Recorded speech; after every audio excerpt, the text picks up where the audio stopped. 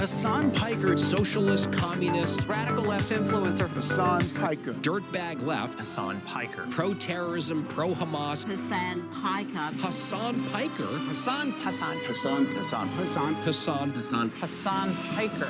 Going on this vulgar rant, mocking wounded war vet for losing his eye fighting for our freedom.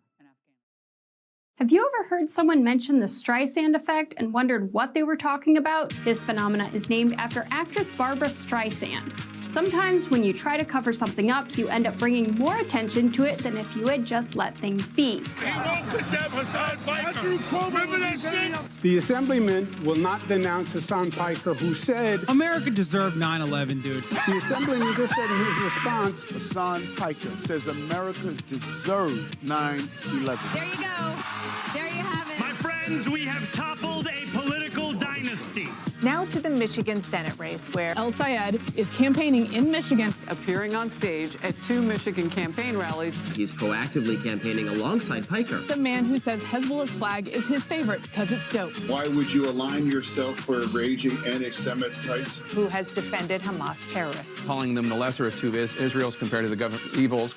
Lesser of two. That's what I find a bridge too far. When I went up to my good friend Chat and said, hey, can you walk me through some more controversial statements of Hasan Piker? Even ChatGPT went out of its way to soften the edges of Hasan and give me context. Thanks, but no thanks, ChatGPT. Hasan Piker is campaign poison. Placing yourself on the wrong side of a 90-10 issue is only going to make you look bad. It's going to be good for me. It's going to be good for the candidates that I work with. Turns out it was true. Abdul El Sayed at 27%. Oliver Larkin. Malak Heroes, everybody. Nice to meet you, Hasan. Welcome to the broadcast. Thank you for having me. Oh my gosh. What's going on, man? What's up, dude? Good to see you again. I really enjoyed it. Yeah. How you been? He's trying to get put out. Wow.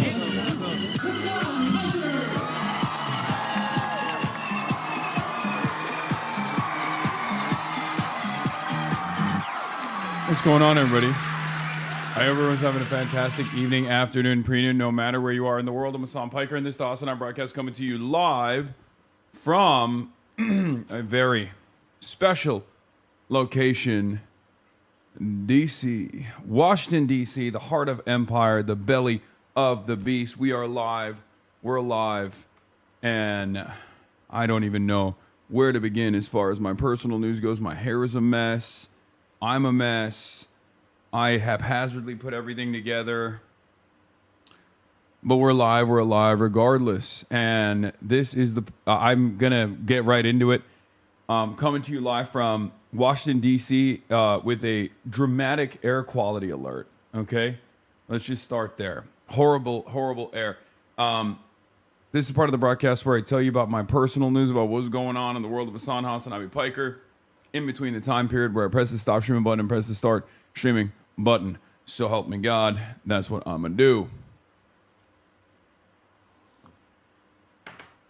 But folks,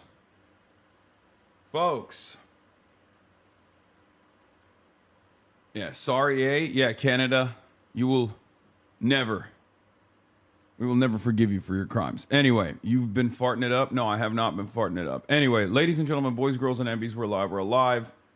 And oh my God, do I have so much to tell you. So this is part of the broadcast where I tell you about my personal news about what's going on in the world of Hasanabi Piker in between the time period where I press the stop streaming button and press the start streaming button. So help me God, that's what I'm going to do.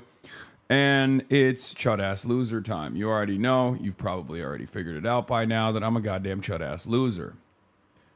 Right? I'm a goddamn chud-ass loser all the way, every day. Last night I ended the broadcast, as I normally do. And after I ended the broadcast, after listening to Donald Trump explain to us how the Chinese not only stole the election when he was president, but then somehow Donald Trump was able to recover the stolen election when Biden was president. And then also simultaneously, Donald Trump figured out that the Chinese made everybody hate Donald Trump. After doing all that, I went in and I did 2 hours of podcasting. And it was phenomenal podcasting. Not gonna lie, I think Hasan listened to Nick Androsi's PSA. Who is Nick Androsi's?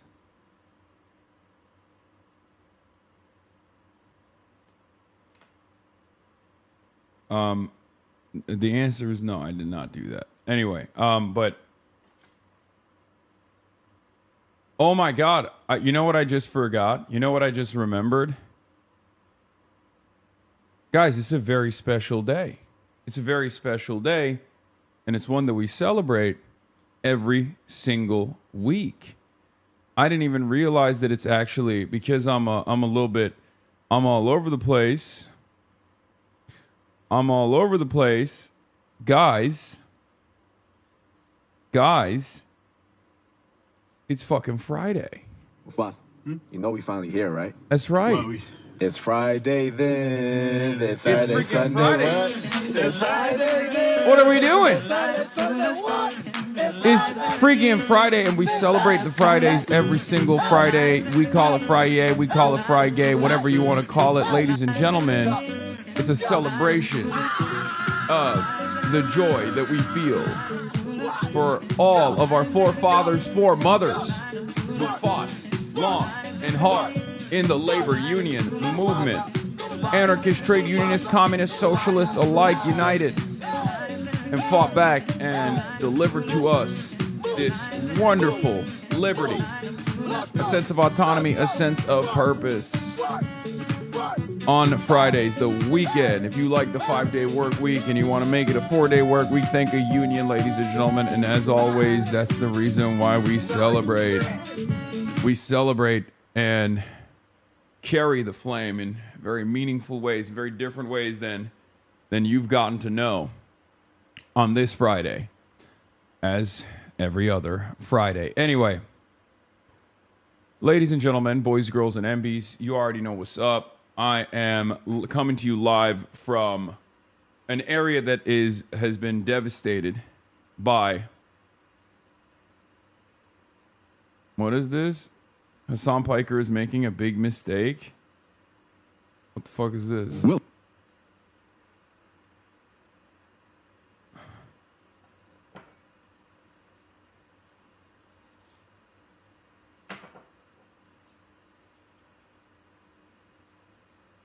What is it? Okay, we'll watch it later. Why can't you scrutinize Russia like you do Israel? Wait, what? Why can't I scrutinize Russia like I do Israel? Buddy, I've never defended Russia. What are we talking about? I do scrutinize Russia like I do Israel. I scrutinize Russia like I scrutinize America. Anyway, since you don't have the soundboard, you can do the fuzz in your mouth. No. All right, so yeah, Canadians have actually cooked us, but we're all in it together because we're all in this world together, unfortunately, and therefore, they've cooked themselves. We are cooking the planet. We're all responsible for it. This room echoes, by the way. Yeah, it's a big room. What gives? Thanks, Canada. Shouts out to Canada. Thanks, Canada. I got a fucking whole face full of it when I got in. I'll tell you all about it. So yeah, this is a part of the broadcast where I tell you about my personal news about what's going on in the world of Hasanabi Piker in between the time period where I press the stop streaming button and press the start streaming button. So help me God, that's what I'm gonna do. And here's the thing. Here is the thing. So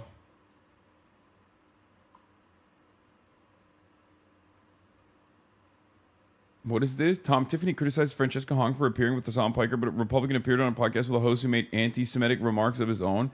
I didn't make any anti-Semitic remarks. What the fuck is happening, man? Okay, anyway, whatever. We'll get to that in a second. Because, yeah, the Hongmentum is real. There's a lot happening in Wisconsin. I'm all over the place. I just need to explain to you my personal news. Can we go through that? Can I go through my personal news, please? Is that all right? Is that appropriate? Can we do that one time? Can we do that for the one time? Okay, great. Everybody take a deep pause. Everybody lock in. We have a lot to cover today. I Anyway, I did the podcast. I saw a friend of mine who's finally back home, in Los Angeles. And after that, I went to sleep, woke up at freaking 4 a.m., put on this goddamn suit because I'm here for only like 2 days. Fix your gate? What do you mean? What's wrong with the noise gate?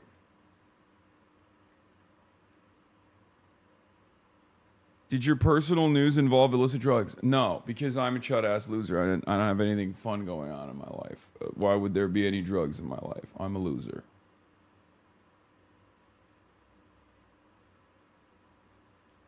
Is this better? I can't tell. It's like I'm in the room with you. Okay, good. That's a good thing. All right, so what the fuck is this? Fix your life? Asia After Dark? Dude, I swear to God, I'm gonna put you on a motherfucking rocket ship. I swear to God, dude. What do you want me to do? Fucking end the... Do you want me to just end the broadcast right now and go to the Smithsonian National Museum of Asian Art to go to Asia After Dark? Is that what you want me to do? All right, bye, guys. Yeah, that would be stupid, don't you think? Shut the hell up. Shut up. Enough suggestions.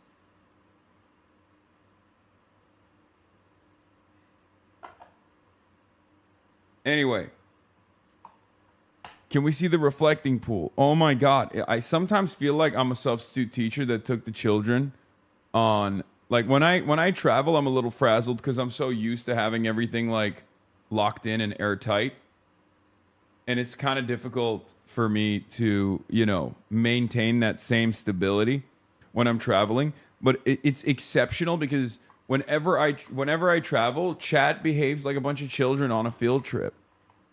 Like, I don't know if it's my ADHD, my lack of focus. I don't know if it's that combined with the fact that, I'm in a unique predicament that I'm not normally in. But I don't know if it's because it's Friday. Chatters is behaving like is a fucking class trip. And everyone's like, oh, I'm the class clown. I'm the class clown. Okay, you're the whole ass circus, my man.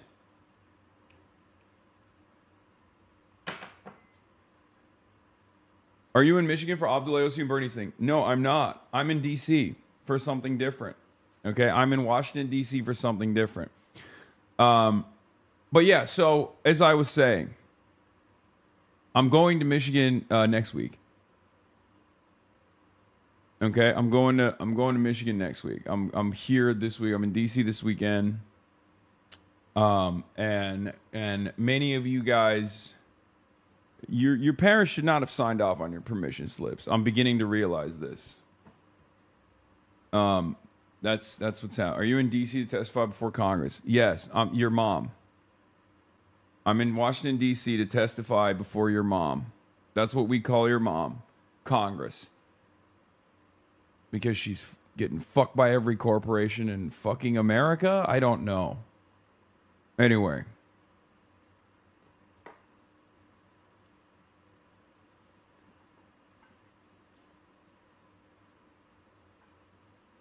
All right, so yeah, got on the plane, flew in. I'm experimenting.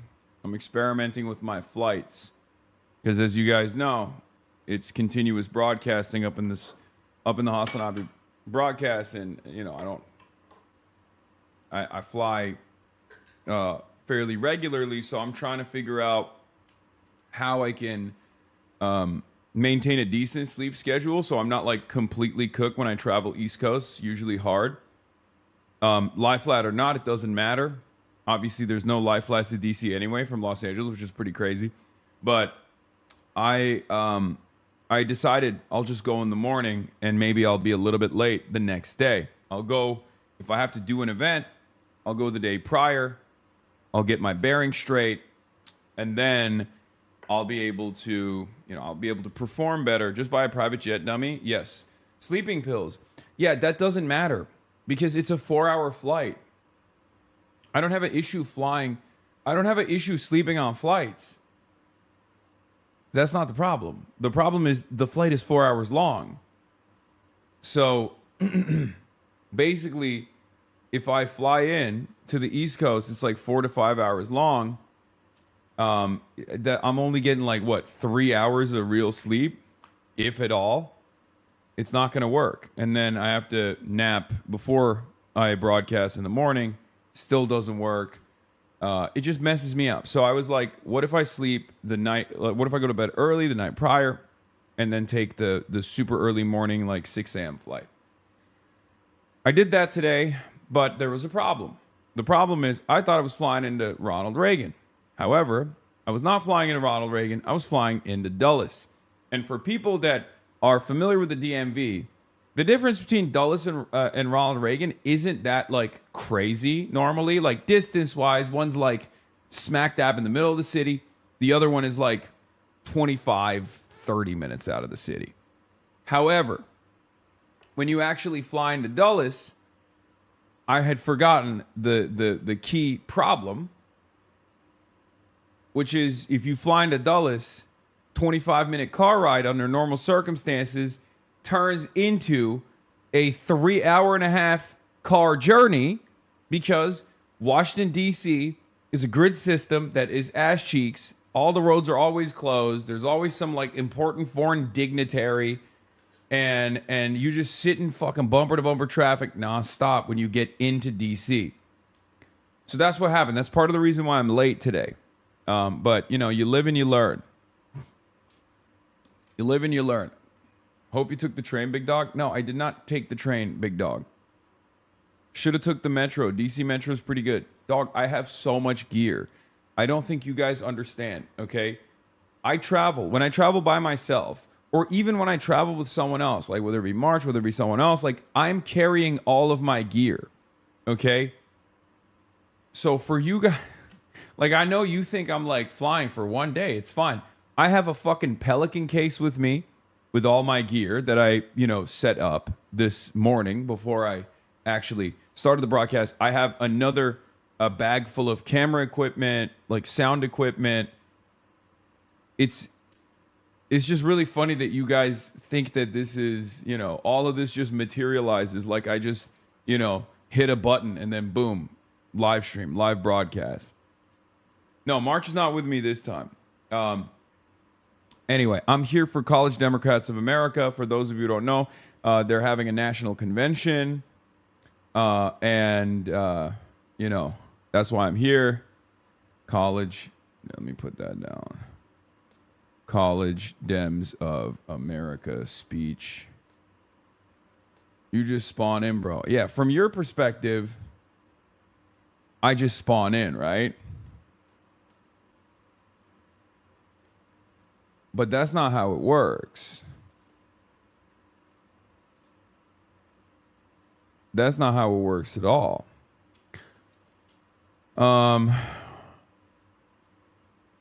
So yeah. In any case, ladies and gentlemen, I will be linking up with Metro City DSA. I just haven't been able to figure out exactly how we're going to do that, but we're going to do that. Both the new mayor, well, hopefully, inshallah, the new mayor, like the DSA candidates have reached out to link up while I'm here, and I'm going to do something with them. Maylot is here too. But yeah, DC DSA reached out. Shouts out to the DC DSA boys. You better get some fucking good ass merch for me ready to go. I need a new hat. I need a new DC DSA hat. You better have a cool ass hat, man. That's how you win me over. And then eventually when we do the national convention, I'm gonna pick which DSA has the best merchandise. Right now it's still Denver, for the record. But yeah, I got the city council member, future DC mayor. I am excited to do something with them. Do we have a blast off meme, by the way? Do we have a blast off meme at all, or do we not have a blast off meme? Because there's so much happening. Okay, we're going to be talking a lot about election security today. And are our elections secure or not? I know the answer, but I won't tell you. until you send me a fucking blast off meme. Okay?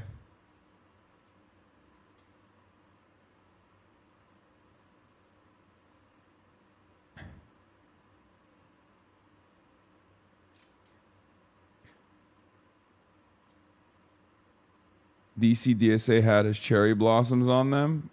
Cool. I don't know if it's corny or cool. I haven't figured that out yet, but anyway, do we have a blast off meme, chat? That's not a blast off meme, man. That's just a meme about Haley Stevens.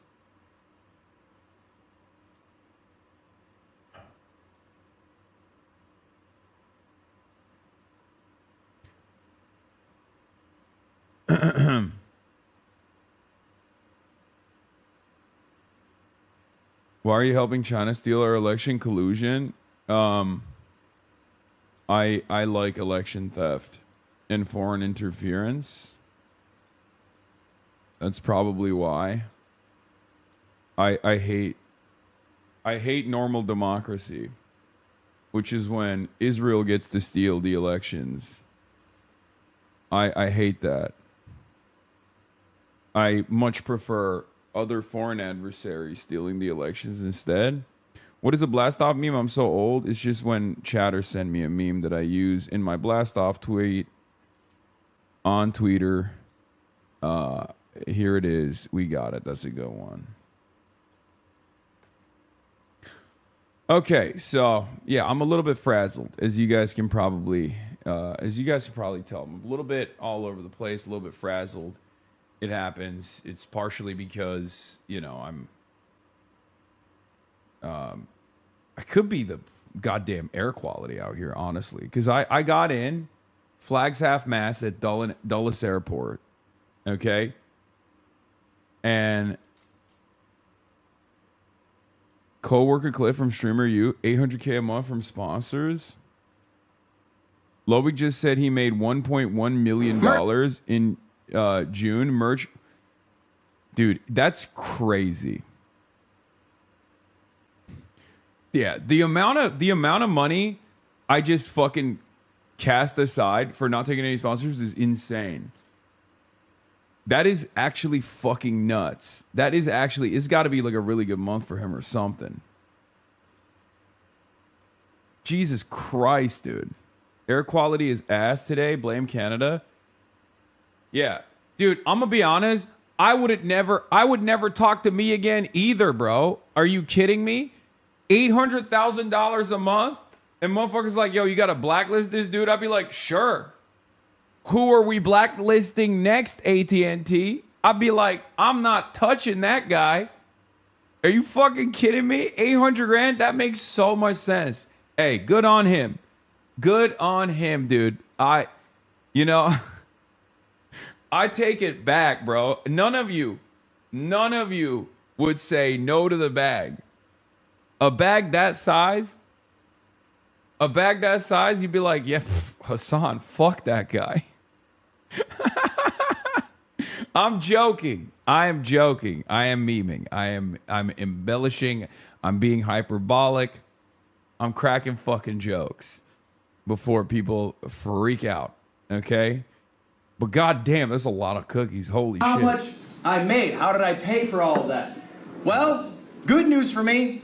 Merch sales. I got $7,800. Wow. Not bad. Nice. YouTube. That's just the YouTube revenue. This includes YouTube live streams, shorts, and videos. 270,000. Twitch gonna be smaller for me, guys. I do not make as much on Twitch. 57,000. I only run about 6 minutes of ads an hour. I have 9,500 subs. That's about what you make for that. The biggest bulk of my money, though, I made a pivot in my life. I decided I wanted to stop being viewer funded. All right, I did a subathon, had the most subs any streamer did. I had like an average of 20, 30,000 subscribers. I like that content creators also position themselves as like getting the bag from sponsorships as like somehow the more ethical way to do business, where they're like, I just don't want to be viewer funded, guys. I don't want to take your money. I thought it'd be much better to get like, you know, international conglomerates that give me money instead. I think that's probably the best way to go about it. Like, that's so funny to me, where it's like, oh yeah, I know. It's really corrupt to steal money from the viewers.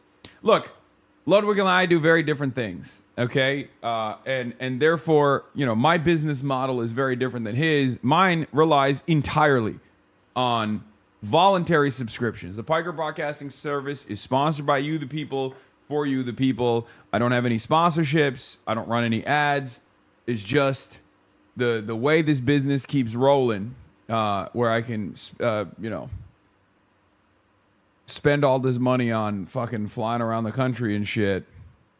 All of that comes from you and your voluntary contributions. I obviously have an international shipping conglomerate as well, but that's just like a side hustle for me. I know that makes like, I know the net revenue that generates is around like $10 billion or so, but that's just a side hustle for me. But like my real job is this, and my revenue is just Twitch subs. That's it. You know? Amy Goodman doesn't call Deanna Democracy Now! A business model. I mean, it's not. I'm just talking big business style because I wear a suit. I'm a suit guy. I'm a business guy. So I'm talking revenue. I'm talking KPIs. I'm talking direct response ad campaigns. We're talking CPMs. And also on top of that, I'm talking about moving units, specifically through the Malacca Strait to the beautiful city state of Singapore. Okay?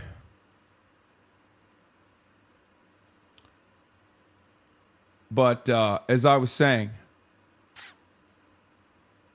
I mean, Ludwig is a massive content creator, so it does make sense. Obviously, this is not going to be like the average content creator, but he, like, making $1 million a month is unbelievable. That is unfathomable. And it's kind of funny because I think people think I make that kind of money. Like, I make a lot more money than the average person does. It's not a secret. But there's levels to this shit in this business, in this industry. I very openly voluntarily forego a good chunk, like the overwhelming majority of his revenue. I don't get any of that. And that's by design. Part of that is because of like my content and my commentary. Part of that is because I don't want any editorial control over whatever I do. One of the biggest criticisms normie streamers get is literally them profiting off of poor reviewers, totally different than what Hasan gets. Wait, what do you mean? Do they? Oh, I know. That's the funniest thing is that people always say like, oh, subscription is like bullshit because it's fucked up. You're like abusing and exploiting your viewers as opposed to getting funded by corporations. It's like, well, you know, when you're running an operation that is criticizing every goddamn corporation in the country, both of the two major parties, let's be real, this has to be independently funded in order to maintain my independence, my editorial independence. Obviously, if you're making fun content, you can do whatever the fuck you want. You can get as many sponsorships as you want. You can get more subscriptions as well. Like, Ludwig could obviously still make a lot more money. He could still continue to farm subs and pump more ad revenue if he wanted to. So there's like ways that he can maximize his revenue, and he chooses not to. That's his method. Mine is obviously a little different. I ran a higher density of ads. What is this? D and Voss said you made $1 million a month when you ran ads? No, that's not. Weren't you making $1 million a month? No, dude. What the fuck is wrong with you guys? Why do you think Destiny or Vosh would know how much money I make a month? Why do you think they would know that? Stop listening to other people, especially people that have never had the same size audience that I have, and especially people who are not even on this fucking platform, man.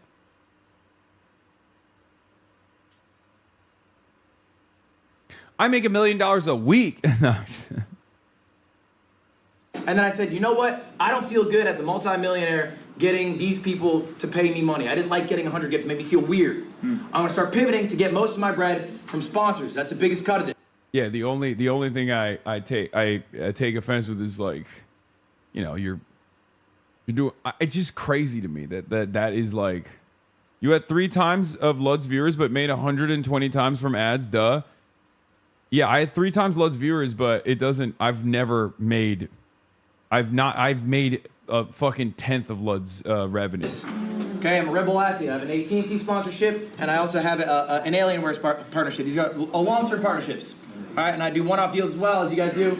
This number's 800,000. Okay? So the total you can break to 1.1 mil. Oh, fuck.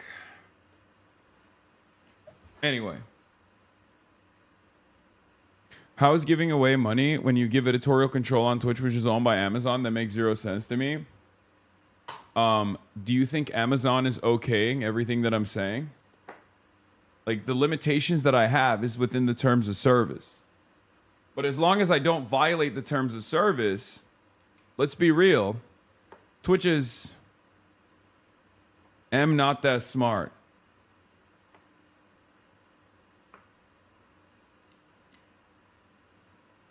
Like, do you think Amazon is signing off on everything I say and do on this platform? Are you out of your mind? Amazon has contracts with the Israeli government, dog. What are you talking about?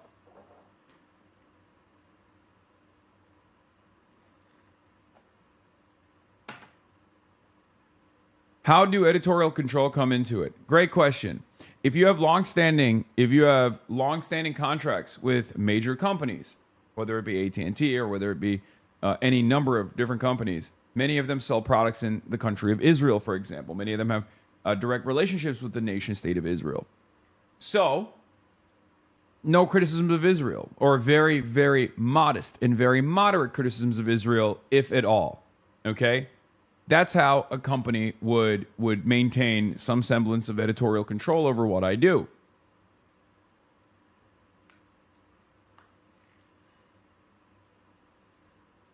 The most editorial control that Twitch has ever had over me is back in the day when I had a contract. And part of that contract stipulation was that I would run ads. I would tell people that they should use an ad blocker to not see the ads, right? In my spiel. And Twitch told me I can't do that. Expenses: payroll $225,000, travel $55,000, events $69,000, marketing $10,000, total $359,000.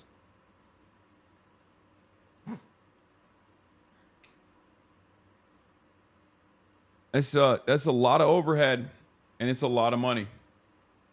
Good on him.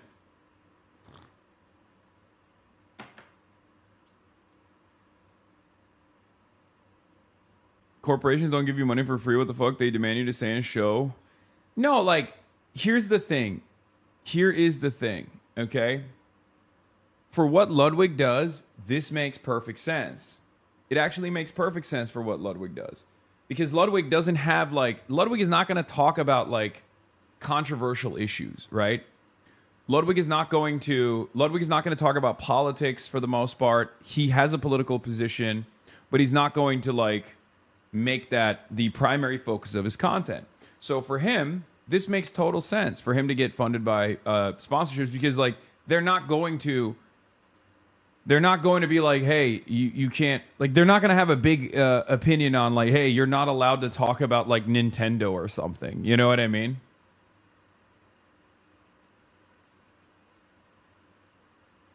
Like, you're not allowed to explain what your favorite Smash character is. That would be a ridiculous demand from a corporation. That's never going to happen. He doesn't have the same, like, that's why I keep repeating, like, for what I do, editorial control and you know, money is mostly just freedom and safety to be able to hire a lawyer if necessary. Money allows me to travel freely. And you know, money allows me to have a comfortable security barrier in my life. Okay? And also be able to fundraise, or you know, be able to put together this operation, like, with ease. if I were to get it from sponsorships, they'd obviously have issues with what I say, what I do. I mean, we've had venues literally fucking cancel political rallies with now the person who won that race, right? Maylot Kiros in Denver. So for that reason, I think the best, most resilient way to maintain that editorial independence is through a subscription-based model where people just give voluntary subscriptions if they want to. You travel a lot. Would you say you spend $55K a month on travel? No, I don't. That's an insane amount. I don't know what the fuck he's doing, but he probably travels more than me, maybe.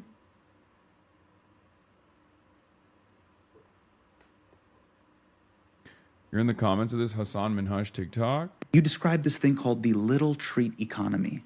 What is that? If people feel like they can't afford a house or afford an economic life, they're going to return to risky investments, but they're also going to return to kind of buying little things for themselves because it's like, well, I'm not saving for a long-term plan. So I'm going to buy Labubus, or I'm going to buy like a pistachio Dubai chocolate latte. And it's all of this is very rational. Like, I'm not saying that people are making the wrong decision. I think all of it makes a lot of sense, but that's the little treat economy, is that people will, you know, get themselves nice little things, which I think makes sense. So is it essentially, if I'm hearing this right, hey, tomorrow's going to suck, but I can make today a little bit more yummy? Yeah. Are there little treats that you like? I like buying pens. What kind? Well, I like my Pilot pen. Is that the Pilot G2? Oh. Yeah. Okay. Yeah. Uniball Vision is one of my favorites, but the Pilot G2 the Pilot G2, I like how it has the hook. Yeah. Yeah. There's also there's a pen store in Nolita. I mean, you want to talk about little treats. They have like pens from Germany, Japan. Yeah. It gets pretty pricey. Yeah, there's this one store called Muju, or do you know it? You're talking about Muji. Yeah, they have Muji, a bunch right? of pens. Yeah. Yeah, Muji, they have a nice set of pens. Yeah, they have a pretty solid. So that's what I like to do. That's what you do when you're like, I'm just going to go crazy. I'm going to drop, $68 on pens right now. Yeah. Okay. Yeah, notebooks. Nerd. What the hell is that? Yeah, I also have little treats too. Sometimes when I get depressed or somebody writes something mean in the comment section, what I like to do is I'll just DoorDash ice cream at 2 o'clock in the morning, and I'll get a couple pints. Ben and Jerry's? American Dream. Mm. And then what I'll do is I'll eat 3/4 of it. My wife finds out in the morning, and then what I'll do is I'll just blame the children and throw them under the bus. Yeah. And then that's what kids are good for, wipe my hand clean. Pandorix. She's smart as fuck and makes econ super easy to learn. Hell yeah. Anyway, where was I? So yeah. All right. We blasted off already. I'm here in DC. The air quality is awful. I'm a little bit frazzled, even though I got a decent amount of sleep last night and a decent amount of sleep on the plane. I don't know why this happens to me. I don't know if it happens to you guys as well, but like when I fall asleep on the plane, my hands go numb. What does that mean? Am I dying? Like, I guess like when I'm sitting still, like the outside of my hands go numb, and then I wake up and I'm like, and then I have to move my hands and arms around immediately. That means you're gay. Elbows bent too long. Diabetes. WebMD says turbo cancer. Nice. Carpal tunnel or bad circulation. I mean, I think I'm just like shoving into my elbows, so it cuts off the blood circulation. So then, yeah, when my hands are numb, I just run into the bathroom to give myself a stranger with 2 hands.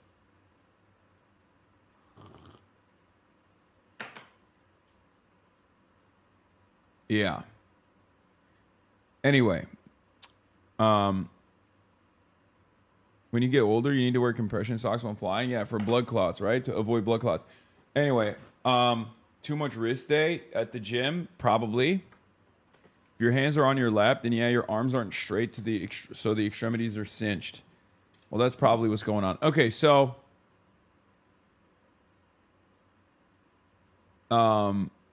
yeah, let's get into it. So Donald Trump delivered a primetime speech last night. President Trump's primetime address. And we obviously have to talk about it. It was dog shit. Okay, I reviewed it in real time as it was taking place. Oh my God. Oh my God. Harvard Harris poll came out. Who do you support? Age 18 to 24. 60% say Hamas. Wow.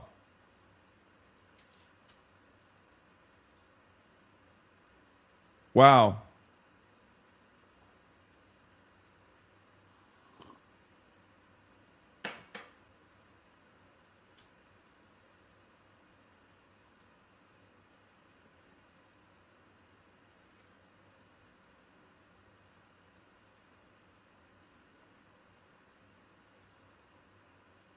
Turns out the kids are also saying Hamas is 1,000 times better than Israel.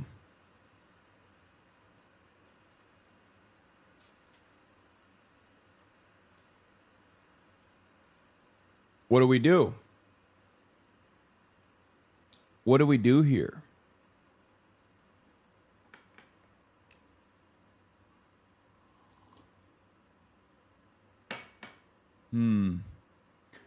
Interesting predicament. Who could have predicted? Interesting predicament. Who could have predicted this?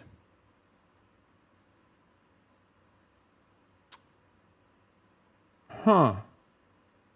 18 to 24-year-olds declared a terrorist organization? Yeah. Are you going to the Marxism Conference in Chicago this September? What do you fucking think, huh? What do you fucking think? What do you think? Am I going to the Marxism Conference? Angela Davis is going to be there. Of course I'm going to the Marxism Conference.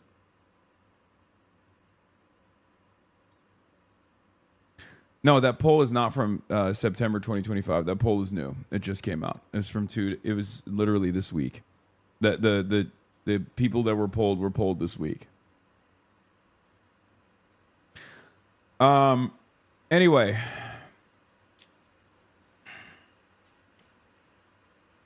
Where was I? What was I saying? Yeah, there's a lot to talk about. Let's get into it. So last night, Donald Trump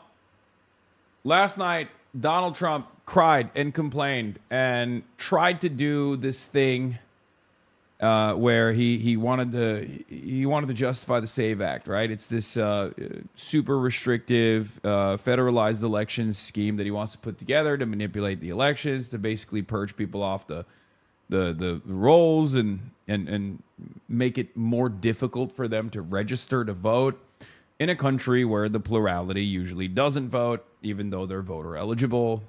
And obviously the Republicans want to make that even harder, so that there's like 12 total people in the country actually voting, and every single one of them happens to be a billionaire and also very pro-Israel. So like that's basically the system, the perfect system that these guys would live with if given the opportunity. And they absolutely hate it when working class individuals vote. So they try to do everything they can to make sure that those who do vote, working class individuals who do vote, are making decisions off of faulty data, faulty information. Our elections are stolen by moneyed interests. So there is no real democracy, right?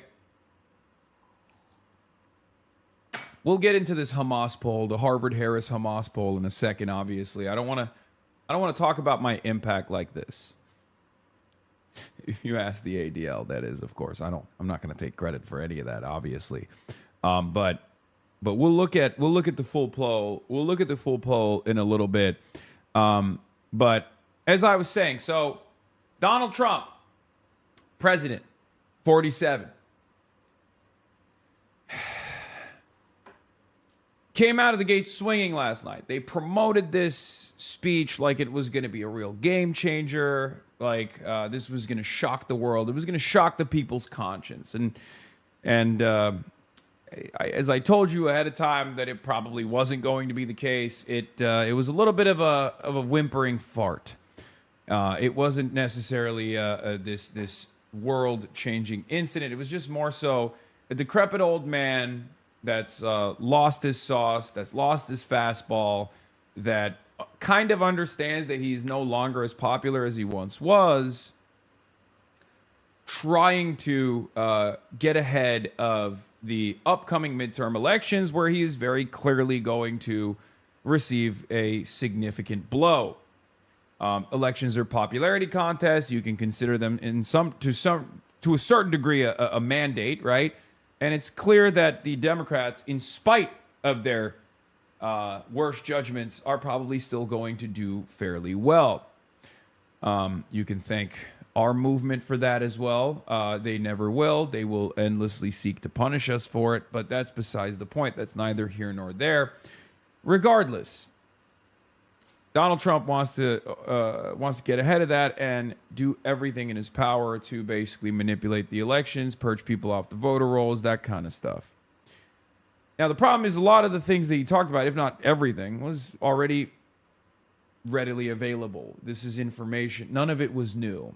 The additional speculations off of the readily available information, that's, I guess, somewhat new, but it all ultimately tied back to the SAVE Act. This is what he wants to do, right? We covered this in great detail yesterday, and I will continue to cover it today as well. More Pegasus is coming after fans.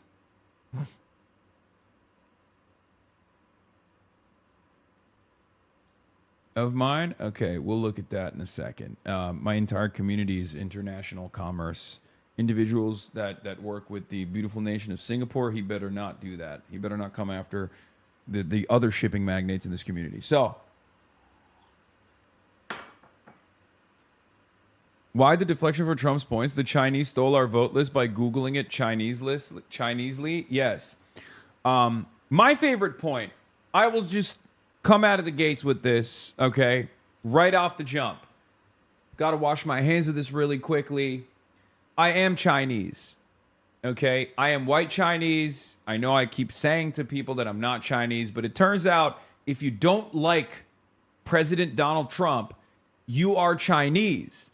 And I don't like President Donald Trump, so I guess I am Chinese, and we are all Chinese. That was the argument that he tried to present last night. Now, of course, I'm joking. He didn't say you're literally Chinese if you hate me, but he did say you have been duped by the Chinese into hating me, the big, beautiful president. So that was really fun. It's like Russiagate, but somehow worse, because like obviously there was a decent amount of evidence that Russia tried to interfere and at least like engage in influence peddling in the 2016 elections. Liberals greatly overemphasized the impact of that because they were coping with Hillary's loss. But this is far worse than that because, one, there's no evidence whatsoever, not even enough evidence to suggest that there was genuine interference by the Chinese in our election. But also on top of that, Donald Trump took that to say, China is hurting my feelings personally. I'm the president. China is making everybody hate me. It's the funniest version of Russiagate that they could have designed. So much respect to the Republicans for constantly pushing the needle. Let's hear what this guy has to say. Last night, where he continued his campaign to cast doubt on the 2020 election he lost and the 2026 midterms he fears losing. He did it by making a series of misleading claims and citing dated intelligence that failed to demonstrate any votes were actually compromised. Senior political correspondent Rachel Scott is at the White House with the latest. Good morning, Rachel. George, good morning to you. And Republicans on Capitol Hill were hoping the president would focus on immigration, on the economy, issues they believe will be important to voters this midterm election. But instead, the president came before the American people to talk about an election that he lost 6 years ago, using unfounded claims to demand sweeping changes ahead of the midterms. With the midterm elections just 4 months away, President Trump taking to the podium in prime time to sow doubt in America's election system, making misleading claims about the election he lost 6 years ago. No country can be great without fair and honest elections. You have to trust your country. In a 25-minute speech, the president making extraordinary and vague claims that officials he appointed in his first administration were part of a cover-up to keep information about foreign interference and election fraud away from him, arguing newly released documents would show efforts by China to interfere in our elections and expose flaws in the voting system. They're vulnerable and they're easily compromised, and people within our government knew that. But the president provided no evidence that the outcome or any votes were altered in the 2020 election. And his claims deeply... By the way, got to give a shout out to the team at this hotel. They wrote a little note when I first came in. They got me Diet Mountain Dews. And they wrote a little note. They were like, hopefully your visit to DC is Stunlock free.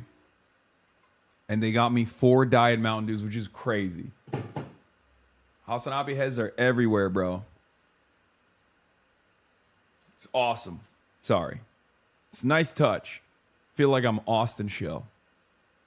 Contradict the assessments his own intelligence officials. If there was a fraud, does that mean his win was illegitimate? No, you see what you're trying to do is apply logic to the situation. And in order to understand Donald Trump, you can't do that. That's a big mistake. Because you think there's any logic to what Donald Trump is saying, when the answer is there simply is none. Okay? That's your big problem. It's okay. Everyone makes this mistake. Everybody makes this mistake. Because it doesn't make sense that the election was stolen. The election integrity was fine in 2016 when Donald Trump won the election, even though he still complained after his victory, if you guys recall. And then Donald Trump became president, but then the election was stolen from under him while he was president. And then Joe Biden became president. But then when Joe Biden was president, he fixed the election system again so that Donald Trump could be president again. None of it makes sense, because if you're the president, if you can steal the election, as Trump is claiming Biden did, while Trump was president, from right under his nose, why wouldn't you steal it again? Why wouldn't you use the election theft button and slam it extra hard to make sure Donald Trump doesn't become president? You're now the president. The libtards are the president, right? The libtard party is in charge. The Chinese Communist Party is in charge. Why wouldn't they just continue doing election theft? None of it makes sense. But none of it has to make sense, because, let's be real, these are not the brightest crayons that he's painting with, okay? Donald Trump isn't necessarily a very intelligent guy, and his fan base is even dumber than he is. So obviously, it doesn't have to make any logical sense whatsoever. You can't say too big to rig either, for the record. You can't say that because it was bigger last time around. Like, Donald Trump got more votes in the 2020 election than he did in 2024. So that also doesn't really make sense. Like, he got more votes, but then I guess like they rigged it even harder in 2020. So why didn't they rig it just as hard in 2024? This is an understandable question to ask, right? Right? Officials gave him in 2021 that China did not attempt to influence the presidential election outcome. Trump lost in 2020 by 7 million votes. He lost the Electoral College and lost more than 60 court cases challenging the election, some in front of judges he appointed. And there's no evidence of widespread voter fraud, something his own attorney general at the time acknowledged.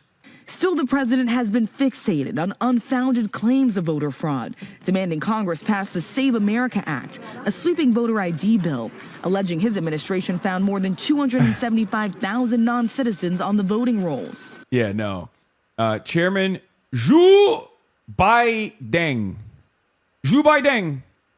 of the Communist Party of China, the General Secretary, lifetime chairman, the premier, he's got it all. He's all of it. Zhu Baideng.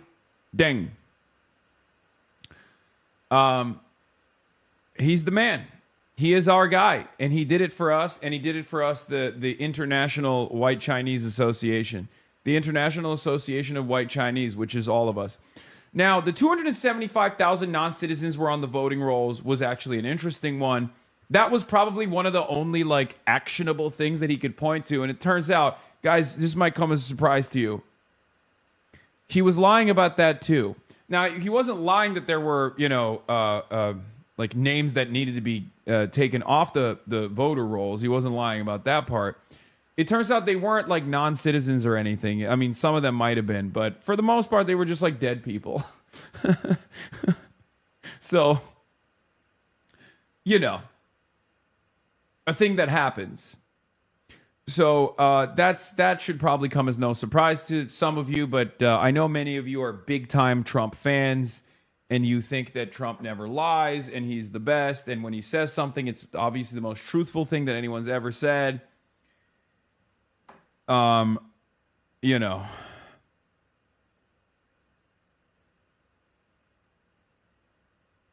yeah. Did Trump get more votes in 2020 than he did in 2024? I thought he did. I thought 2020 was the most votes that any Republicans ever gotten. Maybe I'm wrong. I could be wrong. Let's take a look. Okay. Fake news alert. While I was talking about Donald Trump, turns out I might have been doing fake news. How many votes did Trump get in 2020?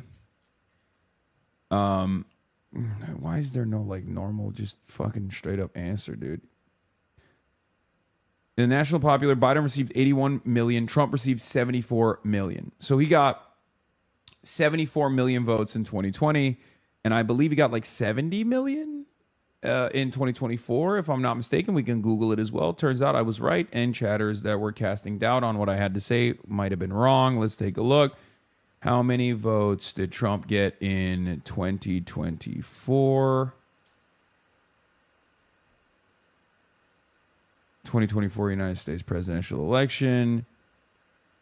Oh, wait, no, he got 77. Okay, no, chat was right. I was wrong. He got 77 million. I was wrong. He got more votes this time. You know what? Too big to rig. It turns out, my mistake. It turns out he did actually rig it. Or, sorry, the Democrats couldn't rig it. It turns out it was too big to rig. That's right, baby. That's right. That's my goddamn GOAT president right there. Too big to rig. I apologize, Mr. President. I know I'm in your presence right now. I'm in your city. My mistake. I was wrong. This is a big problem. Fake news, a big problem on the left. Too big to rig is such a good trucker gay porn title. Oh my God. Yeah, the unbelievable L here is for Kamala, going from 81 million votes to 75 million. That is insane. I mean, it's not just because it was Kamala Harris, let's be real. It was also because it was Joe Biden. Okay, did you check in with T-Man? I did not inform T-Man that I was coming into his hood. NBC TikTok was actually I'm reading good. through the White House's documentation now, and they say that over 250,000 non-citizens were found when they looked at the voter rolls of 4 states. But when you dig into that, what it's clear that they did is they analyzed the public voter rolls, the kind of voter rolls that I can buy if I have an Amex and, a willingness to spend a few $100s for the public voter rolls, and put it through a federal database that once was used to administer benefits. Now, this database has been reworked by the Trump administration to try and use it for election officials. But early reports show that when you put voter rolls through this, and I'm talking the private voter rolls, the kind with social security numbers, the kind that are much more accurate than the public voter rolls, when you put people through that, you often end up with lists of newly naturalized citizens who this database that's been reworked and jerry-rigged finds lots of newly naturalized citizens who are being flagged as potential non-citizens. And when you put public data through that, it's going to come up with incredibly inaccurate lists. There is little indication to show that the White House's documentation actually has that many non-citizens. Occasionally, non-citizens show up on the voter rolls, but not nearly as many as the president is saying. There's also no evidence of the fraud that he said was occurring, because you have to actually vote as a non-citizen to be committing voter fraud. So yeah, in order for, I mean, even if a non-citizen is accidentally on a voter roll, which mistakes can happen, this is why I said our elections have integrity. And the reason why I'm confident in that is because we obsess over it. It's mostly the Republicans that obsess over it. But I guess in this circumstance, it's not even fair to say it's just the Republicans that obsess over it. Obviously, like, there are a lot of commissions, bipartisan ones, that are making sure that the elections are correct and they're fair and they're free and all that stuff. But, like, what's crazy is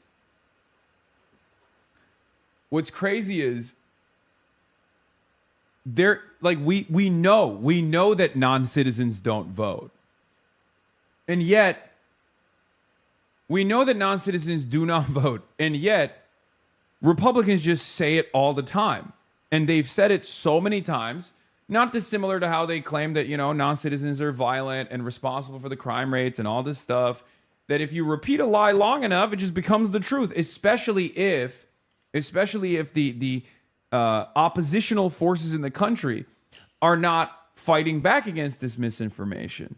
And Democrats have been fairly insufficient in their response to especially the idea that, undocumented migrants are responsible for tremendous amounts of crimes in this country.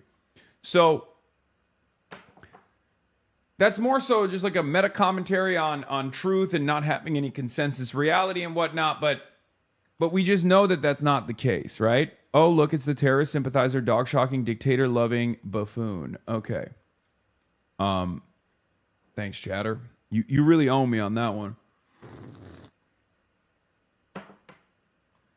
How do all the media keep discussing if his claims are based in good evidence instead of talking about why he's bringing up his baseless claims again in the lead up of the midterms? I mean, I think the media is aware that he's lying. They're covering it fairly. They're covering it with accuracy. It's just that right now we're kind of in a holding pattern. We're at the mercy of Donald Trump's whims. Like, if he decides to go in one direction, it's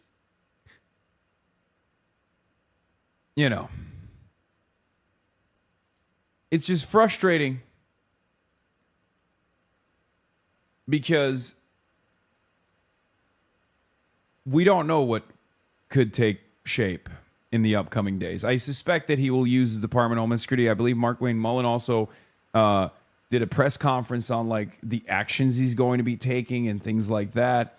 But yeah, I mean, he wants to make sure that people don't go out and vote against them and against the Republican Party. So we'll see. But at no point did the president prove people cast ballots who shouldn't have.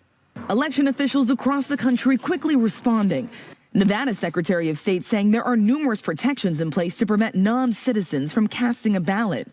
And in Pennsylvania, the Republican Secretary of State telling the New York Times, all evidence has shown that non-citizen voting is extremely rare across the country, including in Pennsylvania. Democrats warning that President Trump is laying the groundwork for challenging future election results. He's laying the foundation to be able to tell America after Election Day that the election was corrupt and therefore should not be respected. I mean, that's the best case scenario, for the record. Guys, what we're talking about here is the best case scenario, that he's, like, not capable of doing something before the elections to, like, impede on people's rights to be able to go out and cast a fucking vote. The best case scenario currently is 4 months from now, Democrats go out, they vote. Obviously, there's a lot more enthusiasm for them to go out and vote than the Republican base, because either some people are... Why are you such a fucking doomer? Wait, what? Dog, you've been in here for 31 months. My job is to analyze the day's news and sometimes offer what I think might happen in the future. And unfortunately, the day's news is fucking grim. Okay? It's grim all the time. Newsflash, a lot of things suck. Okay? A lot of things suck. Big dicks and big balls, which is why I'm going to keep telling you exactly what's going on without trying to, without trying to offer you any sort of, without lying to you, basically. I'm not going to lie to you, okay? And yet you won't game. All right, well, shut the fuck up. We just got word from both China and Russia. They're rejecting the claims that the president made last night. As he closed his speech, he demanded that Republicans on Capitol Hill pass the Save America Act. This is his voter ID bill, which would require proof of citizenship to register to vote. It would also severely restrict mail-in voting. But the president does not have the votes to get this through Congress. And what's more, that bill does nothing to address what the president spent most of his time focused on last night, these allegations of foreign election interference, which again, his own intelligence agencies at the time. I was wondering where the fuck the noise gate was coming from. I just realized, like, okay, chatters weren't wrong. There is a little bit of an echo because the HDMI. Okay, I just fixed it. There was an issue with my audio. Turns out the fucking noise perverts were correct. Said was just simply not true, George. And Rachel, at the same time, the president also focused on profits. His media company announcing plans to profit from the president's social media posts. Yes, George, the president's media company will now sell quicker access to President Trump's social media posts on his social media platform, Truth Social. Users will be able to pay for immediate access to what the president says. The president has a history of announcing major things on Truth Social, from military action to domestic and foreign policy trade deals, long before we even get an official statement from the White House. And that's what has watchdog groups particularly concerned, that this could give another way for President Trump to profit off of the presidency, George. Right, because so many of those posts have also been about companies the president is invested in.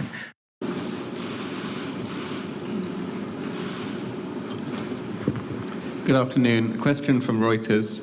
US President Donald Trump declassified intelligence on Thursday that he maintained showed Chinese interference in US elections, despite a US intelligence assessment that found no evidence Beijing affected the 2020 vote that he lost. Does the Foreign Ministry have any comment on this, and will President Trump's comments affect bilateral relations? Thank you. 美方的有关说法纯属无中生有、恶意抹黑，早已被证明是无稽之谈。中方历来坚持不干涉内政原则，没有兴趣，也从未干涉美国大选。相反，是谁动辄干涉别国的内政，长期无差别地监控全球各国政府、企业、普通民众，大规模地窃取他国公民的数据，国际社会看得清清楚楚。我们敦促美方反躬自省，停止无端的抹黑中国，不要在选举中拿中国说事，多做有利于中美关系的事。 First of all, China came out and said, this is not correct. Y'all are fucked up. Also, they might as well say we love Donald Trump while they're at it, because why shouldn't they love Donald Trump? Donald Trump has been the greatest gift to Chinese soft power. Okay? Donald Trump has been the greatest president for China. In approximately 2 years of his second term, Donald Trump caused so much instability around the world and destroyed American soft power initiatives, destroyed the international design that we had not only created ourselves, were the architects of, but also were safeguarding for almost a century. Donald Trump threw that into the fire, lit the world on fire, quite literally and figuratively, and created so much instability and undermined critical allies all around the world to such a degree that now, unlike ever before, When people are polled around the world about China versus the United States of America, they prefer China to the United States of America. That is incredible. I mean, that is insane, right? America had so much soft power. America had so much goodwill. Many might even say goodwill that it didn't deserve. And Donald Trump lit it all on fire in an alarming, record-breaking pace. This is perhaps the reason why they call Donald Trump the great nation builder for China in the People's Republic of China. That's what they know him as. So for Donald Trump to turn around and act as though, China's making everybody hate me, well, it's kind of funny. It's just like, simply put, it's the most narcissistic thing that you could possibly do, where you never look within for any blame. You never take responsibility for your actions. And you just assume that everybody hates you not because of what you've done, but, some other person made everybody hate you. It must be China. You need to run it back real quick, that last question he answered, because he was definitely not saying they love Trump law. I know they didn't say that. I'm saying they should basically say that. If they were honest, they would be saying that. Behind closed doors, they're probably like, do you fucking hear this guy? This guy thinks we haven't benefited tremendously from Trump being president. Did you hear it? He said we made the world hate him. You made the world hate you, motherfucker. What are you talking about? Like, think about this, dude. 100 years of soft power, 100 years of global hegemony, okay? And on top of that, we're talking about even a much more powerful social force, Orientalism, racism. Like, China has always been seen as like the great menace, right? Throughout its century of humiliation, it's an area for colonial plunder. And past that point, since its revolution, it's always been a menace. It's at times been a great and valuable ally to American foreign policy in the region to use against the other real enemy, the USSR. However, ultimately, from the perspective of the rest of the world, whether it be the Asian countries around China or whether it be countries in Europe, China has always been seen as China's always been met with suspicion, right? China's renewable energy revolution is fantastic, but at what cost? Like, there's a whole meta here in the Western world, in Western media specifically, that continues this suspicion against China. Suspicion that I think is unwarranted. That's my personal perspective, but suspicion that very much existed for the longest time. And there's polls to prove that. And yet, now, more people around the world favor China over the U.S., Pew study suggests. And it's really funny because everyone knows exactly how this happened. Everyone except for Donald Trump. Donald Trump is the only person, perhaps the only person in the country, and maybe his stupid cult, that doesn't realize that Donald Trump alone is responsible for this attitude shift. Most Americans still don't like China, and yet most Americans also don't like Donald Trump. So clearly, something doesn't add up, right? We are in the minority of American citizens that actually don't have a negative opinion of China, but also despise Donald Trump. We are literally a tiny sliver of the American population. If you look at the American population, for the most part, they're not exactly super favorable. Now, obviously, the American population's opinion on China has changed dramatically for the better as well, but we're still nowhere near where other countries are, right? So it's extra funny that he is laying the responsibility of the hatred that people have, the very real, palpable hatred that people have, Americans have, and the rest of the world has towards Donald Trump, in the hands of the People's Republic of China. Department of Homeland Security, we've identified 250,000 non-citizens registered to vote in just 4 states. Mind you, we have 46 other states. In just 4 states, we've identified 250,000 non-citizens registered to vote in California, in Pennsylvania, New Jersey, and Nevada. We also worked with proactive states to identify 28,000 non-citizens on their voter rolls, plus 400,000 individuals that are still registered to vote that are deceased. Now, these 23 states, they proactively worked with us on the SAVE program. That's Georgia, Ohio, Tennessee, Texas, North Carolina, Idaho, Alabama, Missouri, Louisiana, Kansas, Arkansas, Wyoming, Montana. Wow, it kind of feels like these red states are, got a real problem. Iowa, Florida. How the fuck do you respond to this? I don't know. You just fucking say the truth. You identify what they're saying. You identify what the problem is, and then you keep repeating the truth over and over again. At this stage, not to go back to the meta commentary here, but at this stage, like, it kind of doesn't matter. The Trump supporters are going to believe this no matter what, and they're going to believe even more far-fetched claims, as a matter of fact. And the rest of the country is going to be like, that's stupid. So the best you can hope for is like people in the margins that are maybe half paying attention to this stuff, that hear what the president says and go, wait a minute, that's crazy. And then you try to patiently explain to those guys who are not a part of the cult that that is wrong. And that's all you can do. That's all you can hope for. And you know, continue to let the material conditions wither away and create so much instability, so much chaos, so much anger and resentment that like his base gets smaller and smaller and smaller until they are in the margins.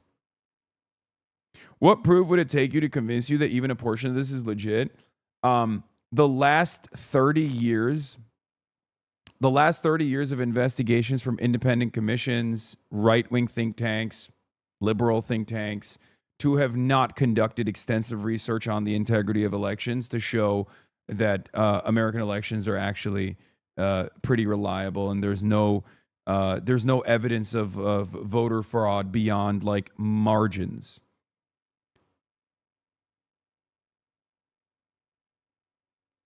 Like, the greatest example of this is the Heritage Foundation, right? The Heritage Foundation rolled up their sleeves and got to work, okay? They conducted the most comprehensive study on voter integrity and election integrity and voter fraud, because obviously this is a major right-wing position, right? So in order to justify this major right-wing position, they had to go and find some evidence. So they did. Problem for them is they looked at billions of votes that were cast over 3 decades, and they found that approximately 1,200 to 1,400 instances of voter fraud had taken place. Over billions, over 3 decades of elections, local elections, state elections, presidential elections, they only found 1,400 to 1,400. I don't remember the exact number. So they disproved their own theory while they were trying to create sufficient evidence. That is the reason why an extraordinary claim, such as the one that the administration is making, require extraordinary evidence. And yet, there is no extraordinary evidence. There's not even any evidence whatsoever. Which is precisely the reason why they're leaning into silly things like this. They're leaning into whatever they can to be like, oh, well, let's cast some doubt. As NBC News also reported and explained, some of this is newly naturalized citizens that haven't been updated in the registry, and therefore the Department of Homeland Security or the administration is making it seem like these newly naturalized U.S. citizens are actually non-citizens and technically are not allowed to vote when they have that. And are all these release docs all fake, you think? No, no, no, no. My friend, what the administration is doing is take speculation and investigations that were conducted and delete the conclusion of the investigations. Okay? So it would be similar to this. The FBI claims, let's say, I'm making this up. In a hypothetical scenario, the FBI claims that they have suspicion that 100,000 people illegally voted. Okay? They go in and they find in their investigation that there are dead people that needed to be purged from the voter rolls to the tune of like 10,000 people, let's say, right? So the first number is 100,000. The suspicion is 100,000. They find 10,000 people that were not taken off the voter rolls even though they had died. But then they take it one step further, as you know, investigators are supposed to, and they look at who has actually voted even though they're dead. And they find 0 instances, or let's say 1 or 2 instances of people voting past the point of their demise. Okay? The FBI will look at this data and will conclude, as they did, this intelligence assessment that they're releasing is readily available information since 2021. The FBI will come out and say, as they did in their intelligence assessment, not just the FBI, but the entire intelligence community, right? Will say, there is no evidence of voter fraud and that the election integrity remains absolute. There's no real evidence of voter fraud beyond the margins. It's not even like there's no concerted effort. We did not find in our investigation that there was any concerted effort to thwart the outcome or disrupt the outcome of American elections.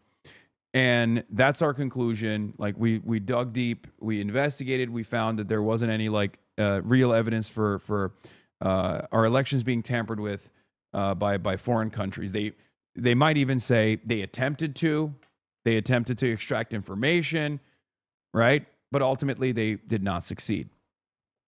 If the Trump administration comes in and chops the conclusion of that investigation and simply says there was suspicion that the FBI had reliable intelligence that 100,000 fake votes were cast, not only did they delete the conclusion, so they're lying by omission, but then on top of that, they actually lied in the front end of that too, because they lied and made the initial theory into a hard fact.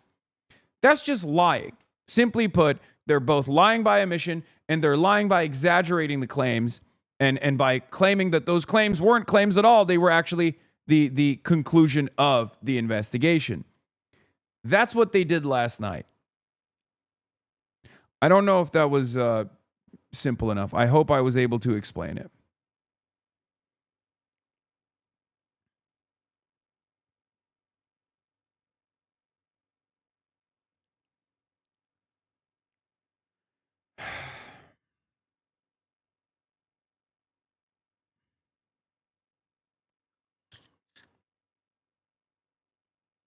So there are numerous ways to tackle these arguments. Obviously, one of the funniest ones, the ones that I like the most, are the simple ones. The simplest way to ask this question is like, so the elections were fucking stolen under your watch, but then they weren't stolen when Biden was president?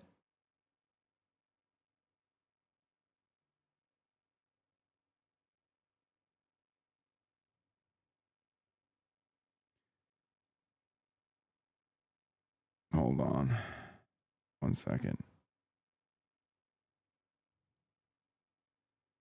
Hold on 1 second.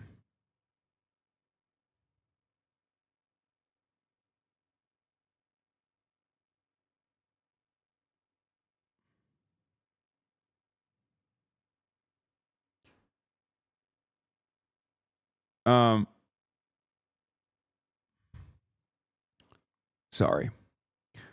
Have you talked about Trump's speech last night? Yes, that's what we're talking about currently. Florida, South Dakota, Indiana, Arizona, South Carolina, Utah, Nebraska, Michigan, and my great home state of Oklahoma. Real ID. Yeah, for the record, the simplest question to ask people is,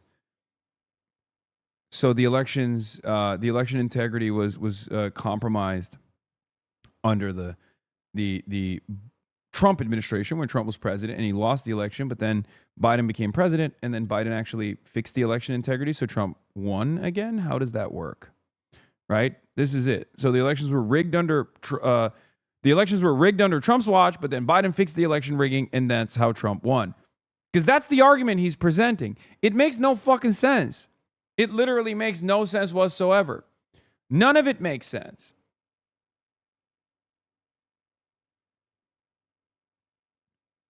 Does not prove citizenship and does not give you the right to vote. You must be a U.S. citizen and you must be eligible to vote. Before and after the election, we will scrub all election records looking for illegal aliens and those who are ineligible to vote, including those that somehow voted, yet they were deceased.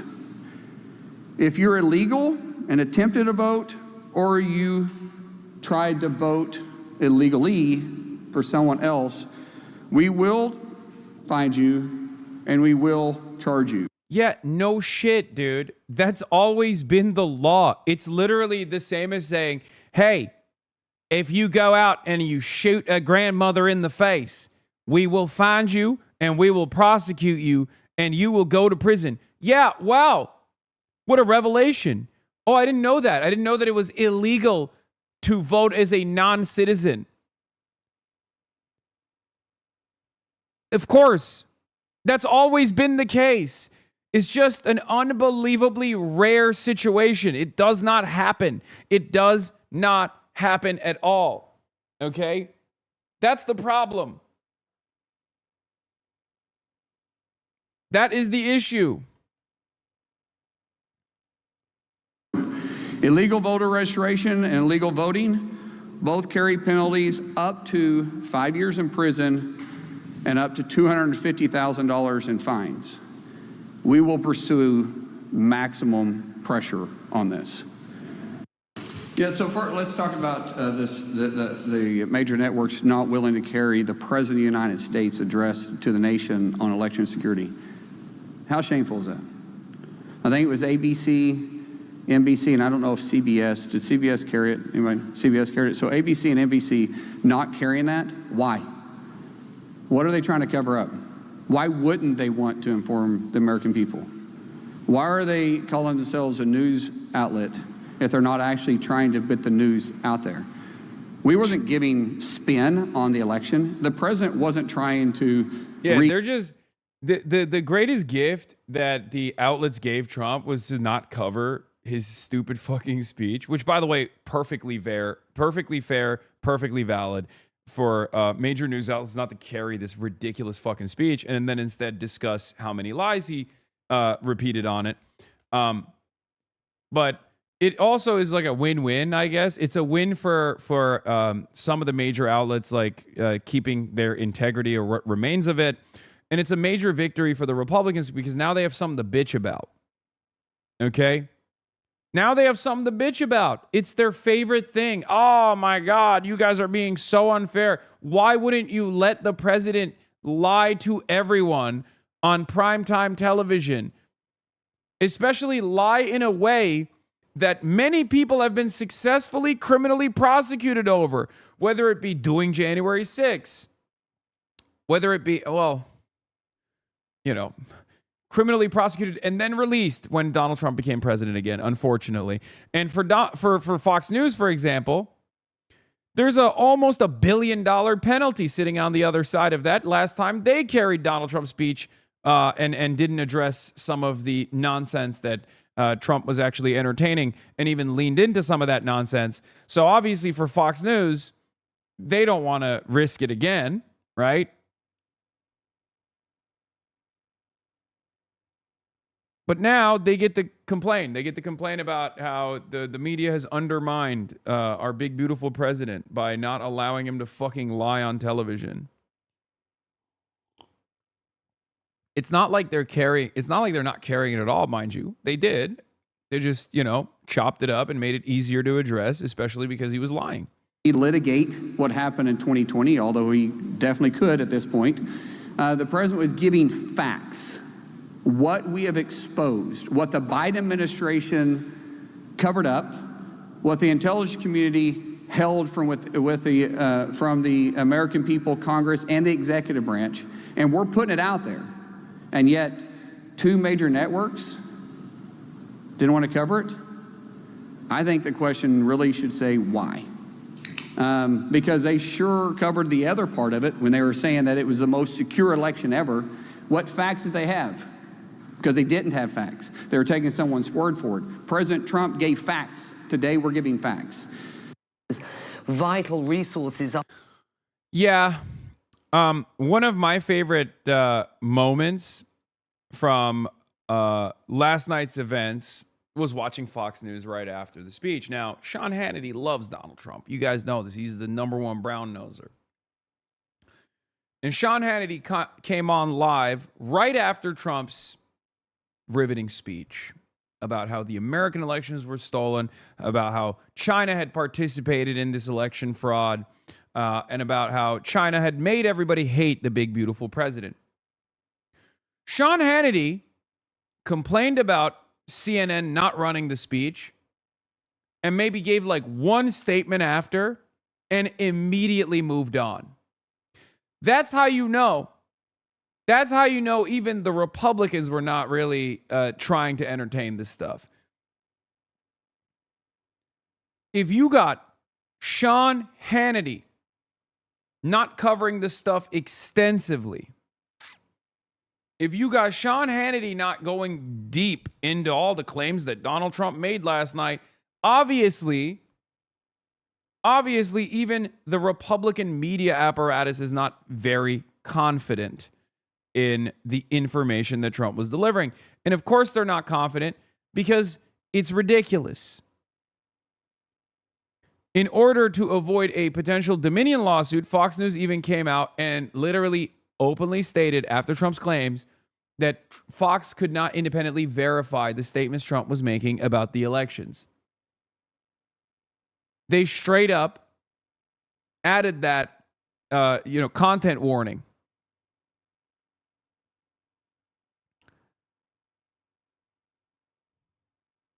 Makes you think. Trump is running out of allies. Trump has a lot of enemies for good reason, but he's certainly running out of allies. He's at the end of his rope. This movement is dying. The MAGA movement is now propped up by some of the most insane people. And when I say insane, I know it's a term I use a lot, but I mean like literally mentally ill, maladjusted, genuinely unwell, physically unhealthy people. It's the core of this movement. It's the evangelical Christians that are chock full of white supremacist values. And even those guys are experiencing the economic shock of Trump's ridiculous militarism in the Strait of Hormuz. And even those guys are beginning to recognize that maybe Donald Trump is not fixing the prices in the way that he claimed he would. Better yet, maybe some of them are even getting frustrated because all he talks about is like transgender and liberals and all this stuff. Meanwhile, he said he was going to end these wars and he never did. And he's starting new wars. And now those wars are starting to be impactful, starting to impact their bottom line, hurting their wallets.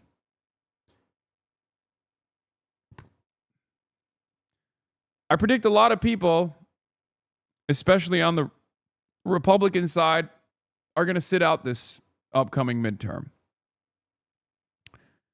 They're not going to go out and vote because there's nothing to vote for. Trump is not on the ballot. And there's not much to look forward to. And even the comfortable ones are not going to vote because usually the comfortable ones, well, they don't have any reason to go out and vote. Trump is not on the ballot again.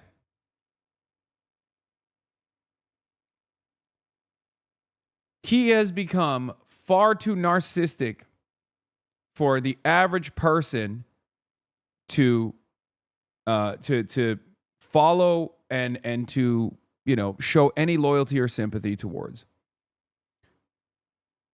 The last people that remain, the last holdouts, are going to be the most insane, the most zealot folks out there. But it's cooked. His movement is dying. Make claims that electronic voting machines are vulnerable and easily compromised. Fox News has not seen that evidence yet, is not in a position to evaluate the accuracy of the president's statements and claims at this time. Here's the problem. If you consolidate power around a narcissistic, petty, despotic tyrant like Donald Trump, he's not going to use his lame duck period, which he's in now, to set up a comfortable future for the movement. He's going to use the consolidated power that he has on dumb shit like this, a messaging operation, to try to make himself feel better, to prosecute his enemies if he has any motion, any clout that remains. He's not doing this to prop up a better future for the Republican Party because he's not a movement man.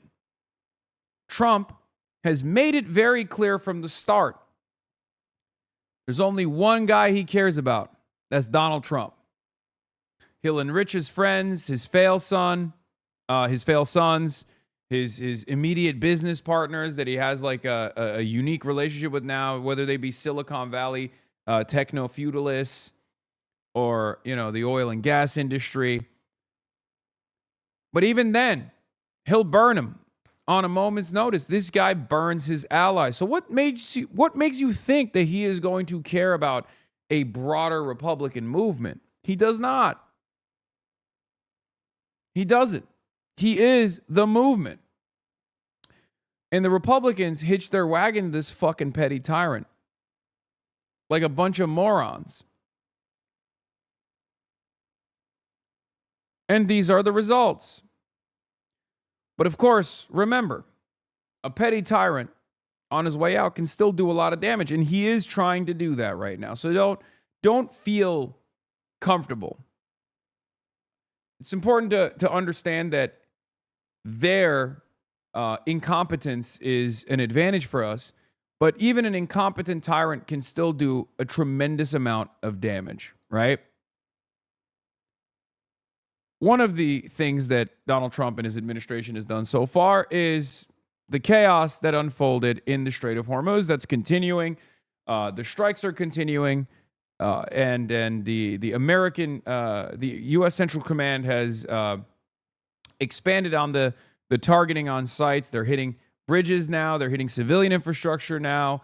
People are suspecting that the American military is making a move on the Iranian coastline potentially, with boots on the ground.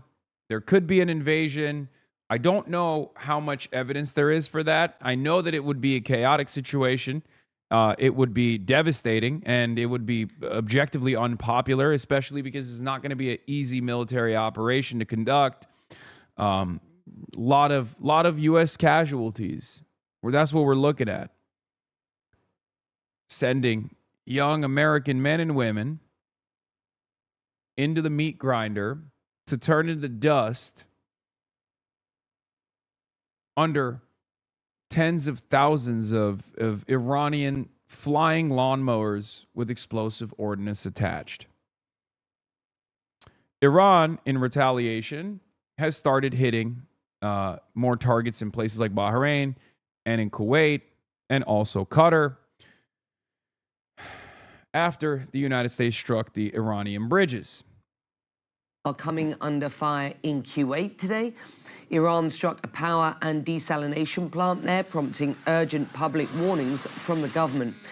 Those warnings were to conserve water and electricity even as temperatures soar into the mid-40s on the Celsius scale. Iran also says it targeted US assets in Oman, Jordan and elsewhere, and it is threatening the ports of its Gulf neighbors. This all coming after an escalation in US attacks, including strikes on bridges in the south of Iran in what was a 6th straight night of bombing. CNN's Nick Robertson joining us today from Jerusalem. And Nick, 30 days after the, very what felt like historic signing of that MOU, it does seem as if things have escalated in a way that makes it feel very uncomfortable in region. What do you make of these developments and where we are at?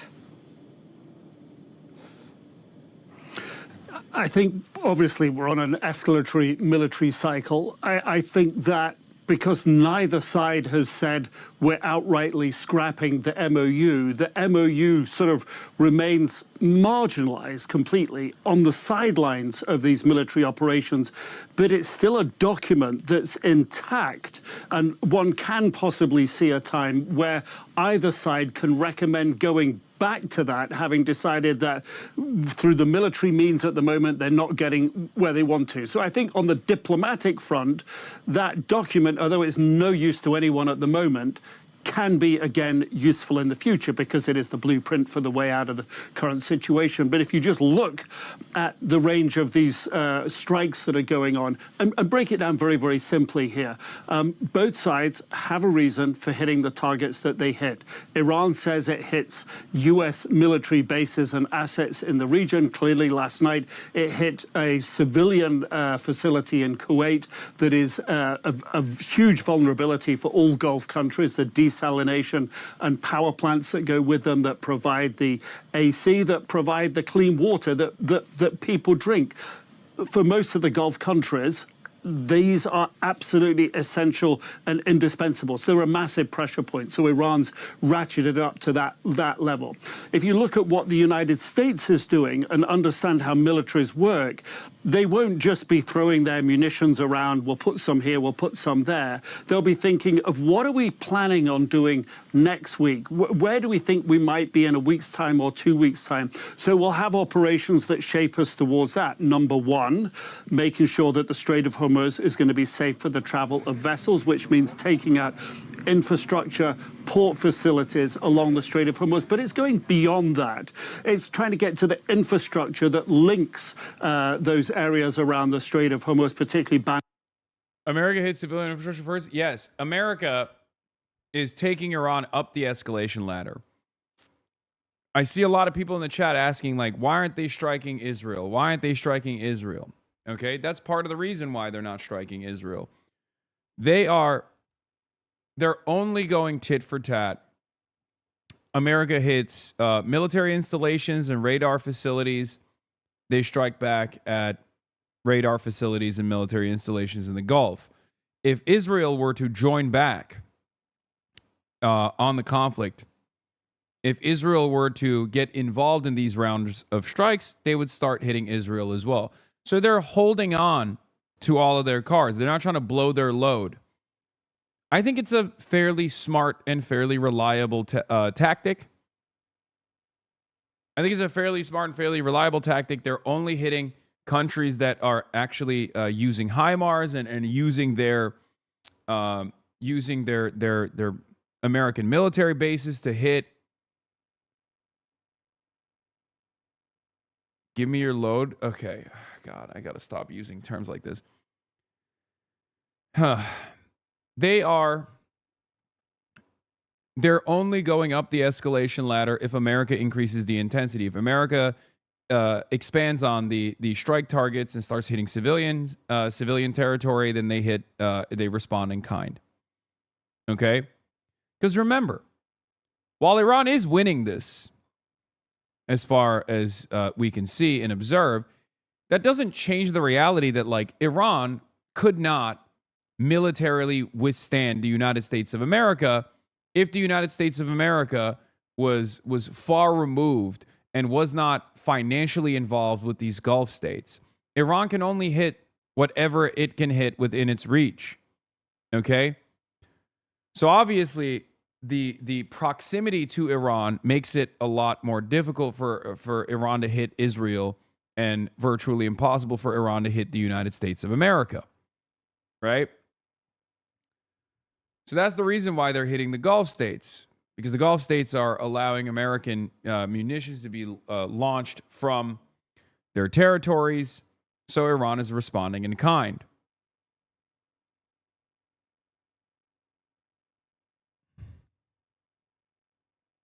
Bandar Abbas and some of the other ports along there to deeper inside of Iran, as well as denying other ports, as well as targeting Bushehr, where there is an Iranian military airbase. I covered this yesterday. Which is about less than 1 minute's fighter jet flight. Max Fisher, China quietly saved the world last month. Dude, what is happening? The Donald Harris team is going nutty mode. Maybe they're no longer CIA. I covered this yesterday. But yes, China saved Israel's ass. Popstonox tweet is making you look very bad, my dude. Give him the boss call. I already did. I thought he fucking deleted it. I don't know why he does stuff like that from time to time. Okay. Well, I don't know what I actually don't even know what you're referencing, to be honest. It could be any number of different fucking tweets. The Postinox tweets off of my stream. You think it's because USA cuts? You think it's because USA cuts came in, USA defunded? So Donald was like, I got to find a new source of revenue? No, I'm just kidding.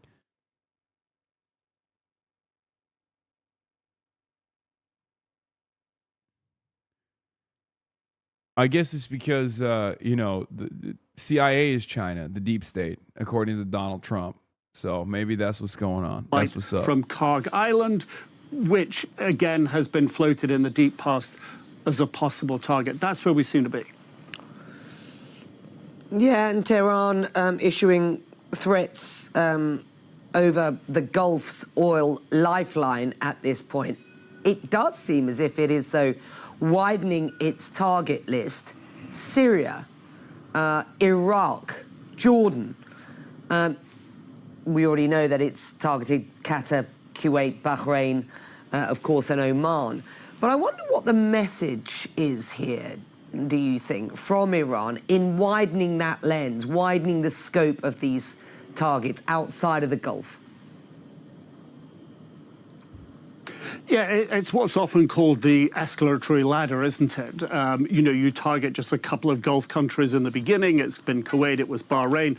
Now it's up to a former US base, Al Tanf, inside of Syria. That hadn't been struck before. It's interesting that Saudi Arabia hasn't been struck so far in this round, and Saudi Arabia normally considers itself at the top of that escalatory ladder. But Iran threatening to hit ports in the region, threatening these sort of highest value, most prized asset that's mostly been outside of the war in Saudi Arabia, Yambo port there, where the oil exports go through, where exports to the Red Sea and imports, frankly, as well, come into the country, come into the region, as well as Jebel Ali, a principal port in the Emirates, where you are. That would be a huge blow for the Emiratis if Iran was to continue to go after that Hamad port in Qatar. Just a number of ports in the region. And I think if we think back to those days at the beginning of April, just before the ceasefire came into play, I think it was the 8th or 9th of April,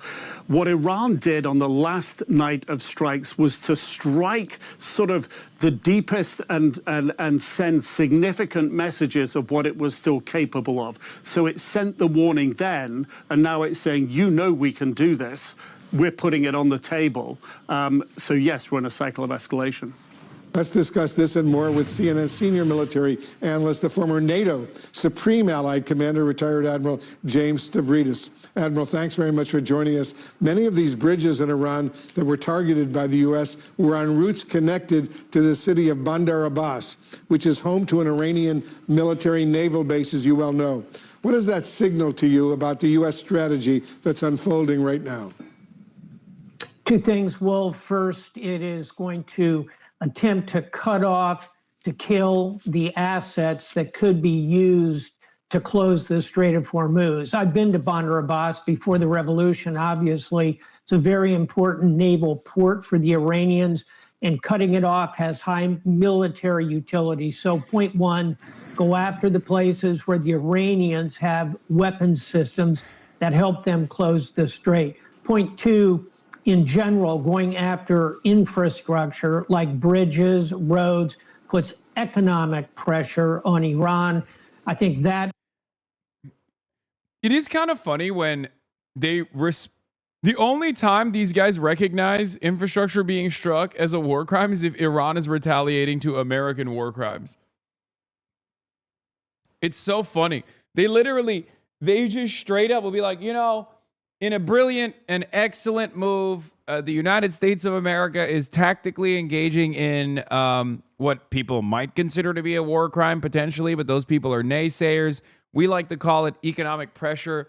But of course, Iran's retaliation is war crime of the absolute magnitude. No one has ever seen a war crime so bad.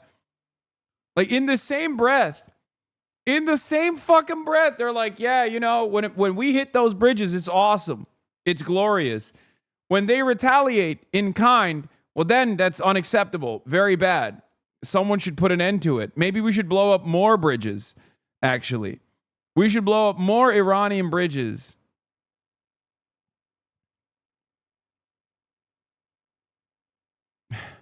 is part of the administration's strategy here to get Iran back to the table. In a phrase, what they're doing is escalate in order to de-escalate, meaning go after economic targets, military targets, put pressure on more attacks with the hope that you can then de-escalate and the Iranians will come back to the table. That's the strategy. And as you know, Iran is now retaliating big time with attacks on various U.S. military assets across the Gulf region.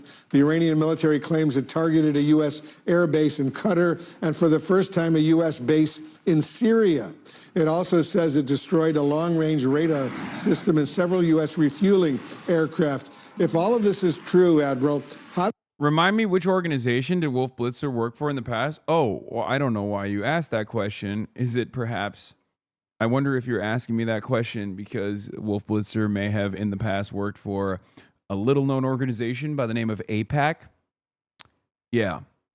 Perhaps that's the reason why you're asking that question. I don't know. I mean, I'm looking at a CV. It's in front of me right now, and it says he worked for AIPAC. So I guess maybe that's why... You know, I mean, we still love Wolf Blitzer. Put some respect on it. You know, that's my GOAT. But yeah, he was the GOAT of AIPAC for the longest time. Anyway, Mark Ames says the U.S. war of aggression on Iran is what Nuremberg trials called the supreme international crime among war crimes. The U.S. assassination of a head of state, Khamenei, is a grave war crime. These fresh U.S. crimes are never acknowledged as such in the U.S. media or among serious people. Under the law of armed conflict, some power plants and bridges can be lawful military targets if they provide a concrete military advantage, but threatening to destroy all of them to force negotiation would likely violate distinction, proportionality, and military necessity. Wow. You think?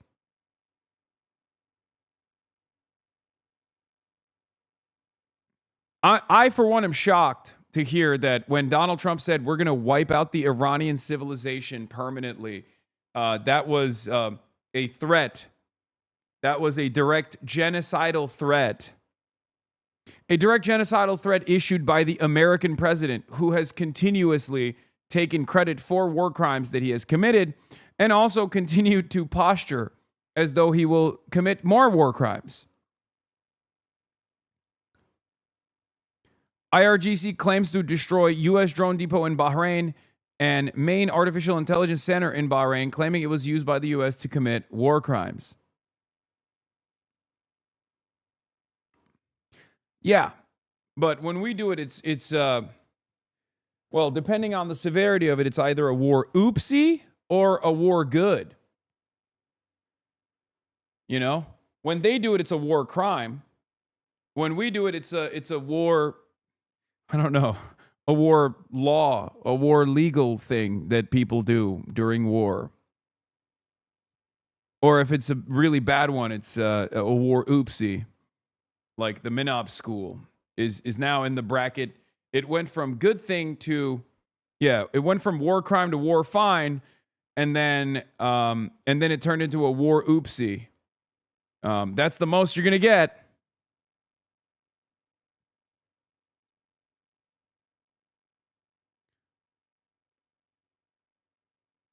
Anyway. Yeah, a war oof. A war goof and a war oof. How does this impact the U.S. military's abilities in the region? So far, we have sufficient combat power in order to overcome the level of strikes you're seeing from Iran. And let's be honest here about the numbers. The U.S. is launching dozens and dozens of strikes a day at this point, far less than during the initial wave, but 100, 200 strikes a day. Iran is responding with 10, maybe 15 strikes. So over time, that's going to... I personally love CNN always showing our healthcare lighting on fire. I like that at least we know where the money's going. You know what I mean? Because you might be thinking, like, I pay so much in taxes. Where does it go? Well, you're watching it light on fire, okay? It's fantastic. That's your public schools, that's your roads, that's your healthcare. Because obviously money is not infinite. It's got to go somewhere. And it's clear that this is what we keep putting the money into. There it is. Up in smoke. That's clean water in Flint, Michigan. That's the potholes on your roads. That's the unreliable infrastructure.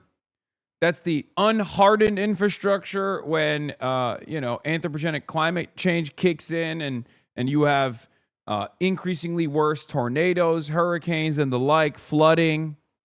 That's your retirement lighting on fire. That's your lack of internet when you're thinking to yourself, I live in a first world nation as I thought I lived in, and yet I don't have reliable public transit. I don't have decent infrastructure. I don't have decent internet. Where did it go? That's where it is. It's awesome. Favor the U.S. military capacity to continue these strikes. However, it does show the Iranians are increasing their ability to go after their neighbors. That ought to concern us, because if they start going after Gulf oil and gas infrastructure, that'll have big economic downside for the Western economies as well. Yeah, so far they're going after U.S. military sites in these friendly Arab Gulf nations like the United Arab Emirates, Qatar, Kuwait, Oman, elsewhere. Yeah, sometimes you can actually watch it blow a load in real time. The UAE MOD claimed that they responded to an accidental fire at a warehouse at Zayed Military City. It turns out there were 3 warehouses, and they look more likely to have been struck by missiles or drones. There's the CRAM footage if you want to watch that too. Here it is. Another drone attack has hit the U.S. base in Erbil. The CRAM system failed to intercept a likely Shahed 136. That's fucking crazy. Dude, these people have to live like this, man. That's crazy. Imagine you're just at a fucking wedding. You're at a wedding in Erbil, and all of a sudden, the sky lights up. You hear brrr. You hear a Chuck Schumer style fart in the distance. The type of fart that you've only heard from Chuck Schumer when he's, on the podium on the floor of the Senate. You look up at the sky. It looks like fireworks. It's not. It's CRAM. That's American tax dollars being lit on fire, failing to intercept.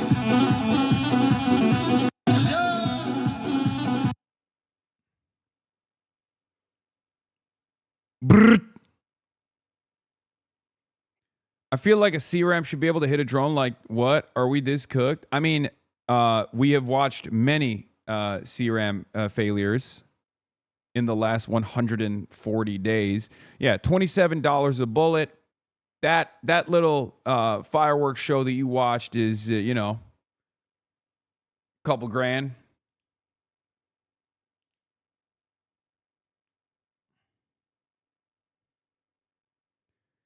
CRAM is dog shit. Here's the problem. Most of these defenses are dog shit because defense is mostly just a hope and a dream. Anti-air defense is hope and a dream for the most part. It's quite difficult. Like it's actually a fairly impressive feat that the that the Iron Dome system is so successful at intercepting, rocket-propelled grenades and small missiles and things of that nature. It's just difficult. It's difficult to intercept these things, especially when Iran knows the technology that's readily available and has designed around it. Because the nuclear proliferation doesn't stop with just building a robust arsenal of nuclear weapons, right? You're a scumbag that belongs in jail. Lemao, Young Turks are named after a terrorist group. I'm pretty sure Ahmad will remove this before he sees this, but I hope he sees it.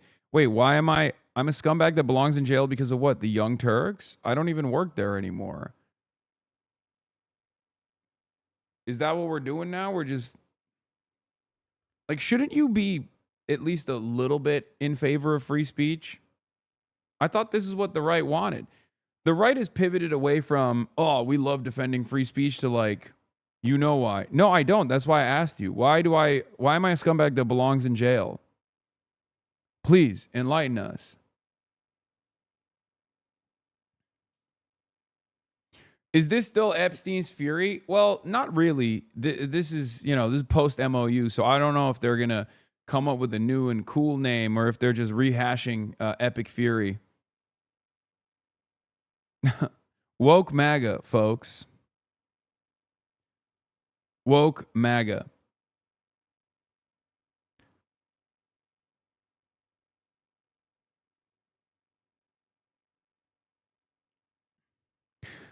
I like that we also are talking about, bipartisan consensus around lighting this guy's tax dollars on fire.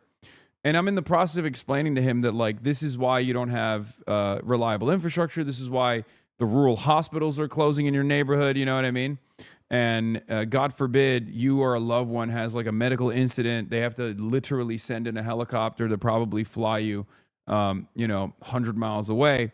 And he's like, no, I hate you, man. I fucking hate you. We could find an area of agreement here, right? This is supposed to be an area of agreement. I thought we all agreed that it's just totally unnecessary to waste billions of dollars every day on senseless war that only hurts you, whether you live in Europe or America. I assume you probably live in Europe, but I mean, you're still cooked, right? You're cooked because this fucks your gas prices, right? This makes your life harder. And you didn't have a say in it at all, and neither did I, neither did any of us. That's kind of the point. And it's strange that instead of identifying that issue and recognizing how it harms him personally, he's like, nah, I'm going to fucking shoot the messenger. I hate this guy.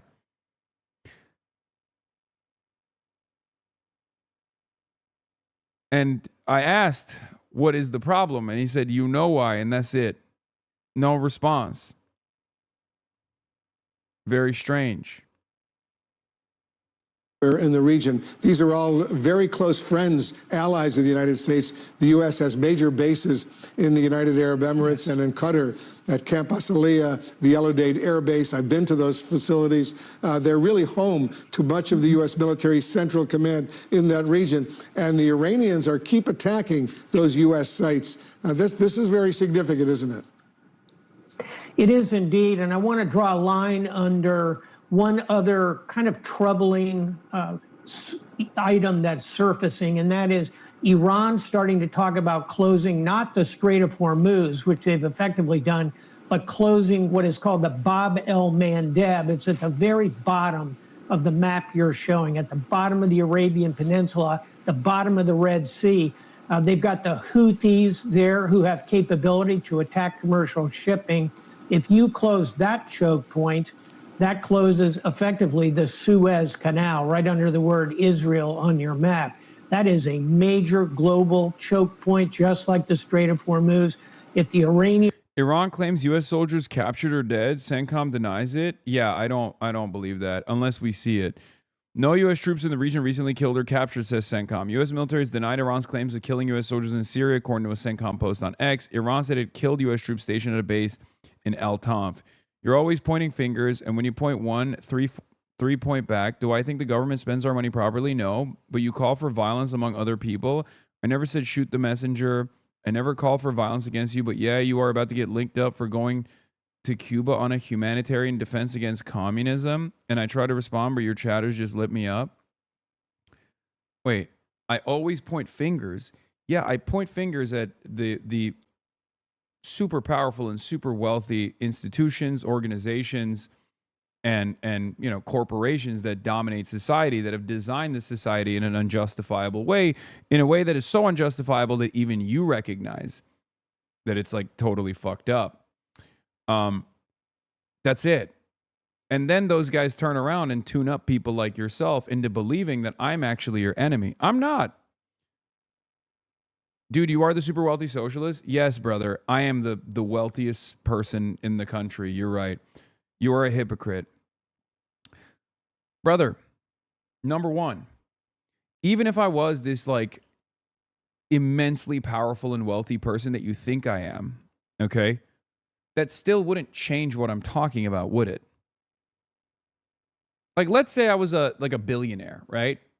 And I, as a billionaire, for some weird reason, spent every waking moment talking about how's your multiple houses doing? I don't have multiple houses. I have one house for myself and my family.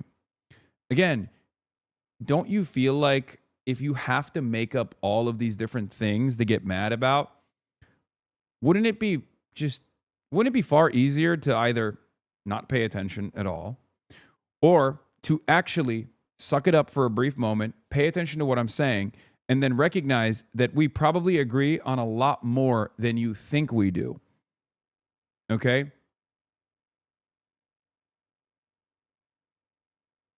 That's the question.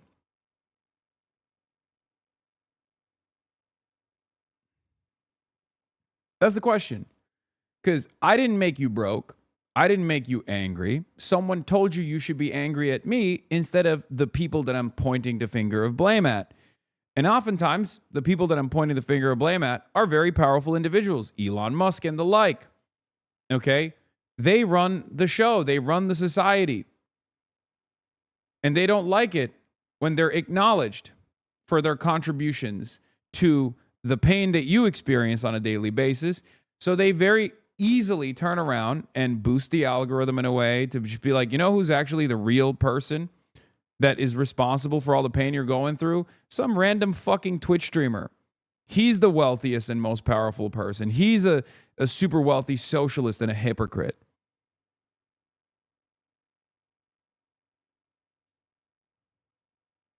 Unless they're on Joe Rogan, which I'd bet $20 this dude loves. Yeah, Joe Rogan, who is 1,000 times wealthier than I am, constantly will, turn on his podcast and talk about how all these like pedophilic billionaires are dope. He has them on his show.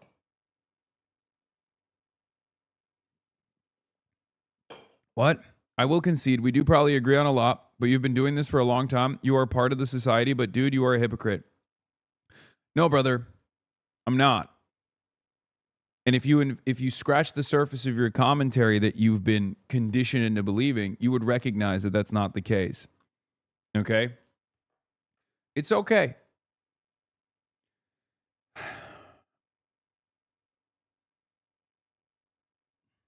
Ask yourself why, if you agree with me,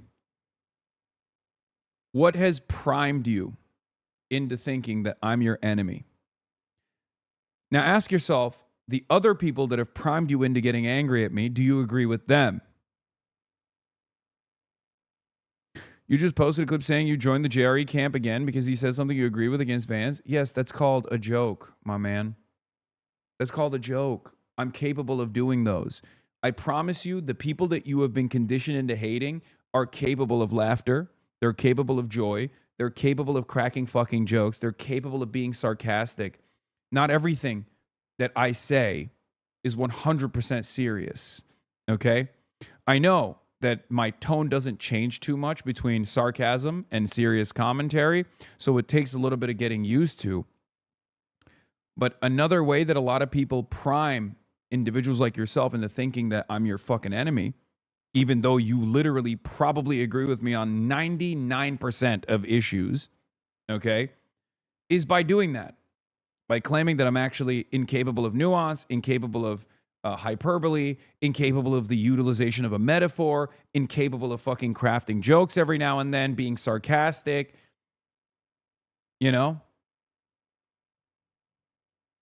That's what this is. You're being duped. It's okay. You can continue hating me. That's fine. You know, it's not the end of the world. There are plenty of people who do. But when you come in here and you listen, all I ask for you is to just take a deep breath and listen to what I have to say and make up your own mind. You're an independent thinker. I believe in you. Okay? I believe in you. I believe in your capability of thinking independently. Someone primed you into thinking that I'm your fucking enemy. Just stick around, listen to what I have to say. Don't pay attention to the chat. And make up your own mind. Plenty of people in this community have come in here just like you, with this idea that I'm like this horrible person, this monster. I'm constantly agitating for violence. And then they listen in, day out, and they begin to realize that maybe they were wrong. Maybe they were told that I was something, that I represented something that I actually do not. Okay? Don't be a sheep. Be an independent thinker. I know you can. Can push the Houthis into doing that. You've opened a new front, a Western front, if you will, in this war. So that is one to watch and one to be concerned about in the weeks ahead. In his address, his primetime televised address last night, the president said one sentence, and it was a total of about 7 seconds, we checked, related to the war with Iran in his nearly 27-minute speech overall. When he first announced he was going to give a televised address, I thought it would be on the war with Iran, but it wasn't. It was on election, so-called election interference. Was that, in your view, a missed opportunity for President Trump? It was, and the numbers are very clear on this. This war is unpopular across the entire political spectrum. President Trump's own popularity overall is as low as it's been throughout his 2 terms of the presidency. And I think Americans just don't have a sense of what's the exit strategy, what's the end game here.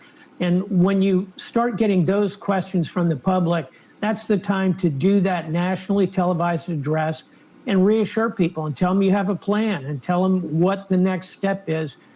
I'm with you. That's what I was hoping to hear when I mean, when these guys are even being subtly critical, slightly critical about what Trump is doing, which, by the way, is only in the interest of one country and one country only, Israel, right? Europe doesn't like this. Europe wants a ceasefire. The Gulf nations don't want this. They want a ceasefire. They don't want their critical infrastructure at risk of being bombed by Iran. Iran doesn't want this. Well, Iran might want to continue it, to be fair, so that they can actually force their position of leverage, because they are, as long as this war continues, obviously they're punishing they're punishing Donald Trump. Bro, EU still blames Iran? No, that's EU leadership. Okay? It doesn't matter. EU leadership saying, oh, this is still Iran's fault. Iran, please just eat the missiles and shut the fuck up, is not actually a convincing message for the average person. Okay? The European Union is a consortium of vassalized states. Their leadership are not going to speak out against the United States of America. They're not going to speak out against Israel. But that doesn't mean anything in the grand scheme of things, because Europeans living in Europe, in the European continent, in the countries, they have independently arrived at the correct conclusion that this is happening because America is forcing Iran's hand.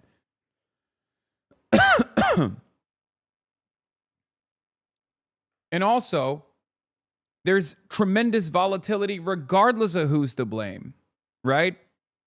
Tremendous volatility when you don't have access to diesel, when diesel prices have skyrocketed. That means commerce is going to, that means inflation is going to happen. Because diesel is necessary for logistics.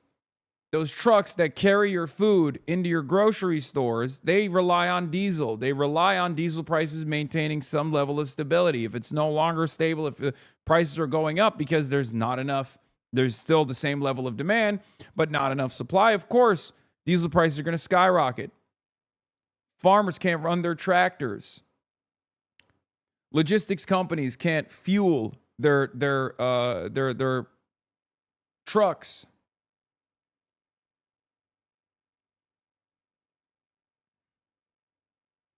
There's not enough fertilizer to go around for agricultural output. Caught a snippet of a televised presidential address. It's about elections. Those are important, but I think the public would, at this point, like to hear what's the next move in the Middle East. Yeah, in his 7 seconds on the war in Iran, he basically said the U.S. is winning. That was about it. All right, Admiral James Stavridis, thank you so much for joining us as usual. Who is Andy Burnham, the man who went from Manchester's mayor to the UK's next prime minister? All right, before we get to that, let's cover some more situation monitoring related events and incidents, specifically monitoring the situation. I guess, should we even look at this? I mean, I basically covered this. Like, China has the largest oil reserves known, the largest strategic oil reserves in the world, and they cut down their imports by a third in order to maintain low prices, so that all the readily available oil in the marketplace could go to other countries, and that they would not have to pay so much money. I guess that's the video, right? I know AI. That's the whole video, I suspect. Yeah, China is propping up the world economy by importing a lot less oil. When this article first came out on June 10th by the Wall Street Journal, this was considered a very controversial one. A lot of people got mad and they said, how dare you? The only reason why China is they're cutting their imports by a third is because they simply can't get it because the Strait is closed. But the reality is there was still oil that was, that was being shipped out to other countries. And the reason for why is because China was no longer purchasing that oil. That's what happens. They stabilized prices for the rest of the world and actually gave Trump a good deal of time as well in the process. Now, this also gives China tremendous leverage over the oil markets, because if they were to increase their imports once again, I mean, this would be a tremendous pressure point. A tremendous pressure point that they could apply by being like, look, we gotta refill our strategic petroleum reserves. We're buying the oil again, and they have tremendous purchasing power as opposed to all these other countries. All of a sudden, those other countries are going to be competing for a lot less oil. And in that competition, they're going to have to chase the highest prices possible. And the cost of Brent crude is going to skyrocket far beyond the levels that it already has.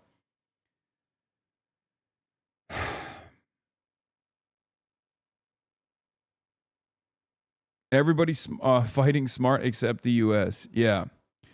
Two factors, Sina Tusi says, two factors help cushion the economic fallout since Trump's February attack on Iran and the Hormuz disruption: strategic oil reserves and weaker Chinese oil demand. Both are now moving in the wrong direction for Trump, with Chinese imports just reportedly beginning to recover.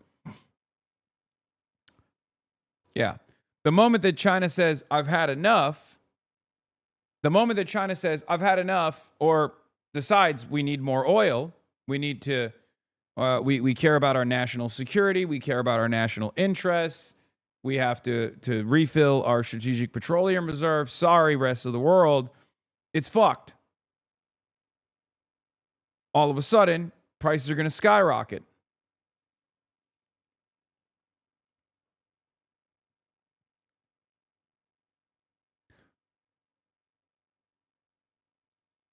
I don't know what the Iranian internal dynamics that this person is talking about are, but there is this that I wanted to get to. Murtaza Hussein reports the Gulf bases are being hit harder in this round because the previous campaign failed to destroy the Iranian missile cities and also relied on a division of labor between the U.S. and Israeli air forces to suppress launcher fire, which meant smaller salvos. Similarly, in the 12-day war, missile attacks from Iran towards Israel took place in larger salvos because U.S. aircraft were not involved in suppressing launch sites. Disabling bases closer to Iran and forcing operations to be carried out from more distant locations or carriers would also further reduce the sortie rate and the intensity of the current campaign.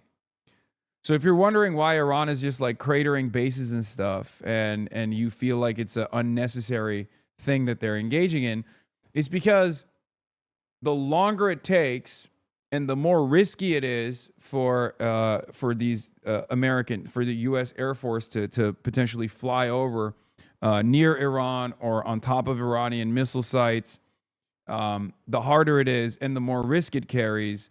And that's the reason why Iran keeps dumping drones onto these strato tankers or even an F-35, as we saw one squawking just yesterday. That's it.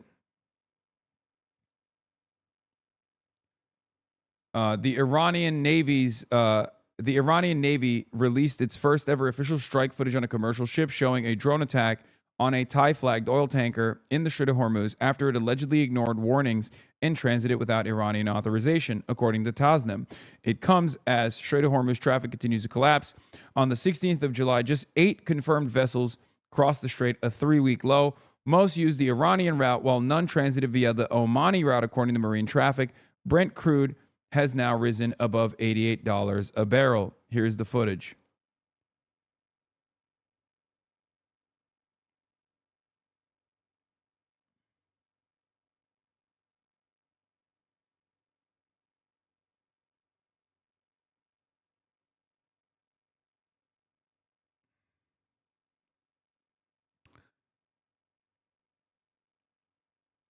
So,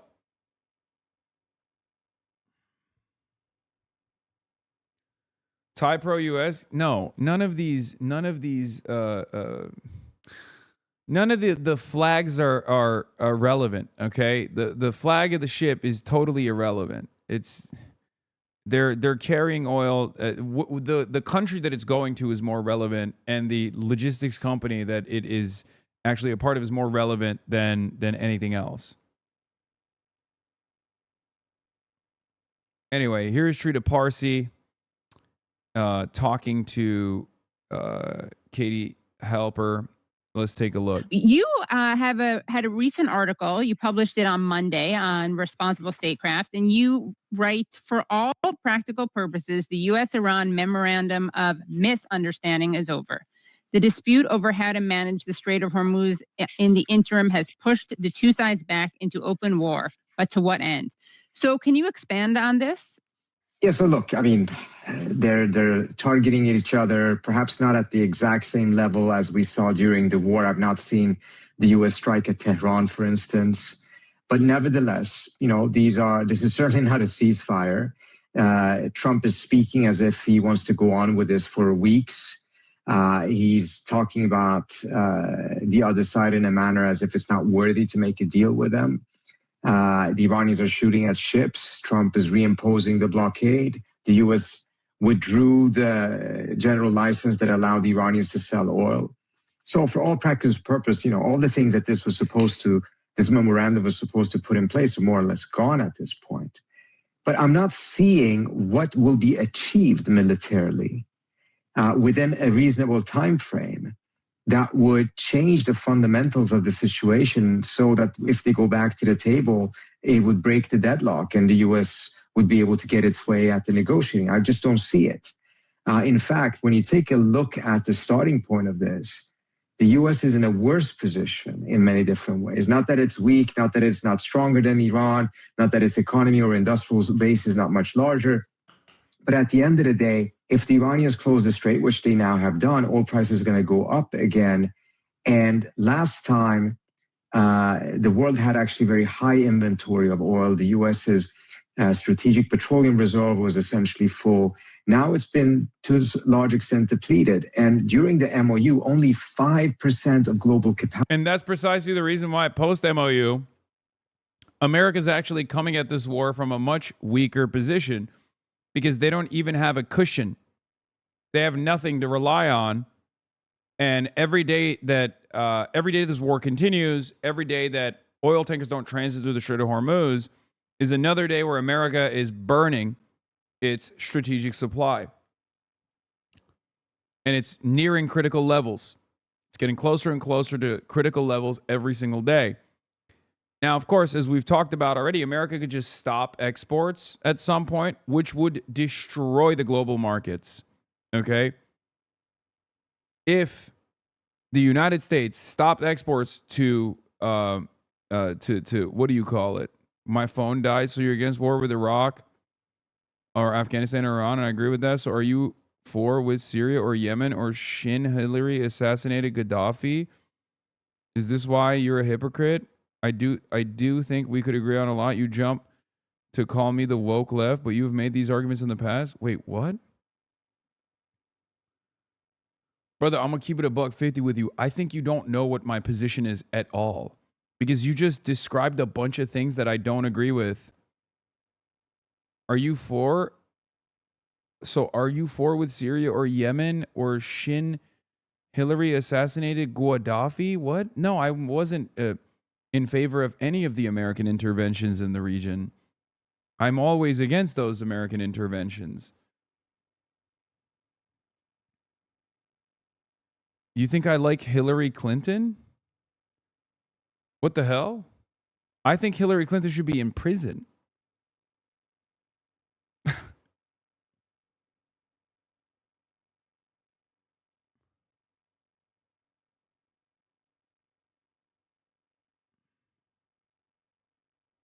Capacity of inventory was restocked. So we're not talking about a situation in which during that month, the restocking became so significant that Trump could comfortably go to war again. No. So once oil prices start to go up again, the runway that the U.S. will have economically before that crisis, the economic crisis becomes acute, is much, much shorter. Add to that we're only 2 months away from the midterm elections, whereas we were 10 months away from it. Why do all your haters know nothing about you? Because they don't actually listen. They come in here to just be like, you're a fucking piece of shit who needs to go to prison, and that's it. And the only interaction they have with my commentary is from a network of people who have made it their lives mission to just lie about what my positions are. Professional misunderstanders. They just watch clips. They watch clips. They don't even pay attention to what I'm actually saying. And they have no charitability, because why should they have any charitability to me? I'm just a random fucking rich, socialist, hypocritical asshole from their perspective. And then that's it. But if they were to actually sit here and listen to what I have to say, they'd be like, okay, what the fuck? I don't know why I hated this guy.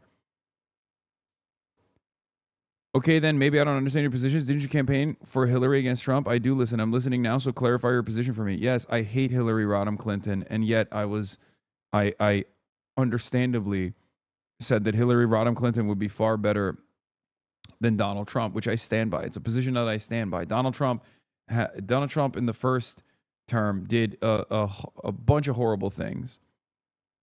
Hillary Clinton would be horrible too, but at least, less horrible than Donald Trump, I guess. But I did not campaign for Hillary Clinton. I just, endorsed Hillary Clinton over Donald Trump. It's also 2026. I can't believe you're still bringing up 2016.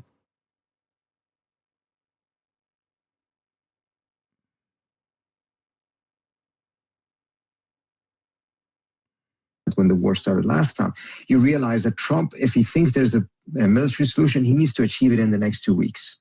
And I just don't see any way that there's any type of a military strategy that he has. Like, for example, if you're confused as to why this Iran stuff is happening right now, you can directly blame Trump for it. Because what did Donald Trump do? Donald Trump was always Israel's most loyal servant, okay? Even during Trump 1, he was Israel's most loyal servant.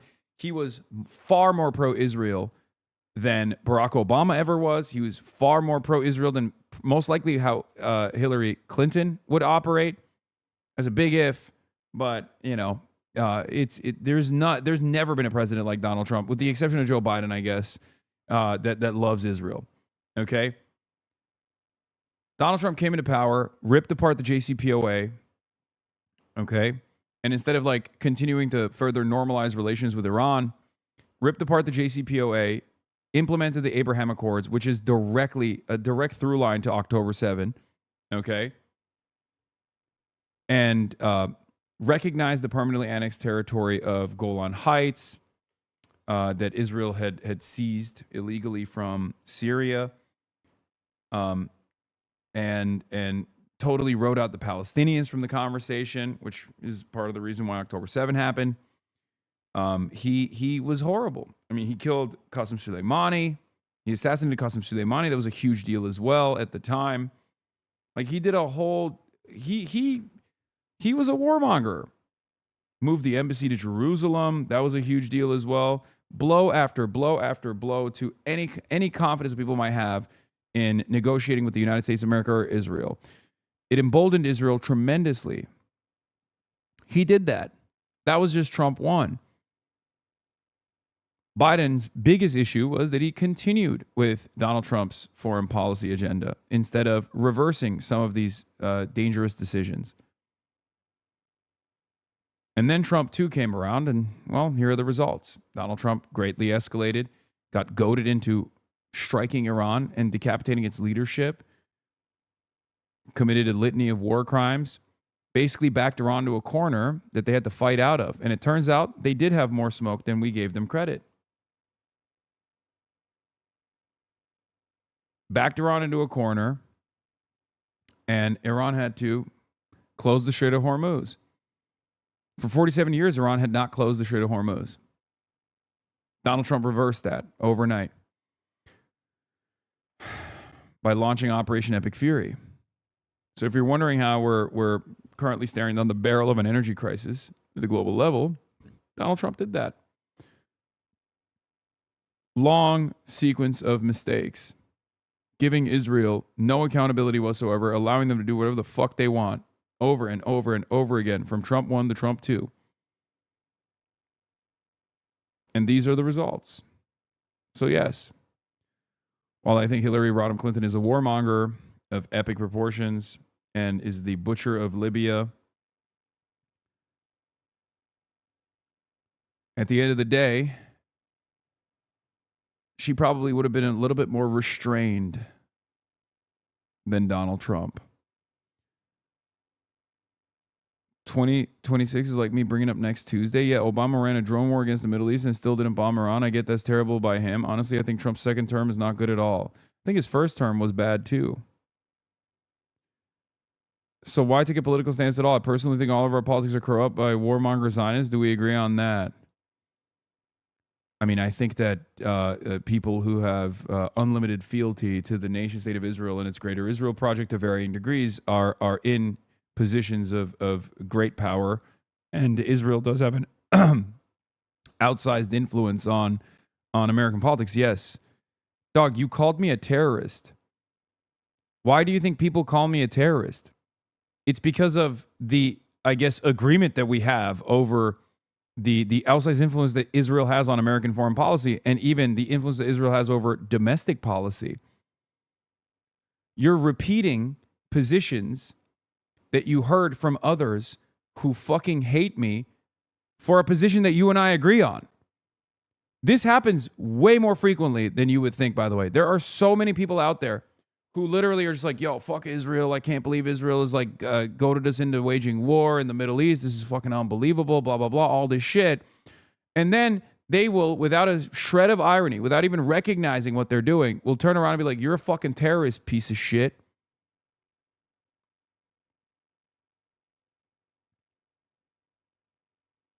Where do you think that commentary comes from? It comes from other people, either willingly or without realizing what they're doing, channeling the Zionist Hasbara machine, internalizing it.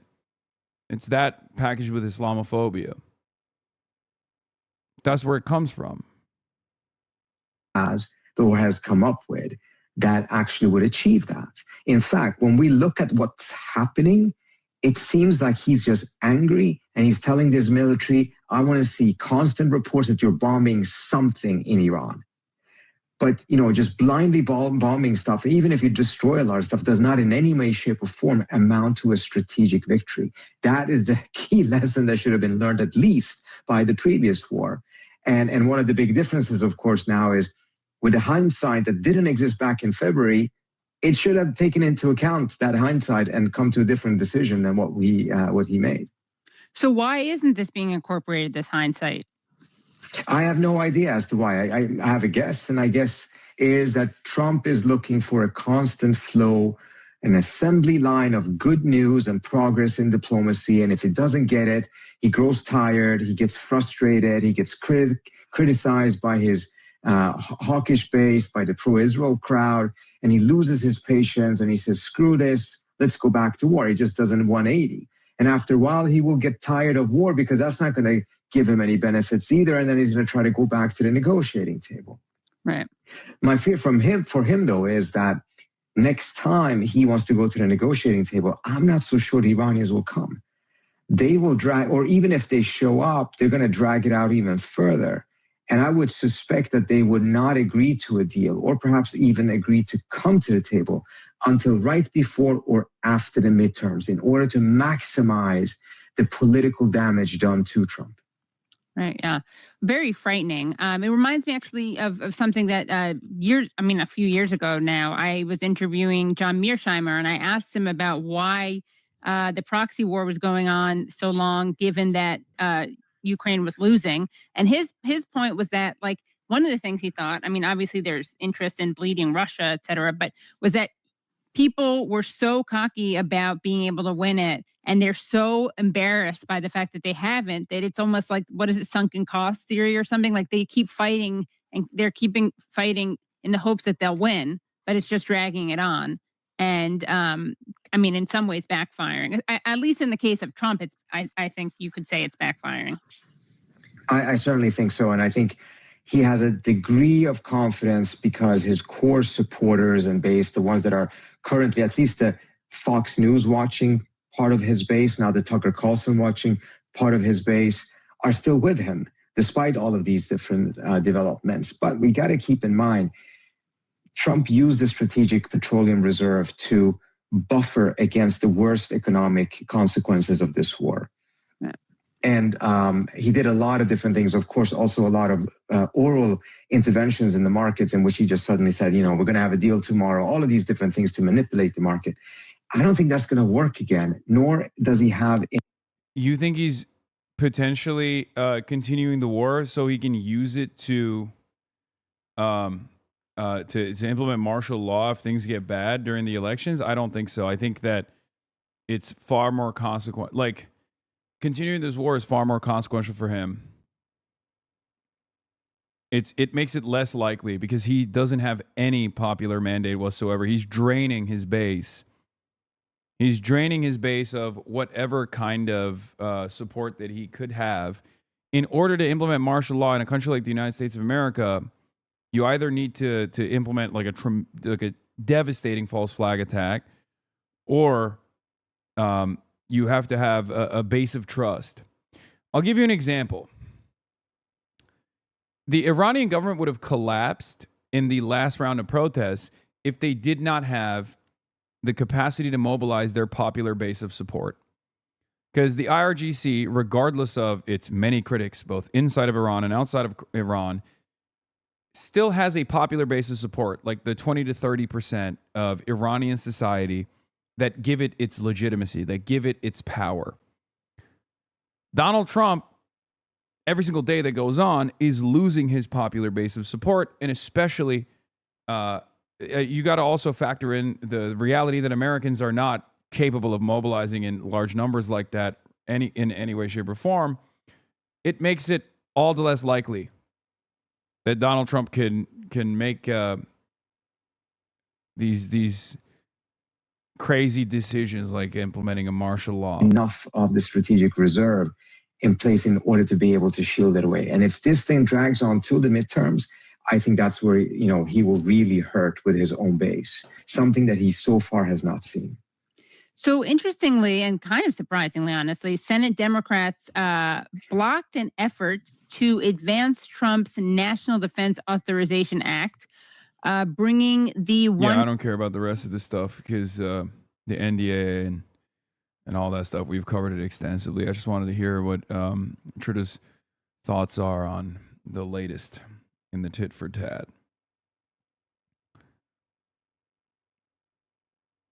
You keep saying 20 to 30%, bro. 13 million people showed up to Khomeini's Khamenei's or Khamenei's funeral. Khamenei's funeral.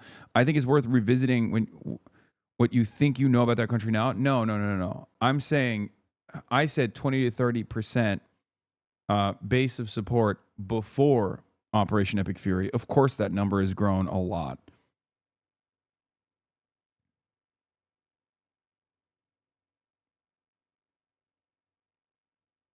All right. Let's hear from Andy Burnham. There's also an interview. We're going to talk about the drama in Wisconsin because the Wisconsin Democratic Party is scrambling right now. But let's do a brief Andy Burnham. Burnham probably has like a set of values, a set of principles about trying to make the country fairer, trying to bring people out of poverty, that he really does believe in. We now come to Andy Burnham, member for Makerfield. But I think if he had like an incredibly clear idea of what he wanted to do with the country, like what is it that ails the country and how am I going to fix it with my agenda? I think if he had that, we would know about it now. Like we wouldn't be guessing about it and talking about it. Like it would just be clear as day. And I don't think it is. The biggest problem he faces is that a whole range of people across the Labour movement and in the country have projected onto Andy Burnham their hopes and their fantasies about how the country should be run and what Labour should stand for and what Andy Burnham stands for. You know, he's not scared of locking horns with people. And, you know, everybody thinks Andy's this nice, cheeky, chappy guy. But trust me, when he wants something, well, we've seen it. I mean, he's always wanted to be PM, haven't we? When he wants something, he tends to get it. Thank you very much, everybody. We'll see. In the last few hours. We'll see his performance. Who's Andy Burnham, the next UK Prime Minister? That's the UK's Labour Party has announced a new leader. Former Mayor of Greater Manchester, Andy Burnham, who is already setting the tone for what his leadership will look like. Have a listen. We are united, and we put the power. Yeah. Burnham spoke for 20 minutes as Labour's new leader. Gaza got 0 words. Palestine got 0 words. Silence so total. On the day you take power is a decision, says Claudia Webb.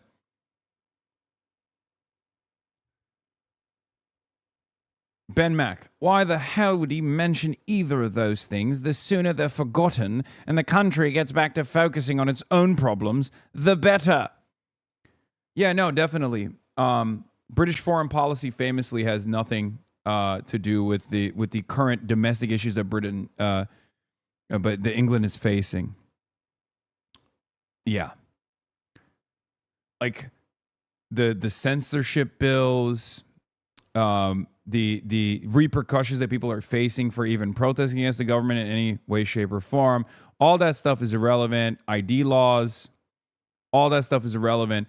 But even outside of that, why is there an imminent energy crisis in England, for example? Perhaps it has something to do with the lack of interest demonstrated by the, Labour leader, former Labour leader, British Prime Minister Keir Starmer in addressing America's actions that have negative consequences all around the world and certainly in the UK.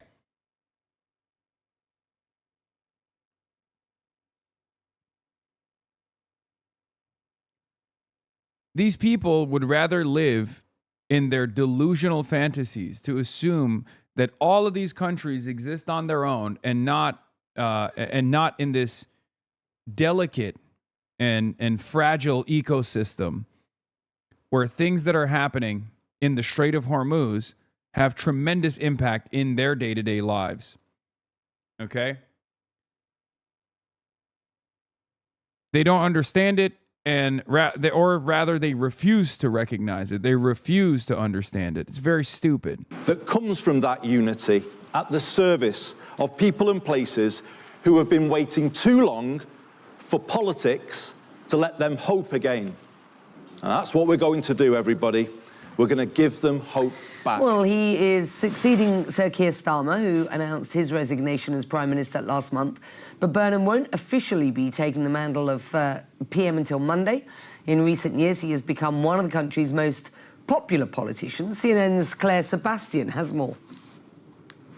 Better not put that one on the camera. Britain's incoming Prime Minister belongs to a new generation of politicians, one that understands the power of social media. Evening, everyone. From campaign trail highlights to football skills to a viral roasting of the British opposition leader who called him a pair of eyelashes and a black T-shirt. It's dark blue, actually. That video racked up over 5 million views on X. The strategy, especially with these signature selfie-style videos, is really part of an effort by Burnham to... I will say this. I do appreciate seeing like British news media also take this like totally hollowed out liberal approach to politicians. Like, not a lot to say about policies, not a lot to say about the direction of the party, and a whole lot to say about social media. Like Zohran Mamdani, you know, as though Zohran Mamdani's success is because of his social media capabilities. present himself as an outsider here in Westminster, a regular guy, despite, of course, his many years spent in Parliament previously. His style is true to Andy, and that isn't going to change. A source close to his campaign told me he's not trying to land a point with every post. He feels comfortable, he feels relaxed, and to be honest with you, it reminds me of that famous phrase that Margaret Thatcher had about Ronald Reagan. What the hell is this? He's engaged in the great cause of cheering us all up. We're doing it to change Labour, to make and it yet, no, this isn't real. Israel got a win by forfeit against Lithuania, even though they played the match and Lithuania swept them. They got the win because they filed a complaint with FIFA about one of the players playing for Lithuania wearing a Palestinian flag antenna during the match. What?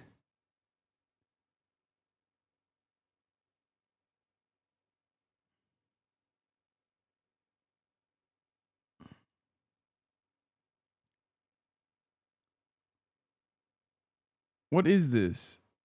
Please read the names. Aspect dead. Oh, this isn't fucking FIFA, dude.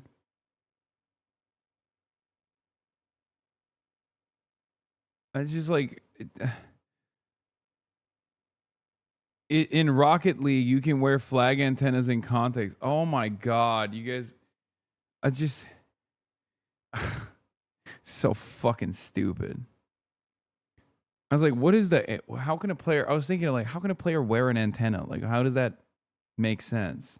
optimism and hope don't always get the clicks. FIFA runs a Rocket League tournament? Okay, it's Rocket League. I mean, it's Israel, but who cares? It's fucking Rocket League.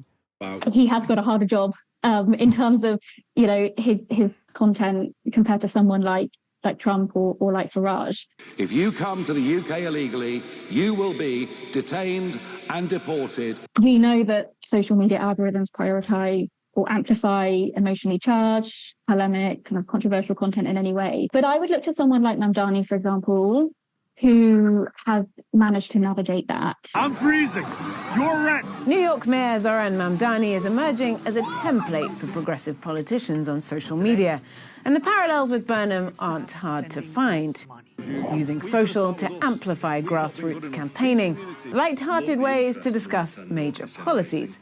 Start spreading. Even singing. I left the north again. I traveled south again. I like when people take risks and try things out. Oh, shit. Look who it is. That's our boy, Andrew Epstein. And aren't afraid of cringe. But, says Mamdani's former communications director, Burnham's desire to unify may have come at the expense of clarity. The agenda and the message is a bit more muddled than Zohran's was. And the risk that Burnham runs in being, sort of being all things to all people or not being totally clear on where he falls on particular issues or ideological debates, I think can risk reading to people as just being another politician.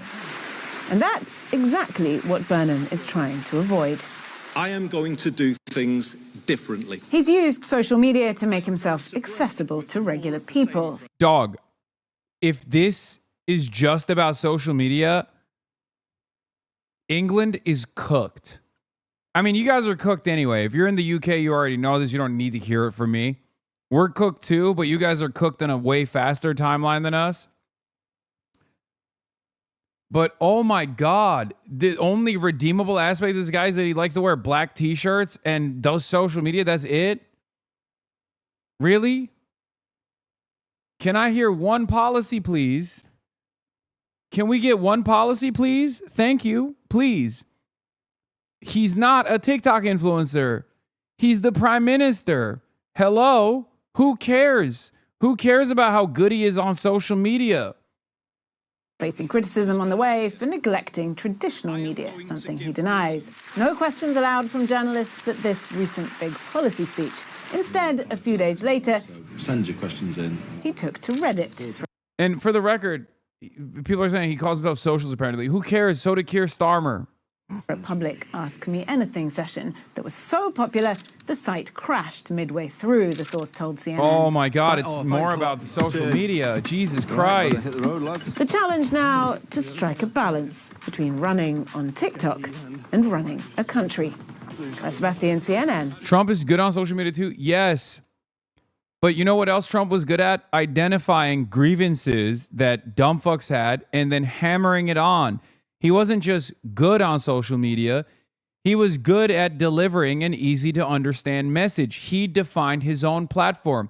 He identified what people were angry. He identified first and foremost the anger that people had, the anger towards the establishment, the anger towards business as usual politics. That's very important. Then he identified exactly what policies he was going to implement, and he communicated them with the easiest to understand messages. Build the wall. Lock her up, drain the swamp. What you hear from Donald Trump in those repeated messages is actually real policies. Okay? Those are real policies. Drain the swamp is the Trumpian version of saying there's a lot of corruption that we've identified in Washington, D.C., and we're going to put an end to it. Lock her up is an extension of that. American policies have actually led to a lot of criminal behavior from our political opposition. We are going to implement law and order. Build the wall is American border security is compromised. America's allowed far too many illegal immigrants into the country. They're actually harming your lives, and we're going to put an end to that. Those are all definable policies. I don't agree with them. I think, well, the corruption one I do agree with, and maybe even lock her up. But I know that Donald Trump was never going to actually follow through on that. But if we're looking at simply messaging, yeah, he messaged very well. He had easily identifiable policies that he defined himself with. Zoran did that too. Zach's take on Andy. Zach Polanski. All right, let's take a look. Said that Andy Burnham is too in hoc to vested interest to offer real change. You haven't given him a chance, have you? He hasn't even started. Well, I don't want to be churlish, and it might be that he does do the right things, in which case I'll be the first to applaud him. But let's look at the ominous mood music we've seen already. He's appointed James Purnell as his chief of staff. This is a man who is literally a corporate lobbyist for private water companies. When we have water companies pumping sewage into our rivers and charging this extra for the privilege, this doesn't seem like a good start. Then we know that Josh Simons was the person who stepped aside for him in Makerfield. This is a man who hired a private investigator to look into a journalist who was talking about undeclared donations into Labour Together, a project which still seems to be at the heart of Andy Burnham. And then finally, we can look at the only substantial thing he's voted on as an MP in the last week. He supported Shabana Mahmood's regressive immigration reforms, including asking... Yeah, that was terrible. Like, keeping Shabana Mahmood in the Home Secretary position is perhaps one of the clearest indications that Andy Burnham is going to be business as usual and continue some of the worst aspects of labor policy.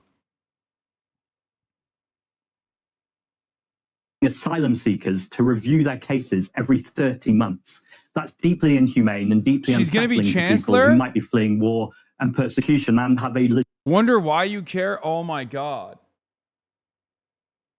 Oh my God. That is Why don't you like her? Why don't I like Shabana Mahmood?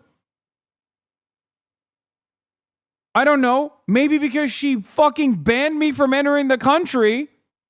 That's one reason. I mean, there's a bunch more, obviously. She literally directly banned me from the country. That's number one, which is silly in comparison to her anti-migrant policies, and silly in comparison, but in line with that banning, was also her unbelievable censorious regime over people who are protesting for a free Palestine. Things like that are very consequential. They're gutting. They are gutting what remains of free expression in the country, okay? Legitimate reason to be in this country. So, as I say, he might surprise me and he might move in a more progressive direction. And I'll like Andy Burnham saw all of that and was like, that's my goat. You're Chancellor time. really welcome that. For everything we've seen so far, including the rumored appointment of Shabana Mahmood as Chancellor, a politician who cites Margaret Thatcher as one of her political heroes, this doesn't sound like we're moving in a direction to end rip-off Britain. It looks like the more of the same status quo, and indeed in hoc to vested interest. And dude, oh my God, a Labour person like fondly recollecting on Margaret Thatcher's legacy is insane. Andy Burnham, again, as I say, comes along and says, I'm going to put a wealth tax, 1% tax on assets of £10 million or more, or a 2%. Would you defend the accusation that you are easily triggered? I mean, sure. Yeah, I'm not defending it. Yes, I'm easily triggered. I'm owned. And tax on £1 billion or more.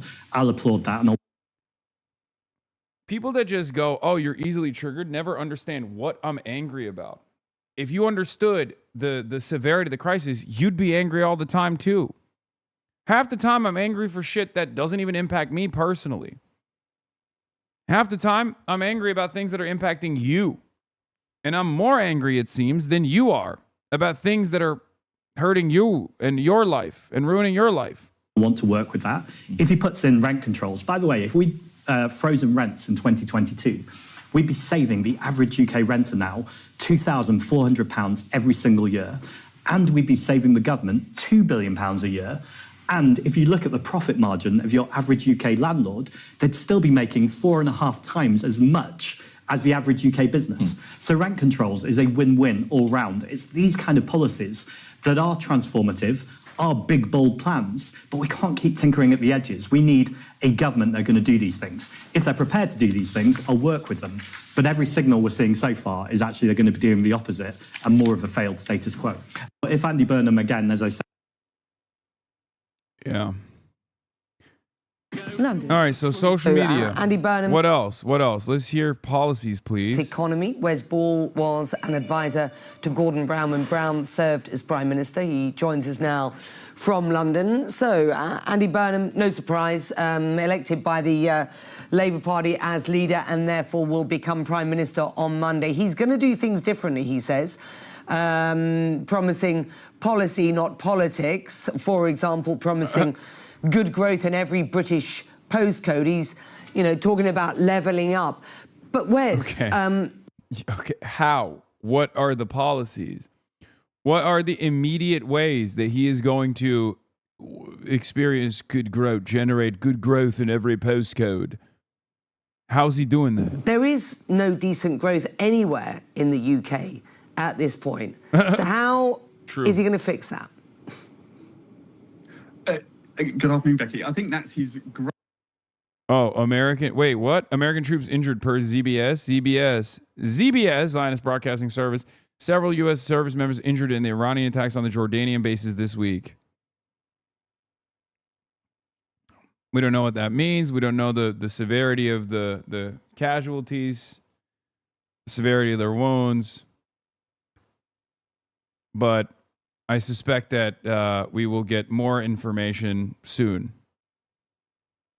Yeah, like this is coming out now, which means it happened, this past week. Which means we don't have any information on, like, last night's attacks, for example. Okay? But if ZBS is reporting it, they're trying to get ahead of it, most likely. great challenge is that he wants to do politics differently. He says, and truly and very authentically, he believes that power has been centralised in Westminster and taken away from people, and he wants to push that away. And he thinks that economic power has been privatised, and he wants to bring public control of the key economic levers back into government and into the hands of the people. But how that drives growth is his big challenge, because part of the reason people feel so disenchanted in the UK, and this has been going on for a long time, is because real wages are so low at the moment and have not been rising for many, many years. He's promised transformative change, whilst also pledging to stick to the current likely. Yeah, it doesn't make sense. If you're on the one hand saying that you're the change candidate, which obviously it's a necessity. Change is a necessity in the UK. Things are not going well at all. But then you keep the same people in charge. You elevate Shabana Mahmood, for example. Then what kind of change are you truly offering?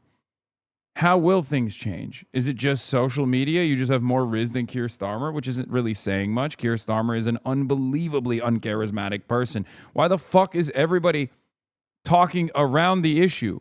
To change Chancellor Rachel Reeves' fiscal rules. I just wonder, can he realistically do both? Well, I think we will see a very different government. People have speculated that he's all things to all people. I think actually that's not true. Andy has, he's been a politician since 2001. He had 3 cabinet posts in the last Labour government. He spent 10 years out of Westminster as Mayor of Manchester. Keir Starmer considering a bid to run for Senate in Maine. That's crazy. I think he's truly found his authentic self. So the Andy Burnham that you saw speaking today, very passionately committed to handing power back to people and away from Westminster and away from sort of the central state, is truly him. Whether that will bring about the change he wants to bring about quickly is a real question. I think, Andy Burnham is very clear that this is the last chance for Labour, and it's the last chance for kind of the mainstream parties, because he is very clear in his own mind that if it's not him and if his government doesn't succeed, then Nigel Farage and Reform will be the next government, and that for him is is not just the swing of the pendulum. It's a complete transformation in the UK. Wes, is his team going to look more like the team that was around Tony Blair 1997 through the period of time when you were on Gordon Brown's team, or is this going to look more like a sort of very left-wing social democratic sort of more Mamdani than Blair, as it were? Look, your piece a moment ago talked about Andy as a very effective communicator and a social media politician. Are they trolling? Are they fucking trolling? Chat, British chatters, is this a joke? Is this like a funny joke that they're playing where the entire country's in on it, where they're just like, we are going to literally communicate zero. We're going to see if we can get the Americans to lose their fucking minds. The Amerifats dumb enough to even care about what the fuck's going on in the UK are going to tune into the broadcast. And then the only thing that they are going to hear is about how this fucking guy from the fucking former mayor of Manchester is great on social media. Oh my God. Oh my God. Come on. He does social media. He's literally Mamdani. He's just like Mamdani, who is known for social media. Dude, no, that's not even a joke. You said this guy says Count Binface had more defined policies. It's true. See, I remember like fixing the fucking what was it? The hand sanitizer position in the bathroom at Oxbridge or whatever the fuck. I can't recall it right now because it's British shit. I don't know, but one affordable house, build one affordable house, toilet in the pub.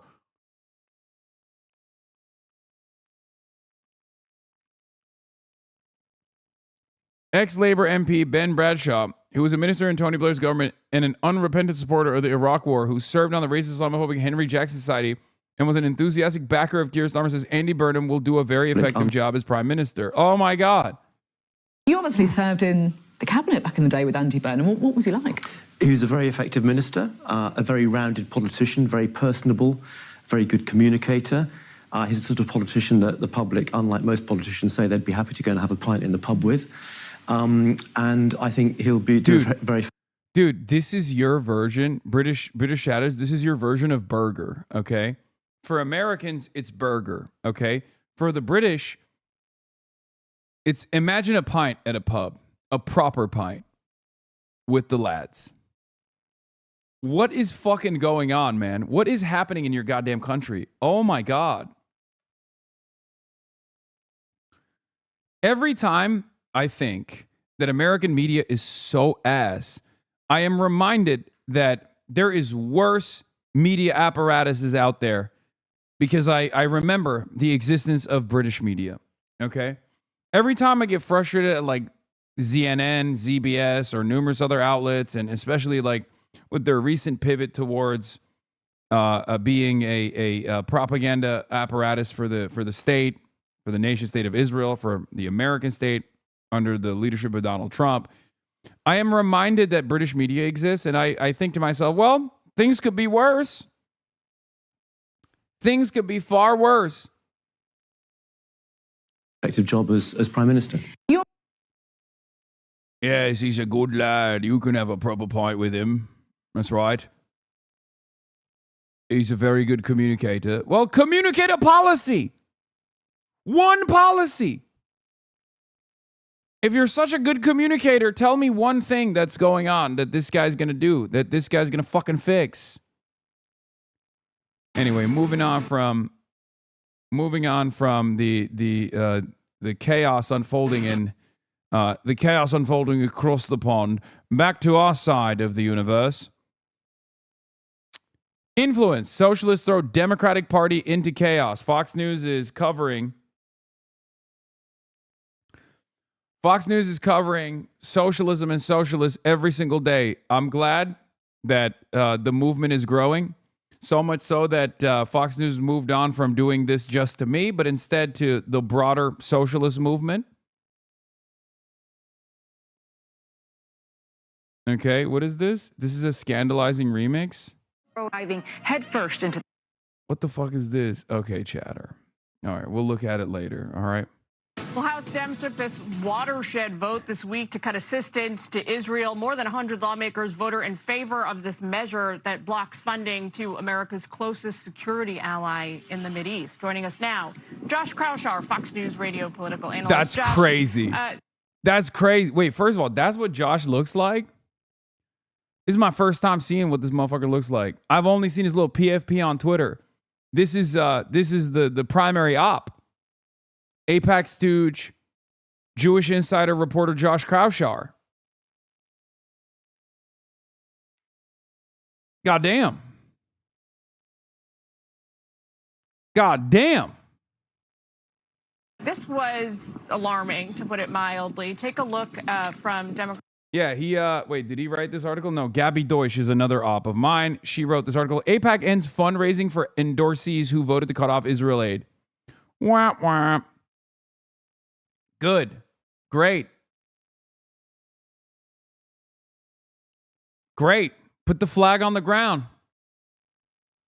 It's the American flag, baby, not the Israeli one. Okay? AIPAC ends fundraising for endorsees who voted to cut off Israel aid. This is This is Jewish Insider, where Josh Kraushaar writes for. It is basically the propaganda apparatus for AIPAC. It's AIPAC's own fake newspaper. Democratic Socialist top MAGA candidates among voters in CNBC's All America poll. Yeah, maybe that's why they're hitting the DSA candidates. I saw that. Yeah. Democratic Socialists and the movement is more popular than MAGA and more popular than Trump, by the way. Okay? Interesting stuff coming out of these polls. Democratic Rep Adam Smith, who says, I am deeply concerned about the tactics used by those on the far left to advocate cutting off aid to Israel. To date, my family and I have had our home vandalized. A fire has been set in my driveway. Neighbors' lives have been disrupted in the middle of the night. Town halls meant to be forums for dialogue have been shut down, and a staff member physically... It's so funny that all these guys have to self-flagellate to be like, I'm voting to cut off all aid to Israel in this symbolic vote that I'm placing, knowing full well that it's not going to pass. But also, I just need you to know, like, I'm really sorry about it, okay? And people have gotten totally out of hand. They're hurting me. They're hurting my family. Please, you know? Yeah, Sarah Rodriguez dropped out. I know. I got that. I got that on the docket. Don't worry. We're going to talk about Wisconsin in a little bit. There's a lot going on in both the Michigan race and the Wisconsin race. If I were a Zionist, I stop and think about how the fact that politicians believe that attacking Israel is good for them politically might be a sign that Israel needs to change its strategy. Yep.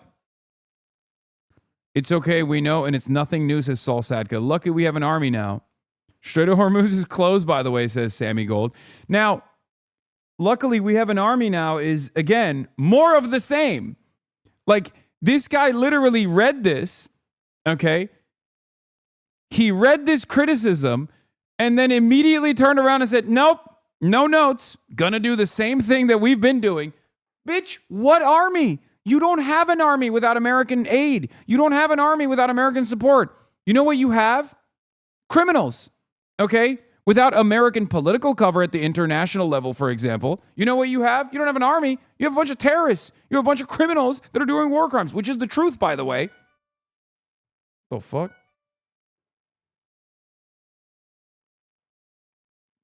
I guess that's the door. Jesus Christ. Terrifying. M is real high. Assaulted. Yikes. Yeah, Jillian. I mean, this shows you the rising power of the extreme left in Democratic Party politics, and that you had 103 Democrats, some of whom were actually pro-Israel supporters for most of their careers. But as Adam Smith said, they were facing political threats from the far left. And in Adam Smith's case, he was facing the threat of physical violence against him in order to cast this as part of a pressure campaign in casting this vote against Israel and its funding at a time of great need and facing security threats all over the region. So, I mean, it shows you just how much influence the socialist movement of the Democratic Party, winning these big primaries in New York and Colorado last month, it shows how much influence they're having within the party. I will say, though, that when it comes to the general election politics, the mainstream politics, almost all of the Democrats that are running for the Senate in swing states or in swing districts that are facing general elections against strong Republican candidates, almost all of them actually voted with Israel and voted to Oh, good. Yeah. No, that's definitely pro-Israel politics wins in swing states. Yeah, the other side of the story that Josh is, of course, cleverly not mentioning is the fact that those candidates, he's also talking about fucking Haley Stevens, obviously, here as well. Those candidates are getting a fuck ton of money from AIPAC. Okay? They're not stronger contenders and being, openly pro-Israel is good politics, especially the wing and swing states in the way that he's trying to imply here. It's just being a friend to Israel allows Israel to buy that seat. That's it. That's the whole point. And most Americans do recognize that nowadays. So it's not looking too good for AIPAC. To continue the aid to Israel. So it tells you that this is a product of the far left really getting its foothold in Democratic Party politics. Fearing perhaps, a spread to the Senate, as Senator John Fetterman said this earlier in the week. Want to get your reaction? I literally said that on your network at least a week or two or more ago. Now, I believe that the Democratic Party is going to become more anti-Israel. You make that official. You make that part of our platform. That's my red line in the Democratic Party. They're not just, I'm just pro-Palestinian. I'm deeply anti-Israel. They campaign with garbage like Hasan Piker that's pro-Hamas. I mean, obviously, that generated a lot of headlines when he originally said it, but he's standing by it even more so after this shock vote this week. Yeah, look, John Fetterman is in the perennial swing state of Pennsylvania. He understands how politically toxic. Dude. This is the funniest. Like, this is Fox News, okay? They're not exactly known for being truthful. They're not exactly known for, insightful commentary on what's actually taking place in American politics. But this is exceptional, okay? This is an exceptional operation of lying and claiming that something that is on fire is actually not on fire at all, okay? The notion that pro-Israel politics is popular in swing states is a lie. Okay, it's gone. It's over. It is the most over. It's dead. I mean, Chris Rabb obviously proved this in Philadelphia, but regardless, Summer Lee as well. But regardless, it's not even just about that. It's not even just about Pittsburgh, Philadelphia, and like cities. By and large, pro-Israel politics is so unbelievably toxic. Okay, it's gone. It's done. It's so bad that all of the money that AIPAC is dumping to the remaining pro-Israel politicians, the ones that are loyal, will eventually backfire on those politicians. It's already started to backfire. There are examples of this in like upstate New York with that Democrat that voted to censure Rashida Tlaib back in the day, literally refunding AIPAC donations. Okay? Anti-Israel politics is not only good politics, it's good policy. And everyone knows it. AIPAC knows it too. That's precisely the reason why they never talk about their stooges being pro-Israel. Pat Ryan is who I was talking about. Thank you, Chatter. AIPAC knows this as well. That's precisely the reason why they have to do these shell corporations and move money around to hide the fact that it's coming from an Israel-related super PAC. And not only that, but also none of those ads ever feature the candidate's position on Israel. It's gotten so bad that AIPAC in the past would literally do everything in their power to deny you your seat if you were even slightly critical of Israel, whether it be critical of Netanyahu or critical of anything that Israel is doing. Nowadays, they're even giving allowances to their politicians to criticize Benjamin Netanyahu. Haley Stevens is a fantastic example of this. Haley Stevens is probably one of the biggest pro-Israel stooges in a long list of people who demonstrate absolute fealty to this foreign country. And yet Haley Stevens has now been given the bandwidth to make it seem like she's Israel critical, even though she's gotten $40 million in ad spend from Israel PACs, AIPAC, United Democracy Project, and numerous others. That's how bad things have gotten. So Josh Kraushaar can keep denying that reality all day, every day. Josh Kraushaar and many others can say, oh, it's just anti-Semitism. That's the reason why people are critical of Israel, or eventually they're going to give up on this, and eventually they're going to move. They're not moving. As I like to repeatedly explain to people, today is the day that Israel will be the most popular. Tomorrow, Israel will be less popular than it is today. Yesterday, Israel was more popular than it is today. It's done. Every day that goes on, Israel becomes less and less popular. Pro-Israel politics becomes more toxic. It is a litmus test for a politician's responsiveness to the needs of the base. Are they going to place the interests are they going to place moneyed interests first and foremost in the way that they legislate, or are they going to put the working class at the center of their politics? That's what it is. Palestine has replaced wokeness as a progressive litmus test. Even if you're center-left Democrat who's not particularly pro-Palestine, this should be seen as a good thing. It's a better litmus test than wokeness, since being pro-Palestine/Israel skeptical is more popular among Americans and therefore isn't an electoral liability the way wokeness is, says Shadi Hamid. There is some truth to that for sure.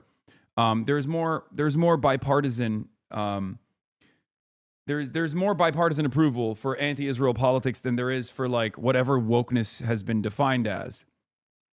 There's a level of truth to it. Wokeness can be, the problem with wokeness is that one, there's too much negative polarization against it.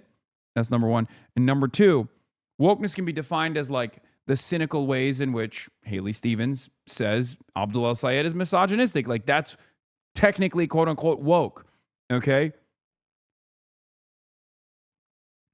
Wokeness can also imply, you know, things that we all agree on, that we should leave trans people alone, that we shouldn't interfere in the medical decisions that Americans are making, and that should be kept between a doctor and a patient, right? That could also mean wokeness, right?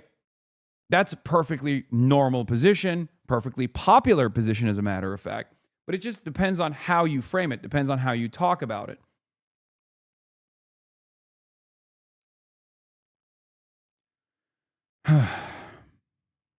This is to the overall public and certainly to independents and Republicans. It's also very important to the Senate politics as well, because John Fetterman said this week in part of that clip, he could switch parties if the Democratic Party becomes an anti-Israel party. No, that will definitely improve Israel's chances, I think. You know, by and large, Americans consider this to be a sinister force, a malign force on American politics, people that have tremendous power, people that engage in this like shadowy backroom decisions to basically overthrow American democracy, the democratic process. Certainly doing something like that or even threatening something like this would greatly improve Israel's popularity amongst Americans. Definitely.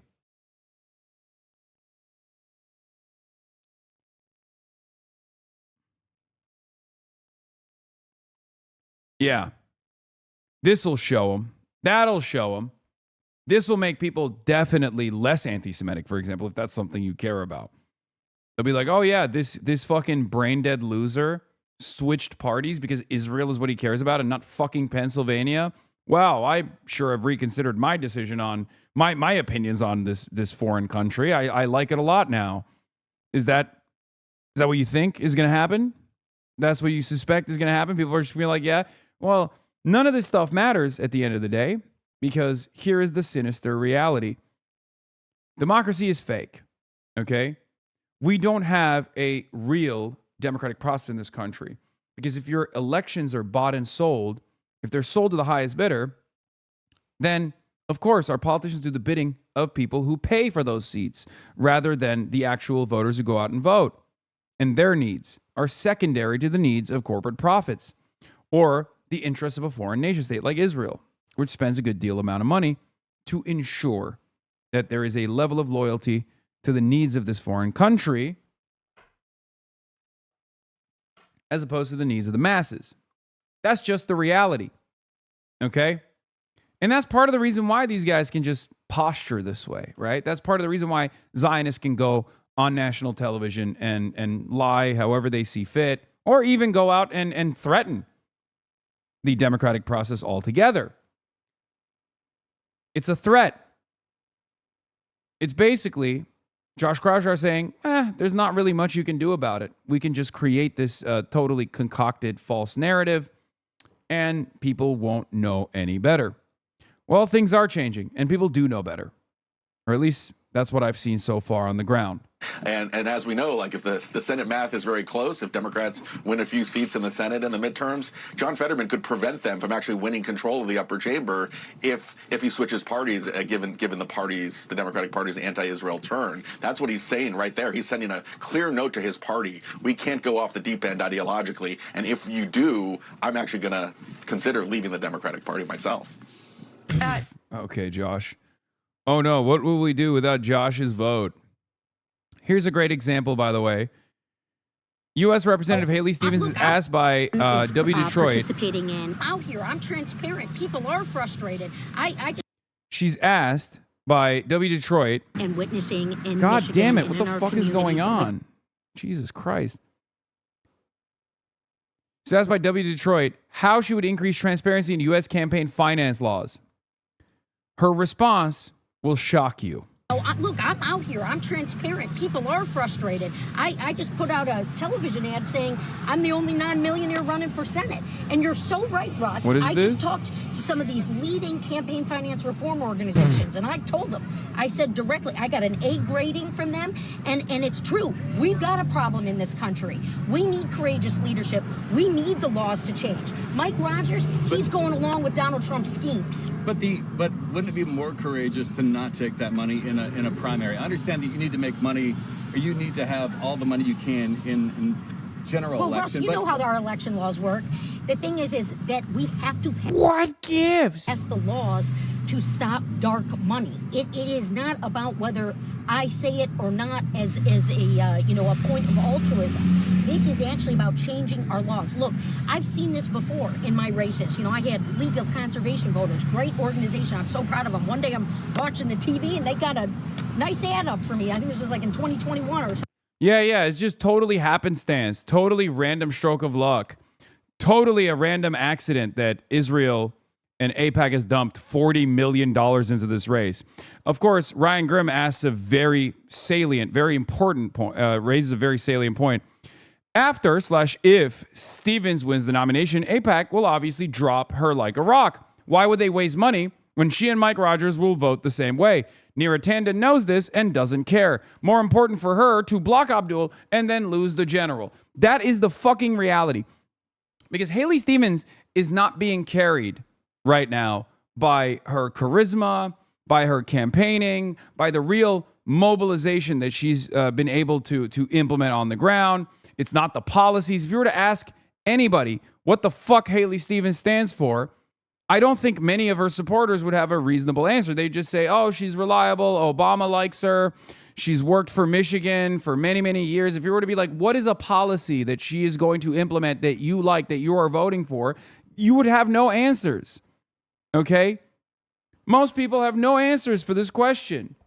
If you ask Abdul, they say, money out of politics, money in your pocket, Medicare for all, right? Babies, not bombs. These are the easy to understand, definable policy positions that Abdul al-Sayed has that he's communicating very effectively, right?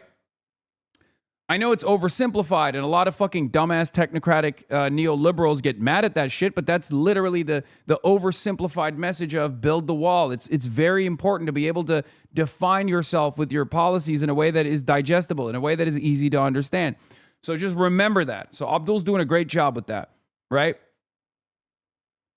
So there's nothing in the tank for Haley Stevens of that sort. She's literally being carried by television ads. That's it. To the tune of $54 million. So what happens when that money goes away? Because from the perspective of a lot of these corporate PACs, they could see, because they're companies, they have no loyalty, they have no ideological predisposition. When they realize, and I'm sure making this calculation already, when they realize, if in the unlikely scenario that Haley Stevens wins the primary, that it's her versus Mike Rogers, both are going to be servants of the same corporate interests, they're not going to spend money on Haley Stevens. So what do you do then? What do you do then? What will the Democrats do then? Are they going to exhaust their resources that they could be using elsewhere for a campaign that cannot fundraise, for an uncharismatic candidate, for a candidate that most likely has, given her AIPAC affiliations, most likely is going to be harmed in the general election by a lot of voters?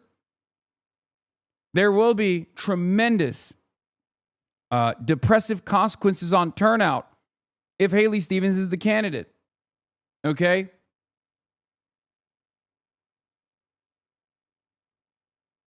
What do you do then?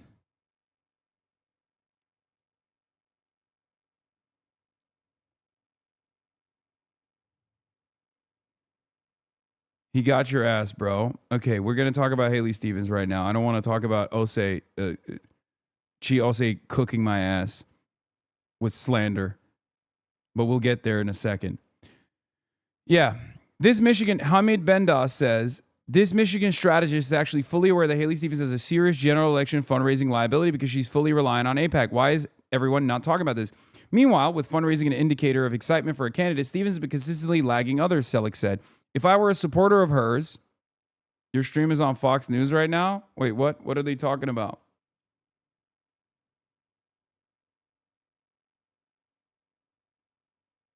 Let's tune in. Maine's buffet of bad options. Well, but the interesting thing is that shows the problem they have. The left can't no. be satisfied, and no one else could possibly be satisfied. It's why I think Susan Collins is Oh, going to no. have a Did very they post successful my- campaign this year. Nobody's happy except Oh, people who no. are sane, and I think they might emerge as the winner. Did they post me joking and saying these guys don't have a lot of charisma? Oh, fuck. I gotta stop talking, dude. Ay, ay, ay. I hate that shit. Fuck you, Fox News.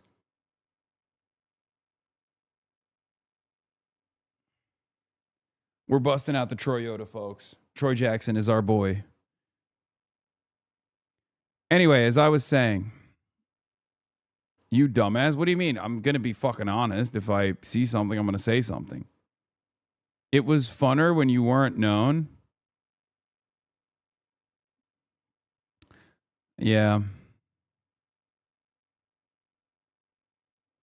Politico is the reason, actually. Michael Cruz. Hasan Piker's take on the new main Senate candidates. They're all so Rizless. Has anybody watched a Hasan Piker stream? The guy's dumb as a doornail. He's blue MAGA. Nobody cares what this loser thinks. Stop being weird, Cruz. He means they're all so non-rapist, which is why he's sad. No, you know what I realized? I can get these guys to be fucking pro Troy Jackson by just saying Troy Jackson sucks. I think I could get every single liberal on this website to ride for Troy Jackson because they just genuinely don't care about anything. They just hate me so much that I think they would be in favor of Troy Jackson.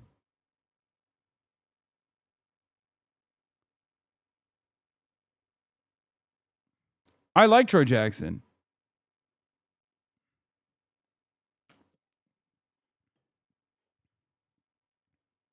Or rather, I should say, Troy Jackson is too centrist for my taste. Wink.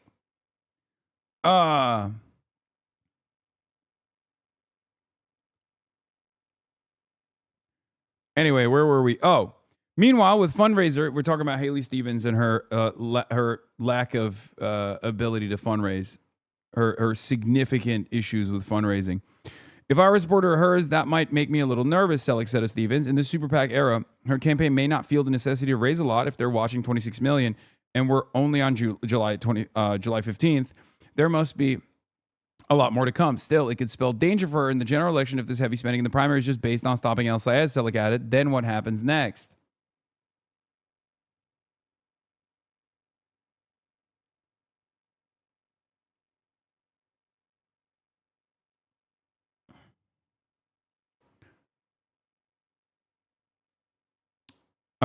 Yeah, Milwaukee. Holy shit. There's crazy stuff happening in Milwaukee. There's crazy stuff happening in Wisconsin, in the Wisconsin gubernatorial. We're going to get into that in a second. Here's another example of this, by the way. Sri Tanadar running against our boy in Detroit, or the incumbent. Hopefully, we're going to unseat him with Democratic Socialist endorsed Donovan McKinney. Sri Tanadar's campaign reported losing $630,000 after investing $3.7 million in crypto. Amid those losses, AIPAC donors stepped in and gave Tanadar 2/3 of the money he raised last quarter, ahead of a challenge from Dem Socialist Donovan McKinney. It's unbelievable. The level of corruption is fucking insane. A similar level of corrupt politicking is taking place in Wisconsin. We're gonna get into that in a second. Last thing I wanted to point to with Michigan before we get into Wisconsin politics was going to be about Abdul Al-Sayed. So Abdul Al-Sayed, the race in Michigan is heating up. Haley Stevens has gotten the signature centrist endorsement of Jim Clyburn, Who could forget when Jim Clyburn endorsed Andrew Cuomo against Zohran Mamdani? You know the deal. Congressional Black Caucus PAC has also thrown some money in the race, or is slated to throw some money in the race. Congressional Black Caucus PAC is also, basically another subsidiary of AIPAC at this point. So that's where we're at in the Michigan race. Abdul Al-Sayed did something that I don't think he should have done, but he did it anyway, and I respect his decision. If you recall yesterday or the day prior, I talked a little bit about Haley Stevens and like how I was starting to get a little worried that people on the internet memeing Haley Stevens was, about like clowning on Haley Stevens about the way she sounds, was eventually going to shift the attention away from how bad of a candidate she is for other reasons, Israel-related reasons, and instead present her as a more sympathetic figure. Liberals have been signaling that they're trying to do this already, right? Liberals have already been doing this where they're like, oh, Haley Stevens, she's always the victim of bullying, blah, blah, blah. Okay? Abdul Al-Sayed came out and released this Bernie Bro style apology. Wait, what? Is the post been deleted? No, it's still there. Okay. He said, it's become impossible to ignore the way that people online make fun of my opponent for things that we have nothing to do with, their policies or politics. It's unkind and unhelpful. If you support me, please stop. Now, it's a good way to not really apologize and to also not take ownership over this, but it doesn't matter because the media is going to use this to their advantage regardless. He doesn't actually say, hey, my fans are doing this, you should stop. Right? Focus on the issues. Congresswoman Stevens has welcomed corporations of special interest to support her. She votes to send our money abroad while Michiganders struggle. She's bought by DTE, Blue Cross, Big Tech, and Big Pharma who pick our pockets. AIPAC, Trump-aligned billionaires, and corporate PACs are spending $50 million to support her. Those are the issues. We don't need to be unkind, to be honest. So here's the problem. Okay? Here's the problem. Now that Abdul said this, I'm of two different minds on this, because on the one hand, I do agree with him on principle. That like it's better to focus on Haley Stevens' policies than to just say that she has like a weird voice. And I've done plenty of that myself. I do unironically find her voice to be not necessarily a burden. I do find it endearing, as I've talked about extensively. I like people in this community have yelled at me over it over and over again. Okay.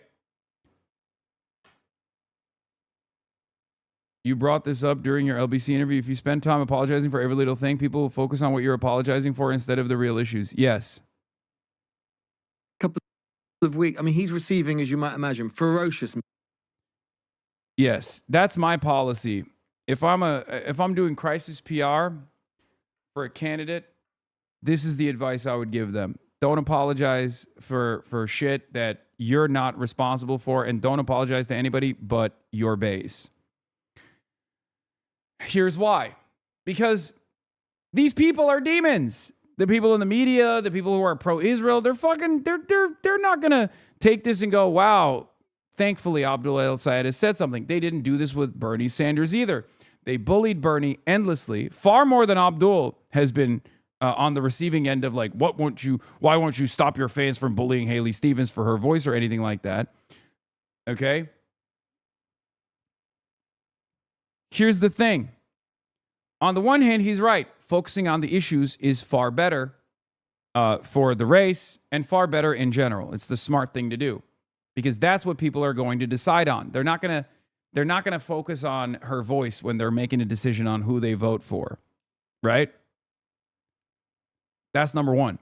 Number two, even though he calls it out and hopefully will try to shift the focus back to the issues, most people are going to see this as an admission. Most people are going to say, you have recognized that your fans, led by you, are doing this. Here's one of two things people will do. One, they'll turn around and they'll pick whoever they can to be like, this is a surrogate of yours. This person is your best friend. He's made fun of Haley Stevens. What do you have to say for yourself? That's number one. Number two, they'll say, How dare you now come out and apologize for this when you yourself have done this? You said Haley Stevens is an empty suit bought and paid for by AIPAC who can't string two sentences together only last week. How dare you now come out and apologize? You are responsible for it.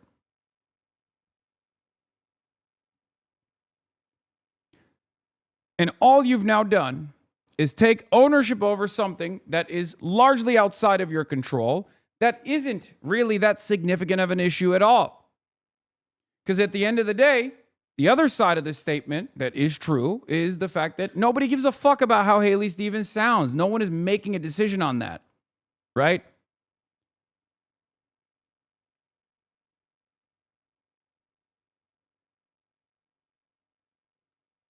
Here are the results.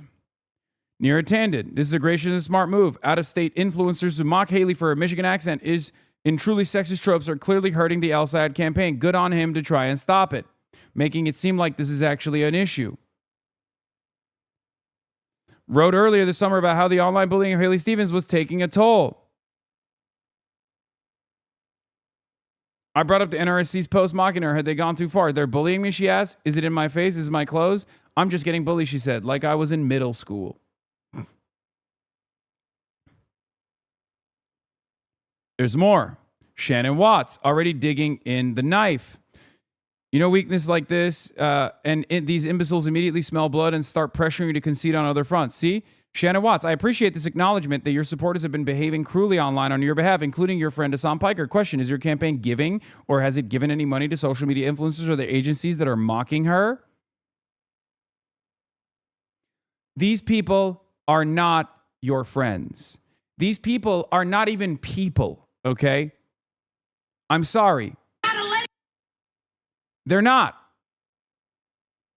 They are hatchet men, okay? They are operating with one goal and one goal only, victory. They don't give a fuck about any of this shit. They are bloodless. They have already decided to join forces with a candidate that has gotten $40 million from AIPAC, a lobby whose only interest is to continue the murdering of children with American tax dollars. Do not concede to them on any issue. That's my attitude. It's not that big of a problem at the end of the day. Abdul is very charismatic. Okay, he can get around it regardless. He felt like it was important to address it. Okay, he felt like it was important to address it and to say, look, you guys have to focus on the real issues that matter. Why is Haley Stevens getting funded by AIPAC? Right? That's what matters. He's right about that. Even I brought it up the other day, if you remember.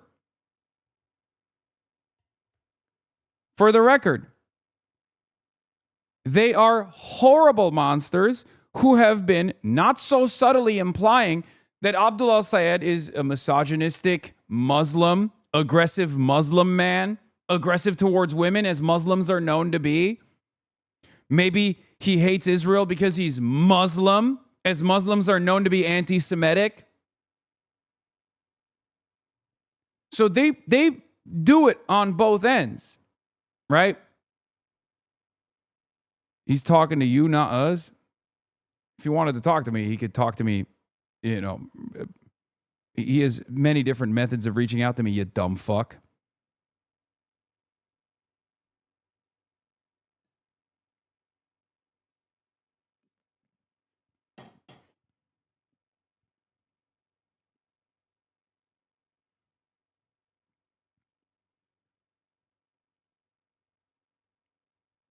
This is not an issue with Hassan. This is a Twitter issue. It is, but Twitter has the capacity to move the media because it's the news editor of all of these mainstream outlets because the journalists are still here.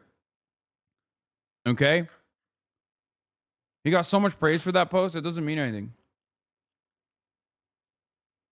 Because what is yet to come has not happened already.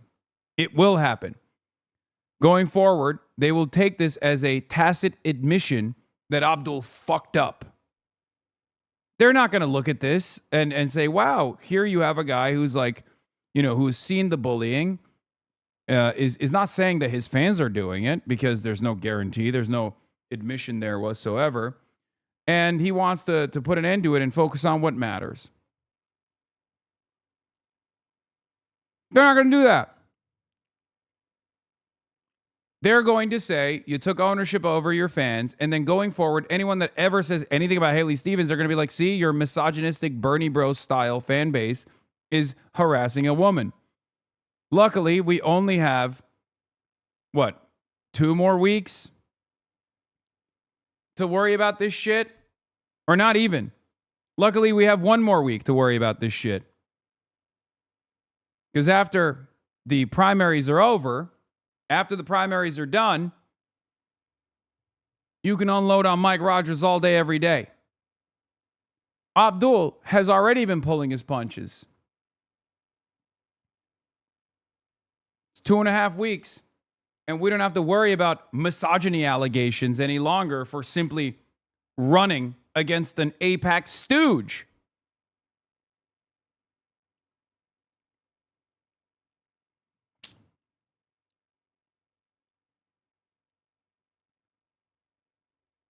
What is this? People who are scared of online mobs have no business in politics. Grow some thicker skin, says Neera Tandon. So if you're a popular Dem who doesn't want El Sayed to win, your choices are 1, staying neutral, burning AOC Barnstorm. Yeah.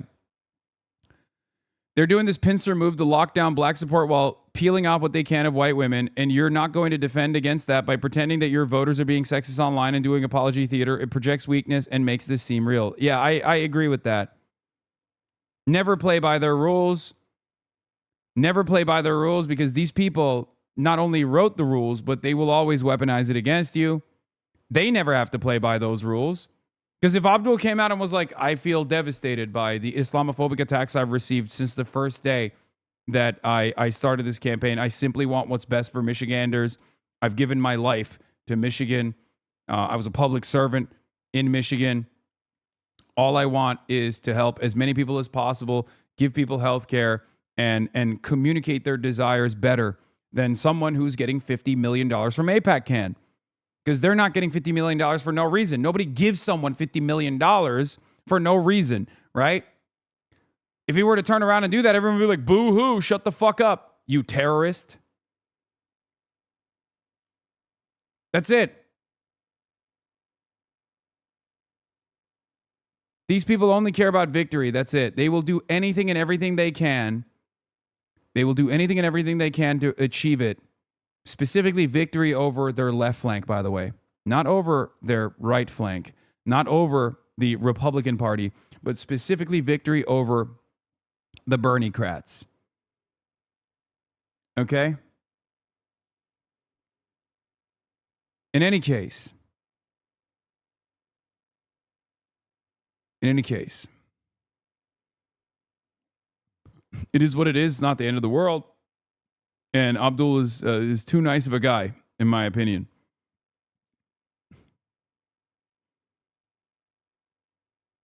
Ironically, you brought this up during the Kamala campaign, and it was a savvy point. Yes, I've said this to everyone. It's free ball. It's free ball, always.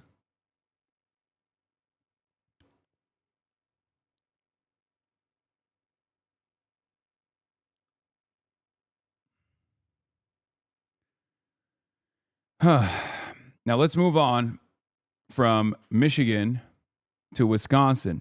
A lot of things took place in Wisconsin. Huge chaos. If you guys recall, in the Wisconsin gubernatorial run, we got Francesca Hong, who has been the front runner for a while now, both in terms of individual donations and also just in general in the polls. She's been, performing very well. Francesca Hong is DSA through and through. This is very problematic for establishment Democrats. They're terrified. Not that they're terrified because Francesca Hong is going to potentially lose. There's going to be a toss-up against the Republican candidate. Wisconsin is not woke enough, all this stuff, right? That's not the reason. They're terrified of losing their power. They're terrified of losing one of the more reliable arguments or one of the more prescient arguments that they constantly deploy, that the woke left cannot win swing states. Okay? Ayo, wipe your mouth. It's not spit, chatters. I have a white mustache hair. It's a white mustache hair that looks like it's a spittle around my mouth. Do you not see it? It's a fucking gray hair, dumbasses. I'm about to be 35 years old. I'm unk. I've gone gray after a decade of doing this shit. All right? I'm old. Or some might say distinguished.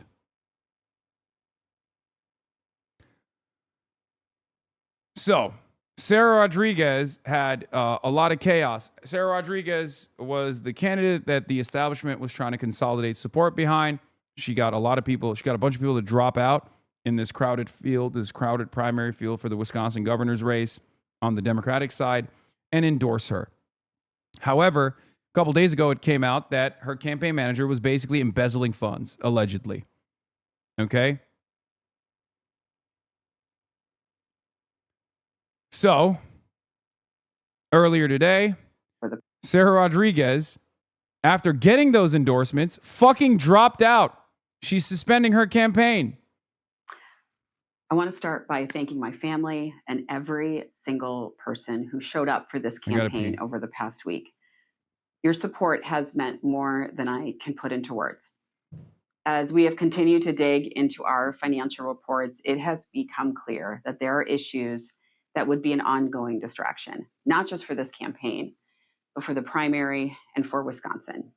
This race is too important to let that happen.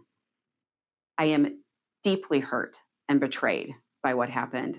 As I said on Monday, part of being a leader is taking swift action, doing the right thing, and being as honest as possible when there's a problem. I got into this race because I wanted what was best for Wisconsin, and that hasn't changed. And because I believe that, I cannot, in good conscience, allow these questions to become a cloud over an election that Democrats need to win. Wisconsin deserves better than that. This was never just about any one race or any one candidate. This is about protecting Wisconsin from a legislature hell-bent on putting corporations over schools and insurance companies over patients. It's about showing the rest of the country that we can win here, govern here, and fight for the middle class, and that Wisconsin will lead the way. To everyone who showed up, knocked doors, made calls, and believed in what we were building, please don't stop. Wisconsin has always been a place of resilience where everyday citizens show up and accomplish extraordinary things. Better days are ahead because of people like you. Let's keep fighting. I'll be right there with you. So, did you see a CNN interview? Abdul calling himself a capitalist? What do you say to those who are critical of him just because of this? Yeah, I don't care that he's a capitalist. We live in a capitalist country. There are plenty of people who we love and admire who are capitalists or self-identifying capitalists. I care about the policies. And there's not a lot of daylight between his platform and Bernie Sanders' platform. One calls themselves a socialist, a democratic socialist. The other one calls himself a capitalist. Who gives a shit? The policies are what matter.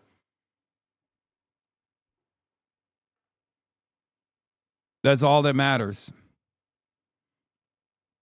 Anyway, that's what I care about. I want to start by thanking my... So this is the state of panic that was created by the Sarah Rodriguez campaign, basically cratering, falling apart.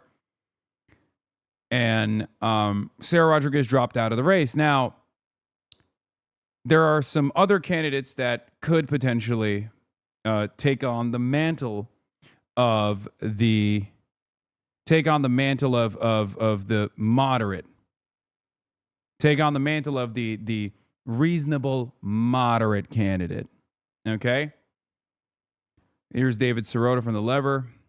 Speaking on this new information. Let's take a look. The idea that your kind of politics are a threat to the kind of electability that's necessary to win the general election. Davis Rhoda here is interviewing Francesca Hong about electability. Most electable person is the person who wins the most votes. And we have been winning since we started this campaign in the polls, in growing numbers of supporters. What is dangerous is to miscalculate where voters are at right now. Who is in touch with the voters and what are they saying? And who is vocal about it? Who is willing to fight to elect their candidate?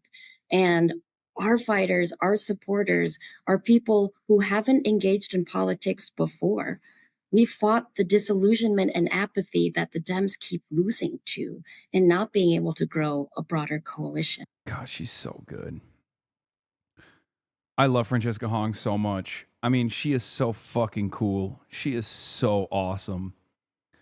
Like, she's the type of politician, she's the type of person running for office that I'm like, do we even fucking deserve her, honestly? Do we?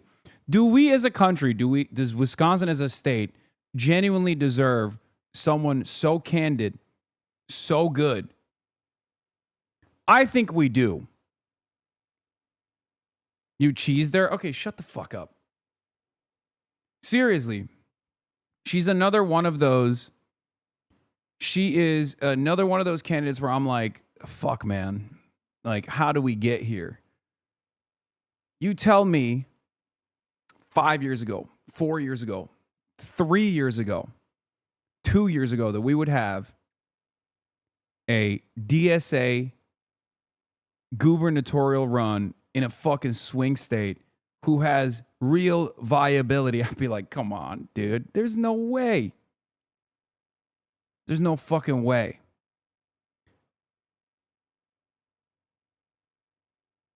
Wisconsin DSA has been simmering in the background for a while. No, for sure. I mean, the results speak for themselves. Pat yourselves on the back. You deserve it. Can't wait to see you guys. Of course, there's great panic here because she's fucking incredible. There's great panic amongst the establishment Democrats, which we'll get to in a second. There hasn't been a campaign like ours or a candidate like me before, but the voters that are supporting us are the voters that haven't voted for Democrats before. These are voters who have voted for Trump in the past, in a time where no other Democrat, I think, has, last I checked, been able to raise the money that Tiffany did, or gotten the 7-figure checks from 3 different billionaires who are backing his campaign. We're the campaign who is bringing the reinforcements and the organizing McKinney on stream when you come to Michigan, please. Yes, yes, yes. Of course I'm going to link up with McKinney. Infrastructure to actually organize to win, and not just win in August and November, but to keep netting win for Democrats, to move an agenda that will deliver for working class people, change the material conditions of their lives. And when folks see that when Dems are in power and things are getting a little bit better, they're likely going to keep voting for us. And the folks who are learning from the, our Dem volunteers who have been with the county parties for years and years, knocking doors and building relationships. We're bringing the next generation of voters and volunteers and organizers who are going to keep building onto that power. We're the campaign who's talking about not just winning, but building power to make sure that working class people have not only what they need, but Wisconsin can be a place that's actually affordable for everyone. This is the year of the many and not just the money. And we're bringing the money and the many now. So, again, brilliant, bold, brave, perfect person for a mass movement. Okay. Where's the cheesebird emote? Okay, stop. Let's stop fucking around for a second. But of course, because of that, the Democrats are terrified. I said establishment Democrats are fearful of the insurgent candidacies of Abdul El-Sayed in the Michigan Senate and Francesca Hong for Wisconsin governor. They tell us they fear these candidates will fail in purple states against the Republicans in the general election.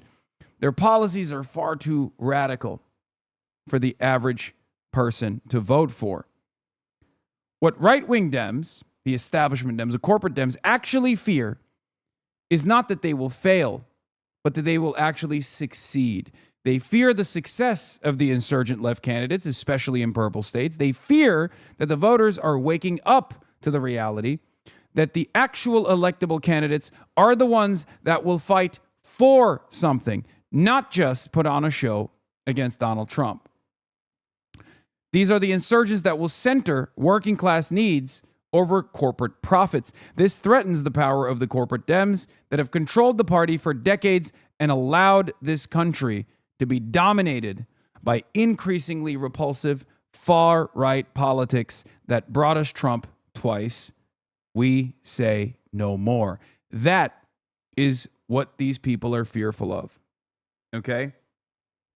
Neera Tanden, Center for American Progress, these corporate lobbyists that have tightened their grip of control over the Democratic Party after failure, will always turn around and say, oh, you just didn't pivot to the center far enough. You didn't go to the right far enough. You didn't go far right enough.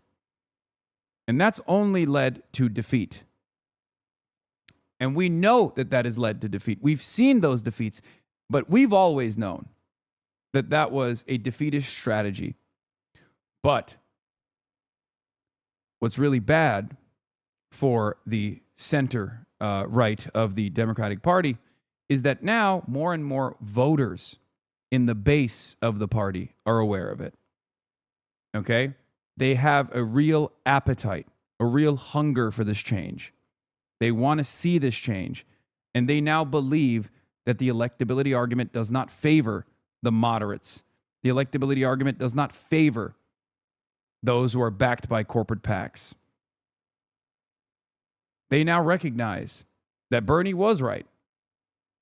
That's huge. That's why I say there's a real appetite for this change and a real opportunity for us to make that change happen. Okay?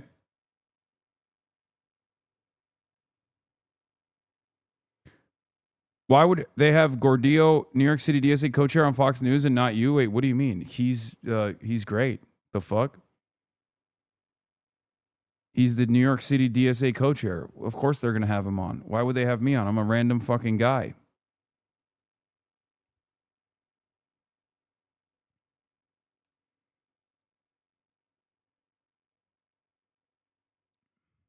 Anyway.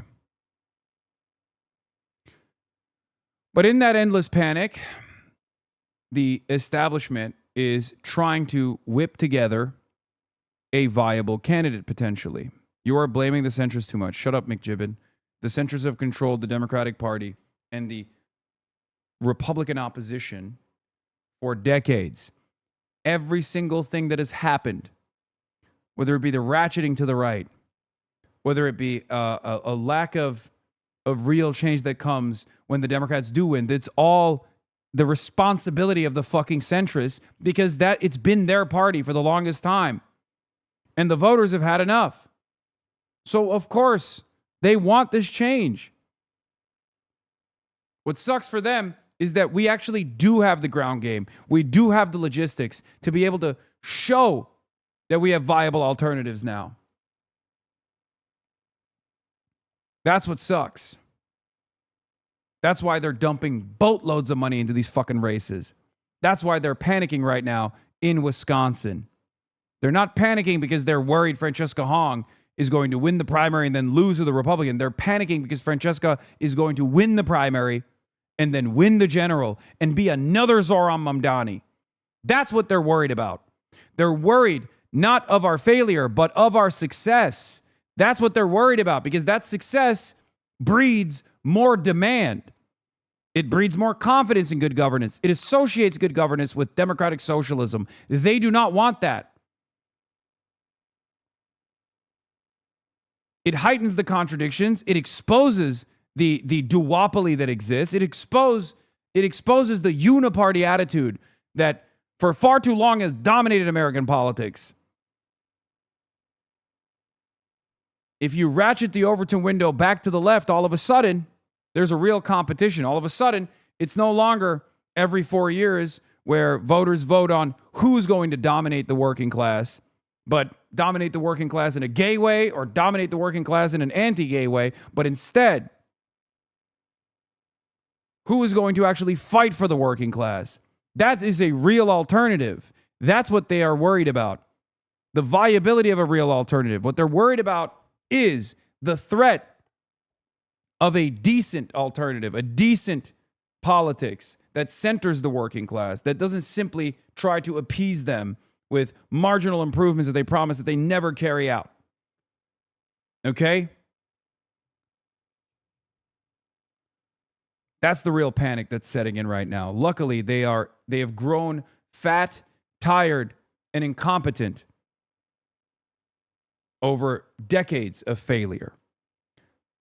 Breaking news from WTMJ, Milwaukee County Executive David Crowley plans to relaunch his campaign for Wisconsin governor on Saturday, unless something dramatic happens. His team is also urging former Lieutenant Governor Mandela Barnes to drop out of the Democratic primary. Mandela Barnes is matched up against Francesca Hong right now. Okay? Mandela Barnes is positioning himself in the Mallory McMorrow Goldilocks zone, eating a little bit of Francesca Hong's progressive base, and then trying to position himself as the candidate for the moderates. Okay? Remember, that's what they're trying to do. Mandela Barnes is trying to position himself in that Goldilocks zone. But as we've seen with Mallory McMorrow in Michigan, that zone is actually devastating to be in, because you could easily be seen as far too progressive for the centrists and far too radical for the centrists and far too compromised for the progressives, as Mallory McMorrow positioned herself in that dangerous zone, and her campaign cratered as a consequence of that. Okay? The cries for Mandela Barnes to drop out in this race is kind of stupid, considering that Crowley was underperforming in the polls, didn't have any support whatsoever, and at least Mandela Barnes has like some level of viability. Okay? Unless Barnes collapses or drops out, Crowley's return will split the moderate vote again and put Hong on the driver's seat. There's also a chance the organized effort to stop her pushes more voters to her side. We've seen that dynamic with insurgent candidates before. That's right. That's what we're looking at right now. And I'm glad. I'm glad that there are more invested voters now, more than ever before. Okay? More invested voters that don't just go along with whatever the fucking Democratic Party is telling them to do, and instead making up their own minds and demanding more.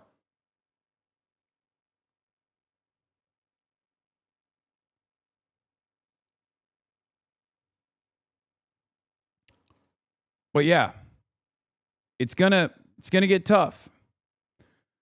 Milwaukee County Executive David Crowley will officially re-enter the race for governor tomorrow, and it's likely that he is going to get endorsed by the outbound governor, Evers. Okay? So it will be tough.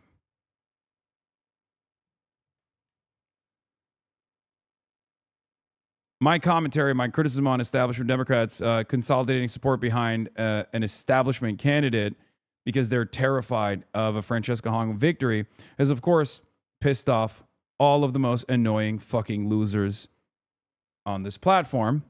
I believe Matty Iglesias had a take on it. I don't know if he actually dignified me with a quote retweet or instead simply screenshotted my tweet again. But it's mostly just this. No, I think establishment Dems are just afraid of unelectable socialists throwing close elections to the fascists and dooming us all.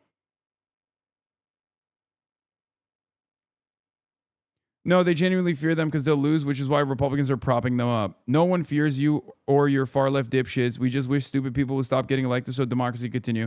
Yeah, there's a real show of support from the far right, the right-wingers, and also the center-right of the Democratic Party. It's great. Francesca Hong had this to say. She said, I want to thank Sarah Rodriguez for putting herself forward and for her years of dedicated service to Wisconsin. I know this was an extraordinarily difficult and disappointing situation. I wish Sarah, her family, her supporters, and her campaign team well. Sarah has contributed a great deal to our state, and I know she will continue working to make Wisconsin a better place. I also want to recognize the union members and working families who supported Sarah's campaign. Their commitment to fair wages, safe workplaces, and strong public services and the freedom to organize is essential to Wisconsin's future. Those values are also central to our campaign and to the work ahead. What the fuck is this? Remote viewing? She remote viewed Who Really Runs the World, Elizabeth April, NDE Journey. Some insightful spiritualism. Who really runs the world? Conspiracies aside. No thanks, chatter. I think I'm not going to do that because I'm currently remote viewing the real world. Okay? This is what Matt Iglesias had to say. What is this? False leftists like Plattner and Abdul Sayed are less woke than mainstream. Wait, no, this is not what I'm looking for. I'm looking for him criticizing me and saying that, yeah, Tony Evers fought against the right wing by winning multiple critical elections against Republicans in a pivotal swing state.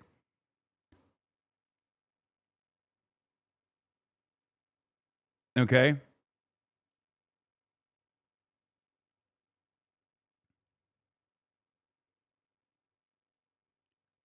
My beef in this circumstance is not with Tony Evers. My beef in this circumstance is with the centrist forces that are activating Tony Evers to go out and consolidate support behind a weaker centrist candidate because they're worried about an actual resilient movement being built in Wisconsin. I do not have any fear that Francesca Hong will lose the general. Okay? If I did, I wouldn't endorse her. If I did, I wouldn't fight for her. There are plenty of unserious candidates that have, you know, tried and failed to get my attention, right? I believe that Francesca Hong will not only win the primary, but she will also win the general.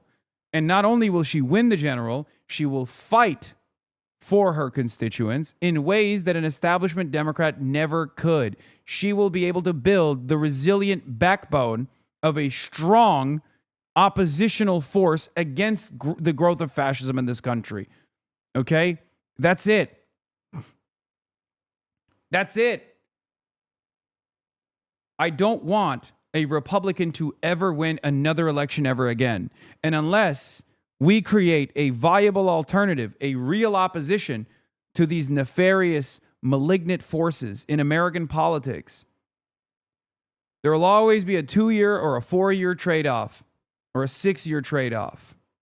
Okay? Where power exchanges hands and people grow disillusioned and more apathetic about voting for any candidate whatsoever. That is how we got to Donald Trump. I want that to change.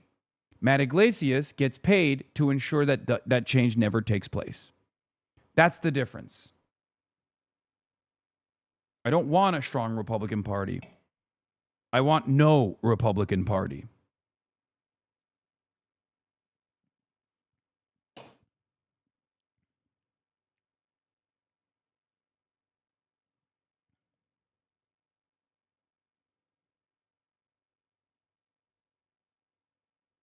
Yeah, no one is less moderate than moderates by Ezra Klein from 2015. This is still real. The statistical mistake behind the myth of the moderates. I mean, this is something that Michael from Pennsylvania has talked about quite a bit. I've talked about this quite a bit as well. This is one of the biggest misconceptions in American politics, and I think it's a deliberate misconception. It's one that is weaponized, right?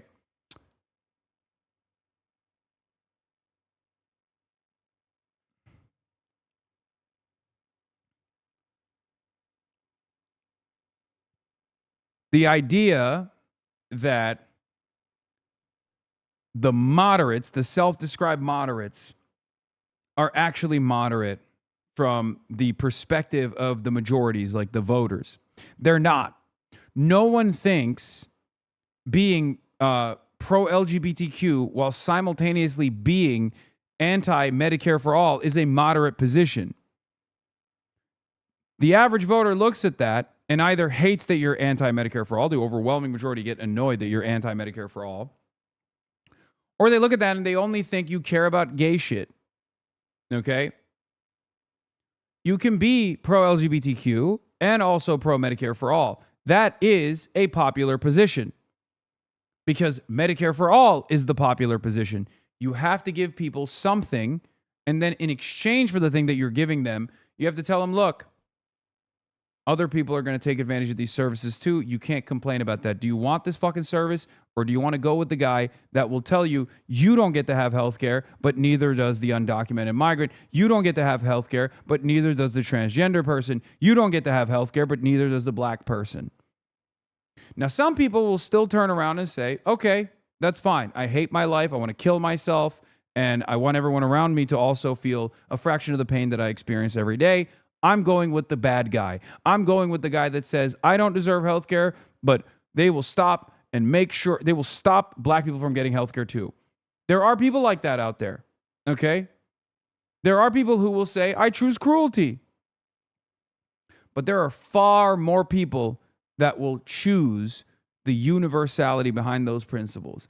There are far more Americans out there that'll go, no, of course I want everyone to have health care. Sure, maybe I don't really like gay people. Maybe gay people weird me out. Maybe trans people weird me out a little bit. But honestly, I like healthcare a lot more than I hate trans people. I'll tell you that much.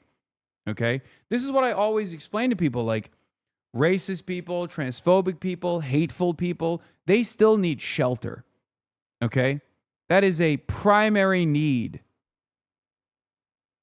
Racist people, transphobic people, hateful people, bigoted people, they also need healthcare. What do you think is an easier sell? You're going to shut the fuck up and you're going to stop being transphobic and we're not going to give you anything different than the Republicans? Or is it better to simply say, look, everybody gets to have this stuff and you can't complain, but in exchange for not complaining, you are going to get health care, you are going to get housing, you are going to live a more comfortable existence that you deserve.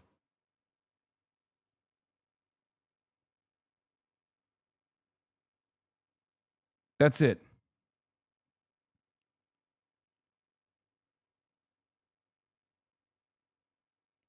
That's it. I'll give you one area where people don't make this calculation regardless of their social conservatism.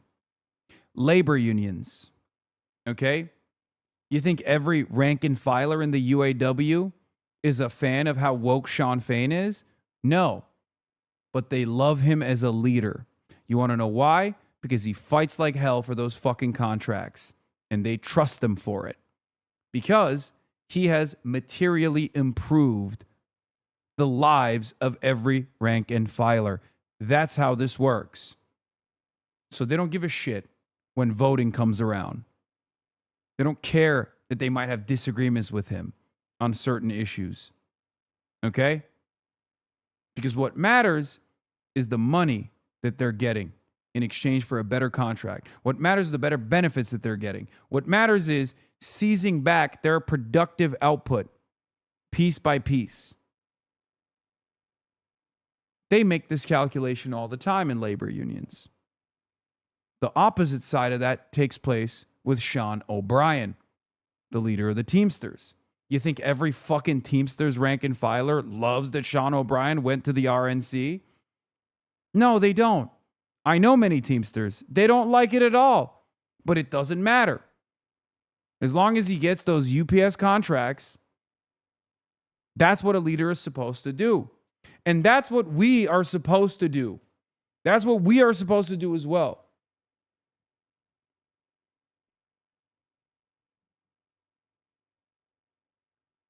If you fight for your constituents, if you fight for those who you are elected to represent, that's all that matters. There's always going to be disagreements on social issues. There's going to be disagreements on economic issues, as a matter of fact. But you are far more likely to see that not as a trade-off at all, but as, I guess an unfortunate disagreement that you have, if you are fully confident that that person will fight like hell for you. That is what Abdul al-Sayed is promising to Michiganders, and that is precisely what Francesca Hong is promising to people in Wisconsin. Okay? Also, by the way, Maylot is supposed to be here in a little bit, I think in like 10 minutes or so. And then, you know, we'll check in with her and see how she's been touring the country.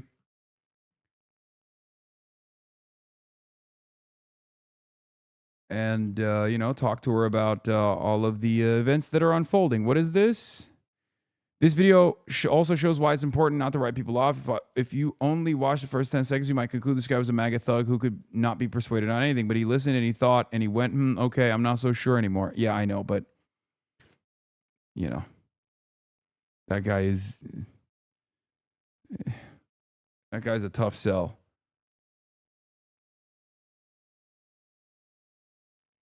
What is this?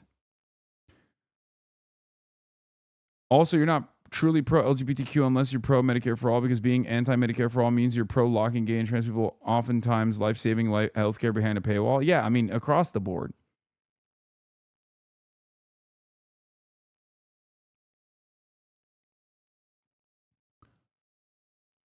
This Data for Progress poll actually brings that up. The Democratic establishment is out of step with the Democratic voters, on DSA. Despite the constant chaos from the White House, there is a lot to be excited about in Democratic politics. Data for Progress was proud to be the only pollster that forecast both the recent upset primary challenges to Democratic incumbents. First, Daria Eliza Avila Chevalier's victory in New York 13th, and then Melat Kiros's victory in Colorado's 1st congressional district. As our polling has consistently found over the last year, Democratic voters are fed up with the status quo. They want candidates who will restrict military aid to Israel and take on the bad actors who they think are ruining our country, including billionaires and corporate landlords. Both Avila Chevalier and Quiros are members of and endorsed by the Democratic Socialists of America. Naturally, these insurgent victories prompted several meltdowns among centrist Democrat pundits.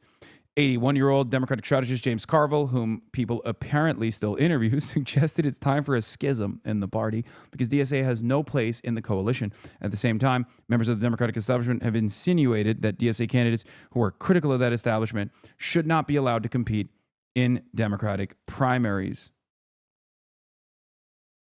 What is this? Someone is cosplaying you as their favorite streamer. Love you and I really appreciate you and all you do. Solidarity forever.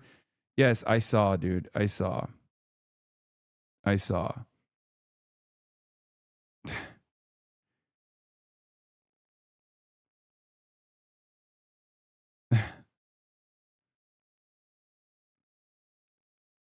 Instead of cosplaying my attire, he should cosplay my mentality, my ideology, and also cosplay, you know, not being a piece of shit. That's what he should be cosplaying. Also, people wear fucking suits all the time. I'm not going to take fucking credit for Destiny wearing a goddamn suit, dude. Come on. It's not that different than people being like, huh, you copied Nick Fuentes. Like he invented wearing suits. If anything, he's trying to cosplay Zoran, probably.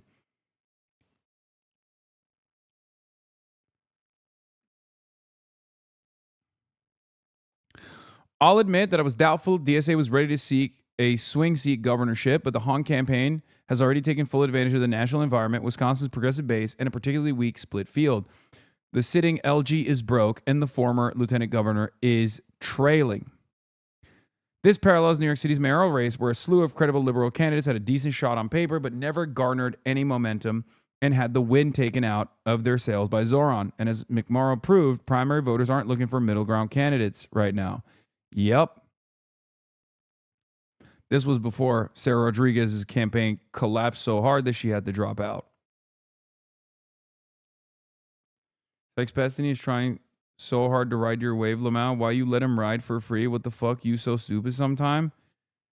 Ride what wave? He is a known sex pest and an ultra Zionist who is literally on the losing end of these primary battles over and over again because he has positioned himself as like the anti-me. He's also far too repulsive for even some of the biggest demons in the Democratic Party to like openly align with. I mean, he's probably made some inroads with like the Bulwark people or whatever, but ultimately most people find him to be a repulsive monster. He's trying to be you now, dude. Would it be me by what? going and fucking trying to endorse and rally around establishment 85-year-old ultra-Zionist Democrats? Time to ignore everything Hasan is talking about because someone mentioned my parasocial drama obsession. Yeah. Yeah, what do you think? What do you think is going to happen? You think he's going to go to fucking Michigan and be like, I love Haley Stevens? Is that what you think? No, he's just going to keep fucking chirping from his home about how awful I am and hope that his fucking cult doesn't recognize that he's not actually moving the needle in any way, shape, or form, and that his entire worldview has basically been reduced to criticizing every little thing that I do and trying to negatively polarize me against them, against his audience.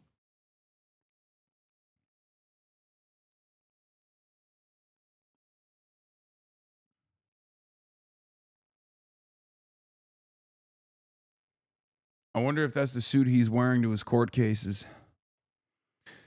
Let's move on. We're talking about serious shit, okay? I'm no better than him if I just fucking end up spending any deal of time as he does with me every day. I'm the only content that he discusses on his broadcast. We talk about the news. We talk about a movement here. We don't fucking talk about random losers on the internet.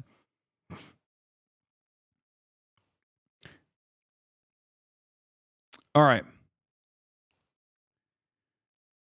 81-year-old Democratic strategist James Carville, whom people apparently still interview, suggests it is time for a schism in the party because DSA has no place in the coalition. At the same time, members of the Democratic establishment have insinuated that DSA candidates who are critical of that establishment should not be allowed to compete in Democratic primaries. At a time when we are up against a fascist president and a party that want to actively intervene in the upcoming midterm elections to maintain their power, it's undemocratic and hypocritical for Democrats to intervene in their own primaries by attempting to quash the DSA. And at a time when most voters have a negative view of the Democratic Party establishment, it's also a bad strategy and yet another example of the status quo establishment being out of step with the will of the Democratic voters. A new Data for Progress poll finds that strong majority of Democratic voters and Democratic-leaning independents, 61%, think DSA should be allowed in the Democratic Party, while a mere 16% say it should not. This is consistent across ideology with very liberal, somewhat liberal, and even moderate Democrats saying DSA should be welcomed by double-digit margins. A strong majority of Democratic voters believe DSA should be allowed in the Democratic Party, of course. Furthermore, Data for Progress' new report on swing voters finds that swing voters respond most strongly to populist economic policies championed by progressives and DSA candidates. Raising taxes on the wealthy, establishing a Medicare for all healthcare system, and banning AI from setting prices or wages based on personal data. Oh, wow. Look at that. Shocking. Our platform is unbelievably popular.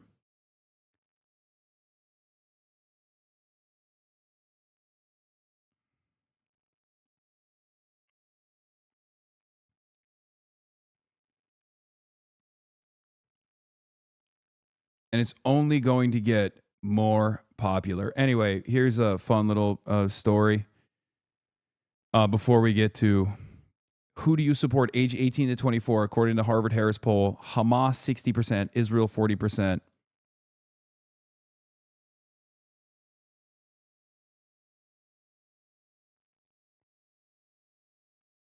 But before we do that, Chiose, today we welcomed our interns to City Hall. A fitting stop for a team that has done such incredible work for our district. They've brought sharpness, heart, and hustle to everything we do. The future of Brooklyn is in good hands with these young public servants. Smile. They also told me I'm too old to be Gen Z. I said, you are Unc. And then he fucking slandered me.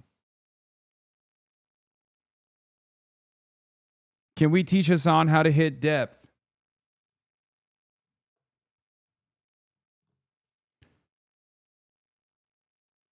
You'll be hearing from my lawyers. Slander.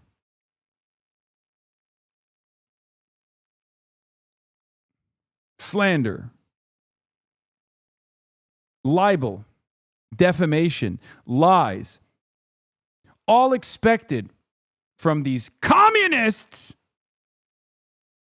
manipulating the public with their pie-in-the-sky idealism. That's why we need moderates in every seat. Okay? I got slandered so hard, I'm Shannon Watts now.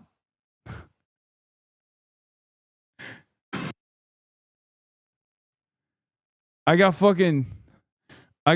slandered so hard. I now believe that, you know, a moderate politics is the only way forward. Oh, before I forget, Tom Tiffany. Tom Tiffany also came after our girl Francesca Hong. Tom Tiffany criticizes Francesca Hong for appearing with Hasan Piker, but the Republican appeared on a podcast with a host who made anti-Semitic remarks of his own. In recent weeks, Republican candidate for governor Tom Tiffany criticized Democratic candidate Francesca Hong for appearing on a podcast with Hasan Piker, who Tiffany called one of the leading anti-Semites in the country. Wait, hold on. Hello?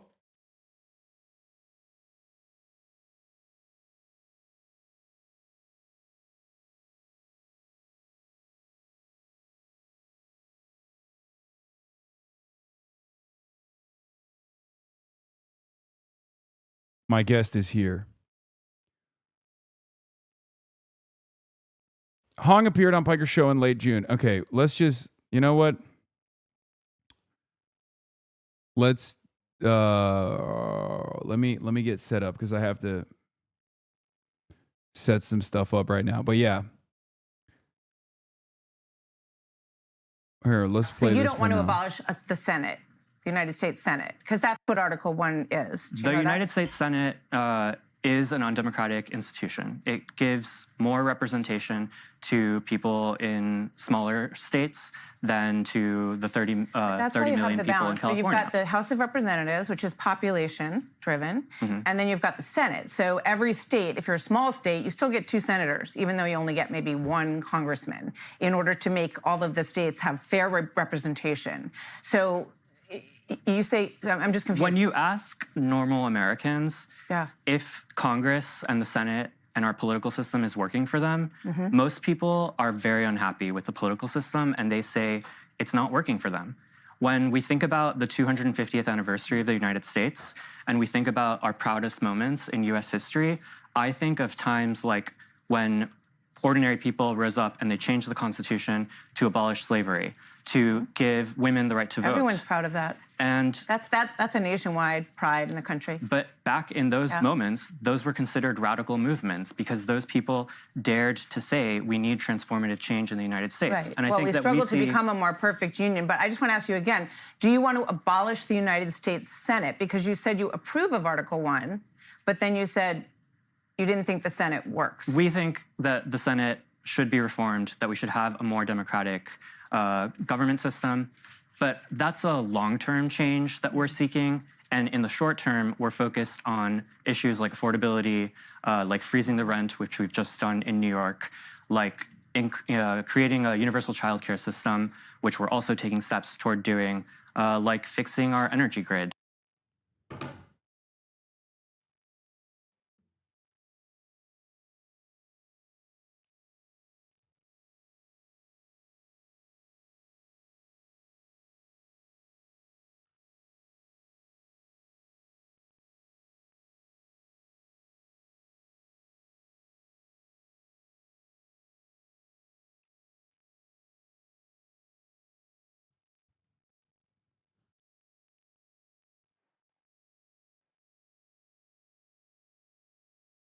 Hold on, chat. Let's see.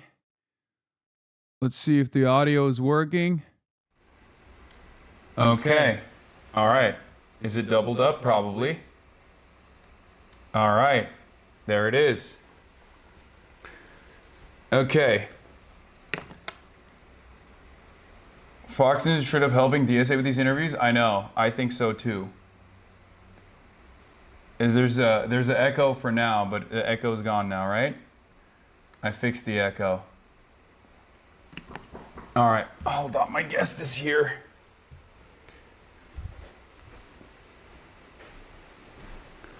Did you get a discount for Wait, oh, getting- you can. The mic is on. They can hear you. Hi. That was a maze. Okay, I know. It's a complex structure. Oh, here you go. Melai Kuros, everybody. She's in the building. Hi, everybody. Okay, here you go. How are you?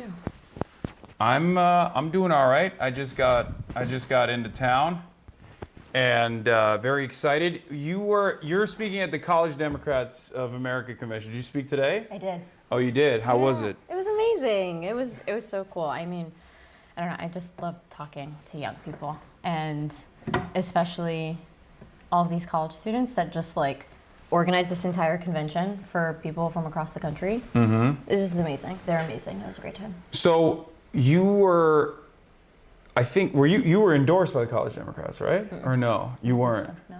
Because I feel like there was someone from, I think it was someone from the College Democrats of America that came up to me at your, or maybe it was something else. It was but you were endorsed by the Democrats you were endorsed in the convention. I was endorsed in the convention. Yeah. Well, they don't call it an endorsement, but yeah, we won the convention. Yeah, you won the convention, so the Democratic Party backed you. Yeah. Well, that was I wouldn't say the Democratic. So Colorado's really sensitive when it comes to endorsing and stuff like that. Explain it of what to happened me. Bernie. A lot of Colorado delegates were Bernie supporters, and then after all of the like mess that happened, the state party passed a rule basically saying the party has to remain neutral, and that includes all of the like counterparts of the party as well. So the Young Dems, the Denver Young Democrats, the Colorado Young Democrats, and the state party, the Denver County Party. They just stay neutral to make sure stuff like what happens to Bernie doesn't happen again.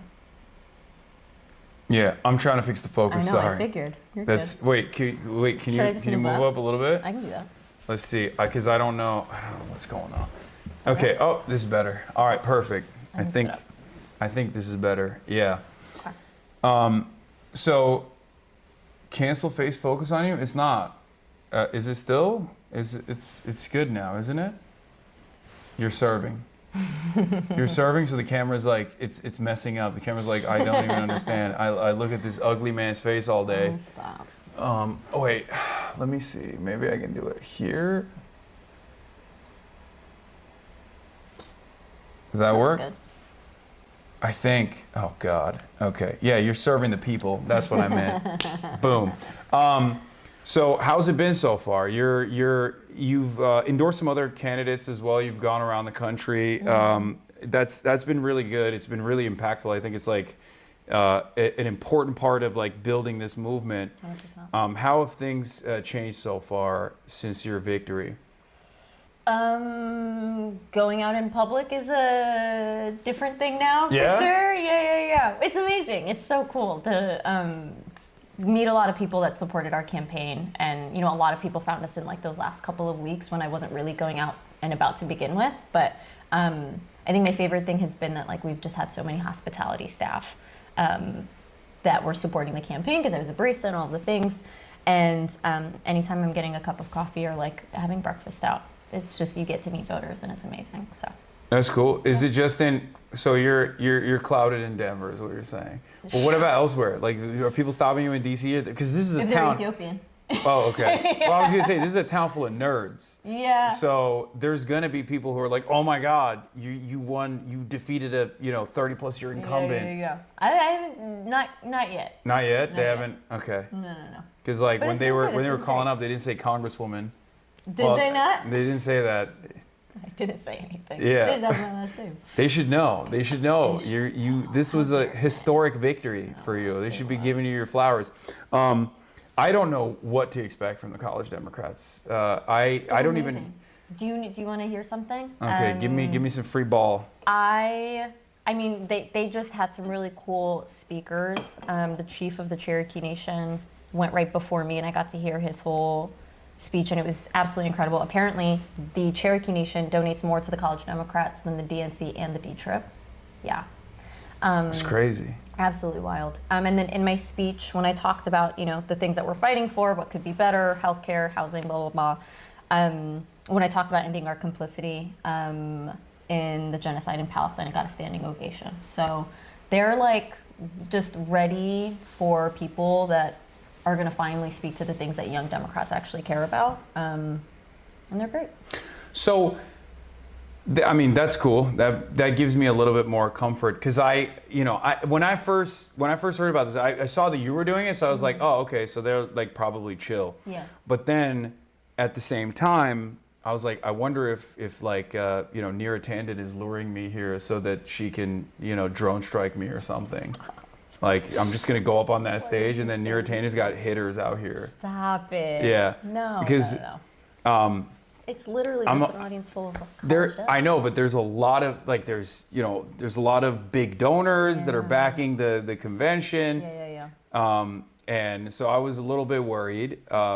But it's fine. I mean, I'll take all of these opportunities to speak to a large audience of people who I think normally would maybe not hear from me, or at least like there are going to be people in this audience that will then become staffers for prominent, sometimes centrist Democrats, right? So I think it's good for them to hear from someone like myself and hear my perspective, hear your perspective as well. Yeah, for sure. And what are you just speaking? Or are you doing like a? I'm doing two things. I'm doing a thing in the morning before I stream, and then I'm going to deliver a speech right before the DNC vice chair speaks. No way. Actually, yeah, which is that's going to be. One? Isn't there two? I think I'm not sure. Wait, let me see. Okay.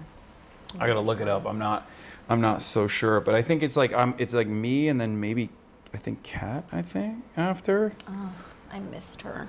I didn't realize. I thought she was going to be today and that I would have seen her. Yeah. Are you? Oh, you're out after today? You're busy. Yeah. Fly back. You're busy. Tomorrow. Got a canvas for a graduated income tax ballot measure that we're trying to pass because Colorado is the only state in the country that has a taxpayer bill of rights.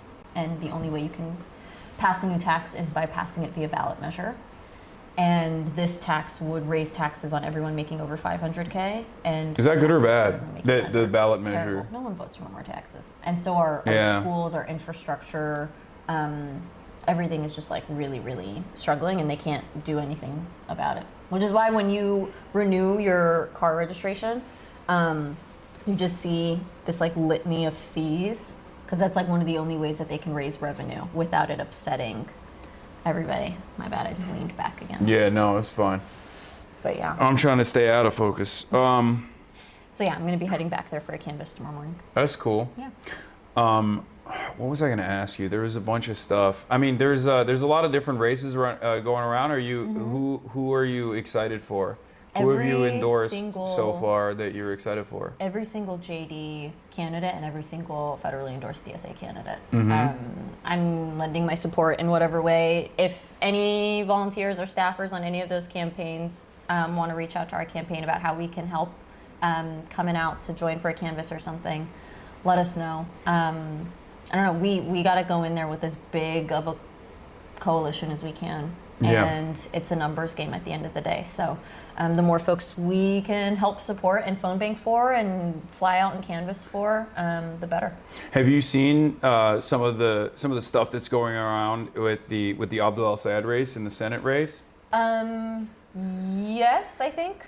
There's a lot of like consolidation of established Democrats like Power. Jim Clyburn recently endorsed Haley Stevens, who obviously has gotten more than $50 million in outside expenditures. Yeah. I believe close to 40 million of that is just coming from AIPAC and AIPAC subsidiaries. Yeah. And the race is definitely heating up. Abdul's still the front runner. Right? Yeah, he's still leading. There was one poll that came out that was already a favorable poll from a newspaper that had endorsed Haley Stevens and had always shown Haley Stevens overperforming in comparison to other polls that showed her above Abdul. And then everybody leaned into that. And then a Data for Progress poll came out, who famously got your race far closer than anybody else, including and also Daria Liz as well. And that Data for Progress internal poll that was commissioned by, I think, one of the PACs, that showed Abdul far ahead. Yeah? Yeah, above 50% actually. So there's definitely a lot of excitement. There's no ground game whatsoever for Haley Stevens. Yeah. But I wanted to, since you also took out what's up? Sorry, I was just like, it tends to happen where you don't have a ground game when you're not running on an inspiring platform. Yeah, so if you, what kind of advice do you have for a race like that even though obviously the demographics are very different. But I wanted to hear, because I don't know what the final vote tally looked like. I mean, you killed it, but did you see a lot of surprising support from any particular demographic that you did not expect? Like older voters is basically what I'm asking about. Yeah. We don't have the like demographic data yet, but the first drop we were up like I think 4 points. Yeah, and that was supposed to be the older vote. That's the older vote. Yeah. Everybody, like you get to vote for 3 weeks once the ballots are out, and young people always vote in like literally the last few days. I literally always voted on election day and scrambled to try and find my ballot drop box. So for us to have been up in the first drop means that we likely won a majority of older voters as well, which is not what our polling was showing like a month or two beforehand. But I'm really excited to dig into some of the actual demographic data because we still have a general to win, and I want to really reach out to some of the demographics that we. Is there anyone running against you? There's a Republican, and then there is an unaffiliated candidate who was really upset with my stance on Palestine and on Israel, and is running. So he submitted signatures. He submitted more than enough signatures that he needed, so it's possible he's going to make the ballot. We're still very, very, very favored to win, but I don't know. I think competitive elections are important, so we're going to still put in the work. Yeah. No, for sure. Yeah. It's never a done deal, as we've seen. There's always hurdle after hurdle, but I think it's important to take that victory and then, once and for all, solidify it that Denver is now DSA territory. It's captured by the wokes. It's been captured, but now it's official. For sure. Now it's official. DSA Denver is analyzing the data, and we will be getting precinct level data on July 20th. We'll have a report out eventually on the race. Yeah. So my suspicion and the early voter, your early voter performance actually confirmed it, is that like the surprising factor is not just the boost in the youth turnout, which is constantly underestimated for obvious reasons, especially in the primaries. Like it's unheard of to have young people go out and vote in a Democratic Party primary because young people don't even vote in the general usually.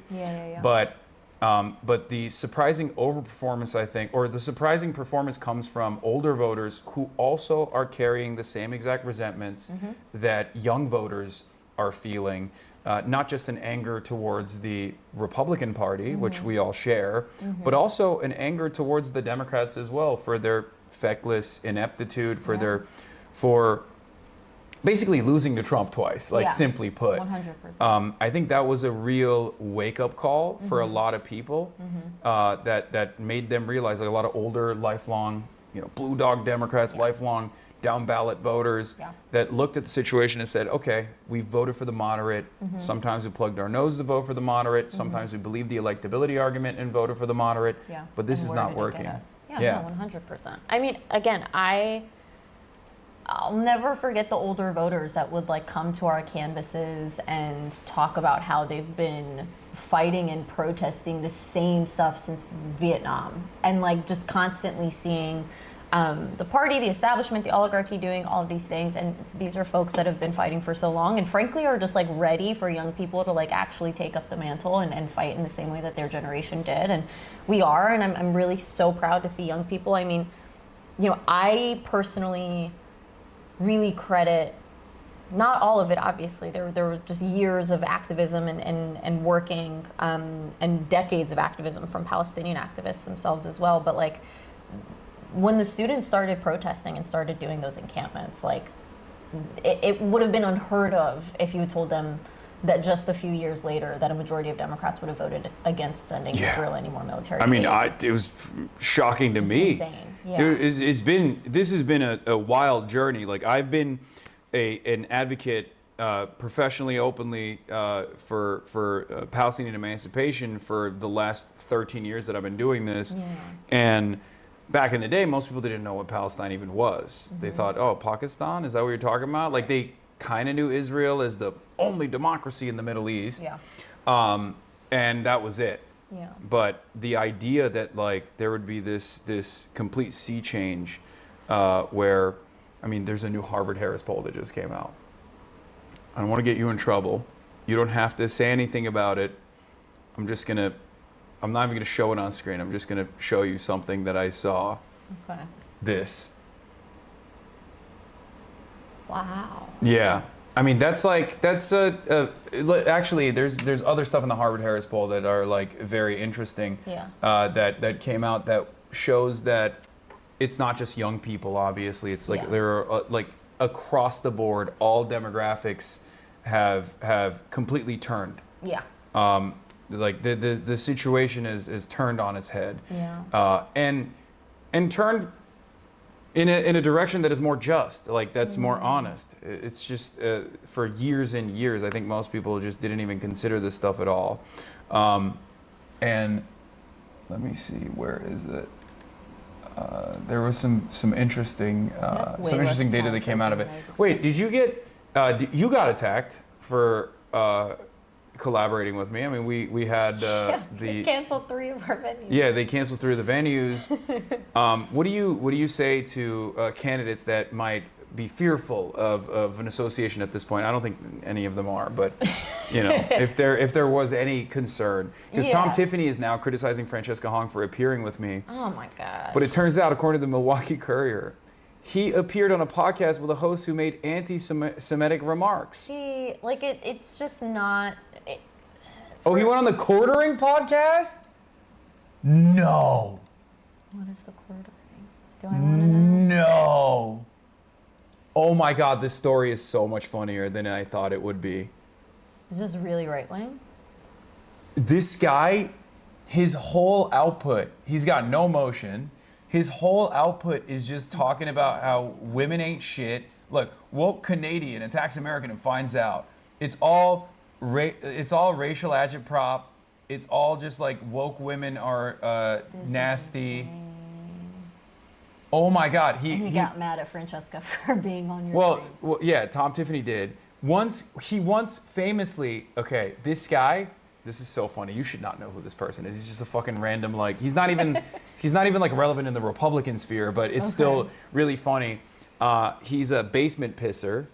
He once got mad at his wife for going out without him, I think, and then he just like pissed in his own basement. It sounds insane. Literally happened. I thought basement pisser was like a euphemism that you were using. No. He peed in his own basement. Okay, gotcha. Actually, he has a video out there when he was an IT guy teaching pedophiles how to hide their child pornography in their hard drives.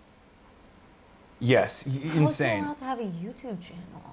Oh, YouTube encourages this stuff practically. Are you kidding me? They're like, oh, sweet, you're a great right winger.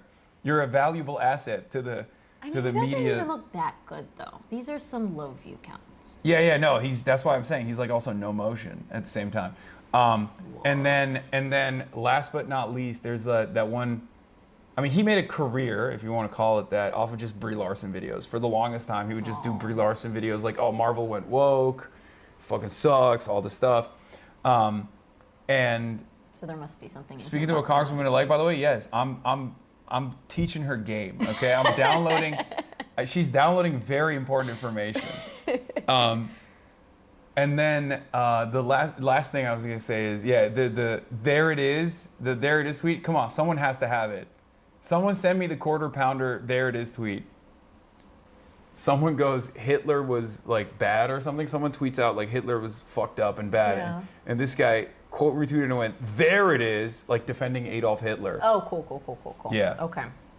So that's his vibe. He's a Yeah, Nazi. no, that's his vibe, and that's the person whose mad at- podcast that Tom Tiffany, who's the Republican on the Wisconsin gubernatorial race. Aren't they trying to? Yeah, look at this. Someone says fuck Hitler. He quote retweets and it goes, and there we have it. Yikes. Insane. That's gonna be a yikes for me. You unironically leap to defend Hitler. You have no rights to be yikesing anybody, turd. He was nominated for a Nobel Peace He Prize. has to be trolling though. There's no What the way. fuck have you ever done? That's insane. I think you don't understand how bad it gets on the internet, which is good. You're Yeah, I was about to you're say, the normal. internet is a That's little bit good. of a You're scary you went to place law for me. school. You were working for a law firm.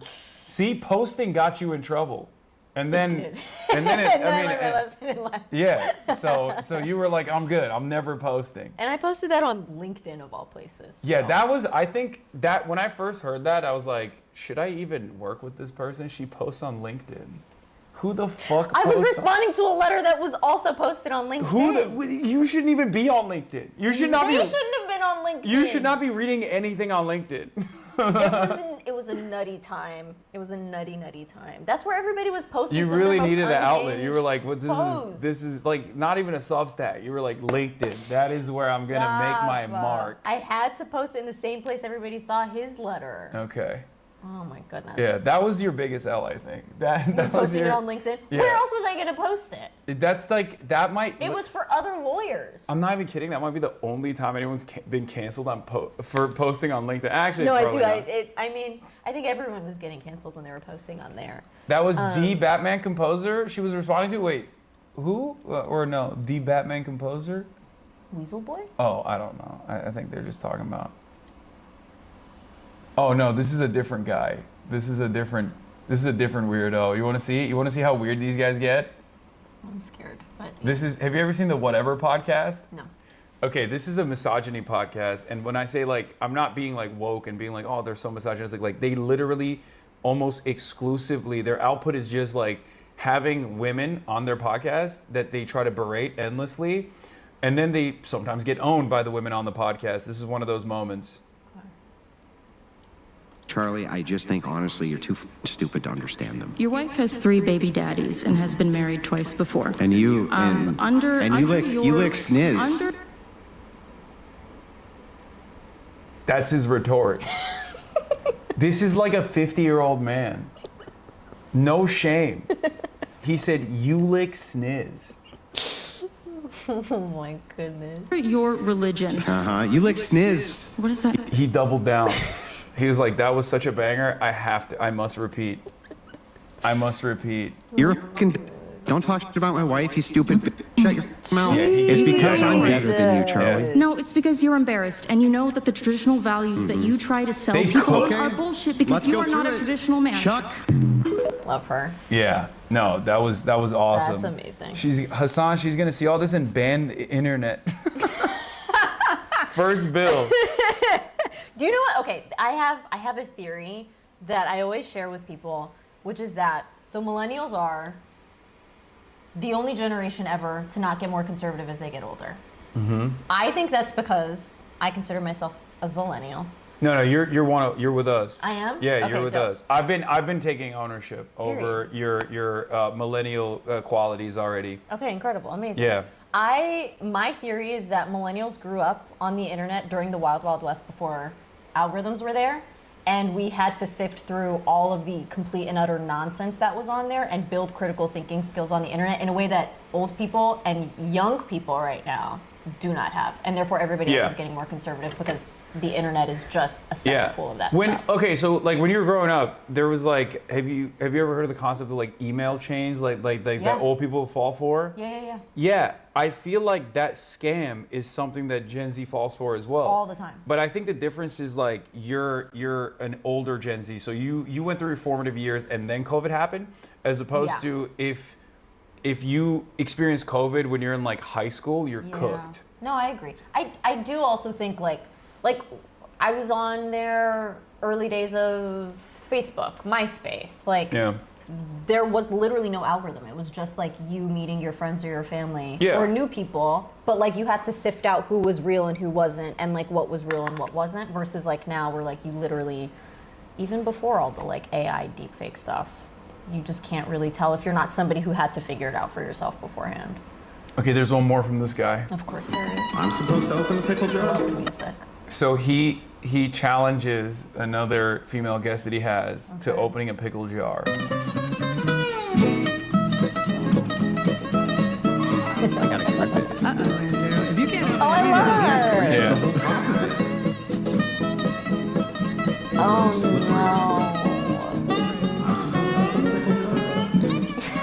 Grab me a paper towel so I can dry the top of it off. You're the big.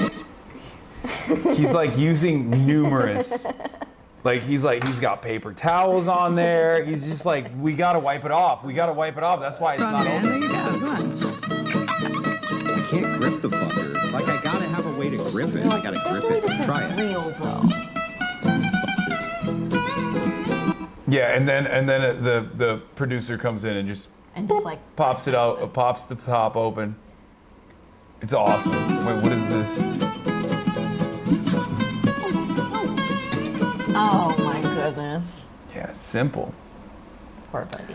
Bro, can you stop wasting this newly elected congresswoman's time?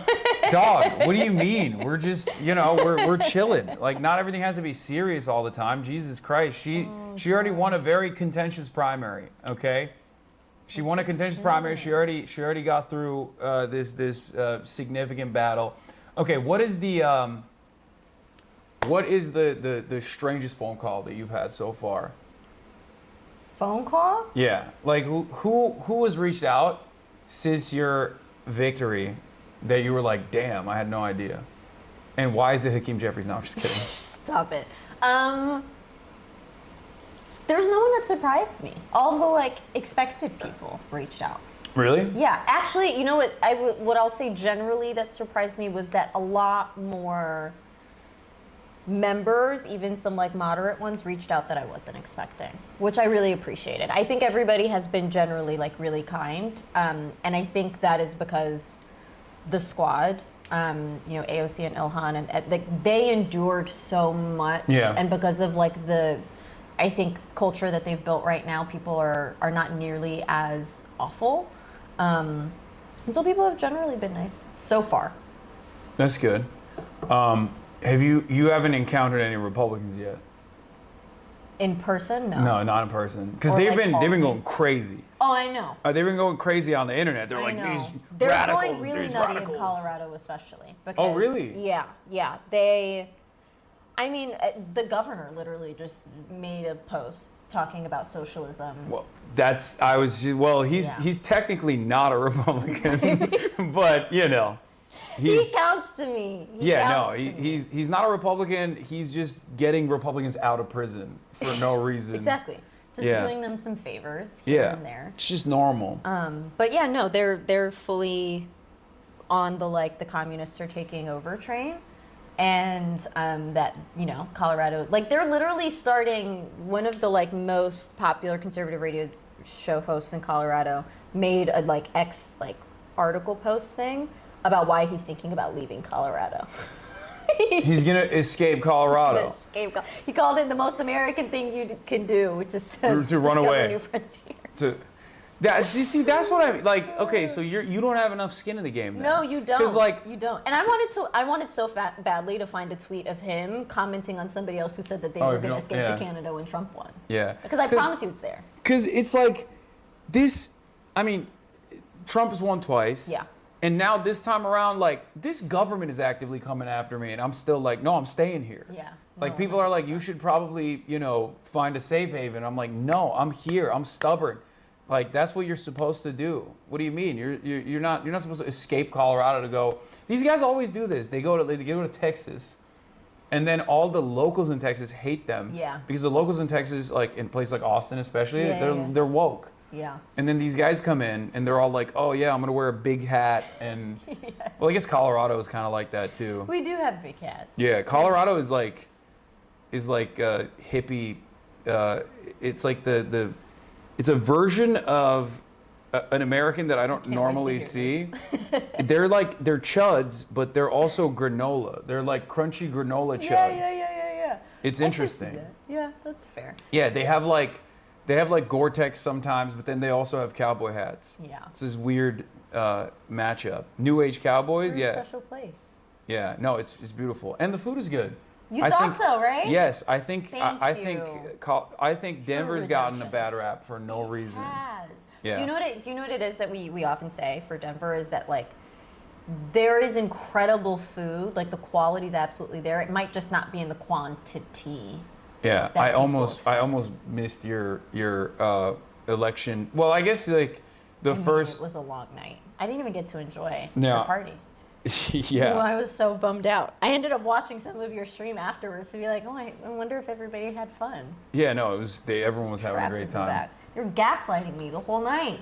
Yeah. Well, the thing is, I almost missed like the first. I missed the first ballot drop because I was too busy eating tacos from this Where'd you one. It was, what is it? It was I think it was Kike's. Yeah, it was like what was it? Chat will know. Chat will remember. But it was really good. It was like I had a torta and a burrito, like with the one that you dip in the. What, was it on the list? It was red taco. Yeah, it was. It was. Deep gave me the list. Yeah. Love it. Yeah, but it was great. Kiki. Oh yeah. Yeah, Kike's red tacos. Nice. Yeah. Love it that was for you. excellent. Amazing. Oh my god, I'm starting to get really hungry. No, yeah, I needed someone else to recommend food for you because. Because you don't know? Well, I mean, I largely go to the vegan and vegetarian restaurants. Oh yeah, that's true. You're vegan, right? Or you're vegetarian? Vegetarian till My editor November. loves that. Your editor? Yeah, he does. Wait, he wants a vegan caucus. Yeah, wait, till November. Yeah, because I'm still traveling, and Uh-huh. it's the traveling piece. Oh, you swapped over. Yeah. You Yeah, swapped over I'm to still vegetarian I'm for traveling, vegetarian, but you're vegan normally. Yeah. How did you make that decision? I never asked you that when you were running because I didn't want Yeah. to hurt your chances. I'm dead.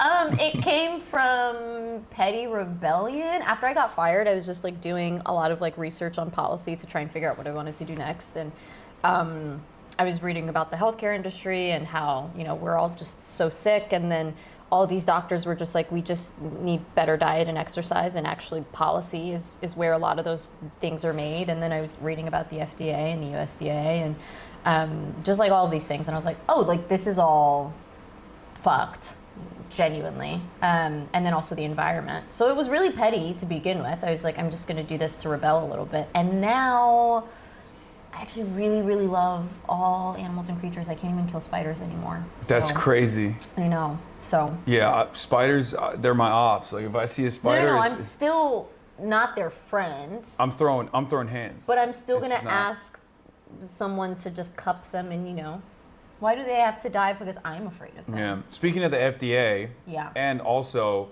the health department in general. Yeah. There's a explosive bout of diarrhea that's taking up the entire country by storm. Yeah, I know. And they have yet to identify exactly what is responsible for it. They assume it's shredded lettuce. As a vegetarian, has this been difficult? Has this been a trying time for you? I honestly, the other day I was thinking about getting Taco Bell, and then I saw a tweet that they suspect it might. What do you even eat at Taco Bell? Just like Taco bean Bell and is cheese, right? actually kind of a bit of a haven, especially if you get like Fresca for anything that you're trying to get. And I'm Yeah. vegetarian now, so I can still get the cheese and the Yeah, sour yeah. cream. But no, I mean, terrified mostly, but I think everybody's scared because they don't Yeah. know where it's coming from. No, I eat a lot of lettuce too, but luckily I've been Still here? I've been good. Look at that. Explosive diarrhea, screwworms, orange smoke plumes, drilling on protected lands, 100-degree days every day. America's back. Yeah. And better than ever, stronger than ever. Oh my God, someone in said the end times. someone I think is someone's got it. Sorry, buddy. Yeah. That sounds really rough. Ask her if she trusts RFK Jr. with her lettuce regulations. I don't trust RFK Jr. with anything, Really? actually. Me either, but for different reasons. Because he wears jeans to the gym. And I Yeah, find that to that be was strange. ridiculous. That was strange. Yeah. I don't get that. But aren't jeans supposed to be more like... Yeah, you can do stuff in jeans for Yeah. sure. Like it's supposed to be for more active. It's active wear originally, but Okay. but we've evolved past the need We've for evolved. jeans in the gym. Surely you have better Yeah, options. this isn't like 1924. You know what I mean? You Fair can't. enough. I was trying to, throw him a tiny little bone. But No, absolutely not. And to the pool too. He wore it into the pool. He wore it into the pool? Yeah, one time with Kid Rock.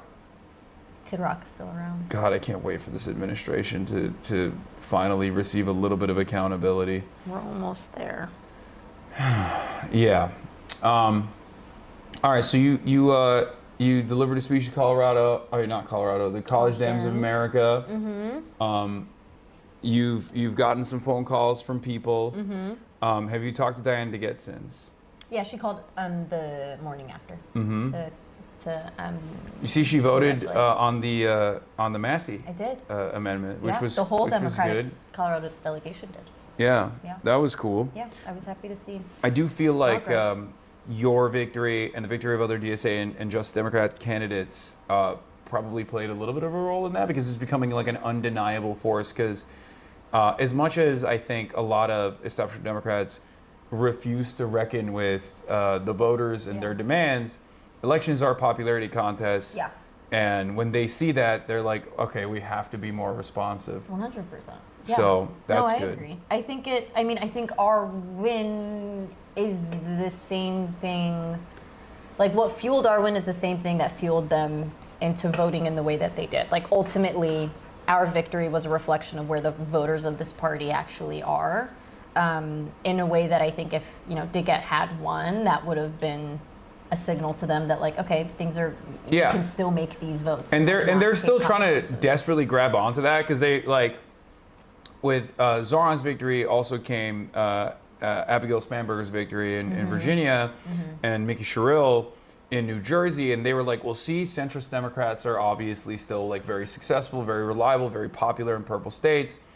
And what's interesting is, like, I mean, I have disagreements with them, a lot of disagreements with them, but at the end of the day, it's like very clear that they're trying to present a counter narrative to the best of their ability, and so far, Spanberger's popularity is cratered because she's legislating as a governor like a centrist. Yeah, 100%. And people clearly Which was don't. not what the voters voted for, without question. People don't have appetite for that. People don't want that at all. Yeah. So, All right. Oh, last thing I wanna ask your take on. Have you seen this? No, I mean, Mitch McConnell. Have you seen him yet? No, not physically. You've been here. You've been in I cannot DC. provide proof of his condition.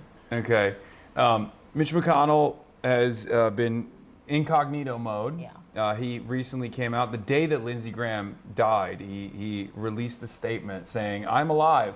I love how everybody had the shared experience of someone telling them that Lindsey Graham died, and everybody was like, "You mean Mitch McConnell?" And Yeah. then, Yeah. No. It was. It was one or the other. It seems. But the Kentucky governor, Andy Bashar, warns he got called suggesting Mitch McConnell died. McConnell has posted a video of he himself. said this publicly? Yeah, he said, because he has demanded a proof of life. Did he? He did. It was like 3 weeks in, but he I'm finally, impressed, 21 days in. honestly. It's now We're been more not than 30 nearly days. angry enough about Congress members that just disappear out of Yeah. nowhere with no answer for it. Yeah, it happens quite frequently because many of them are super old. Yeah. Um, And also, it's just normal when they're not in their district. So, like, of the people who maybe would identify that quicker, Yeah, they're Mitch never McConnell's there to never. begin Yeah, exactly.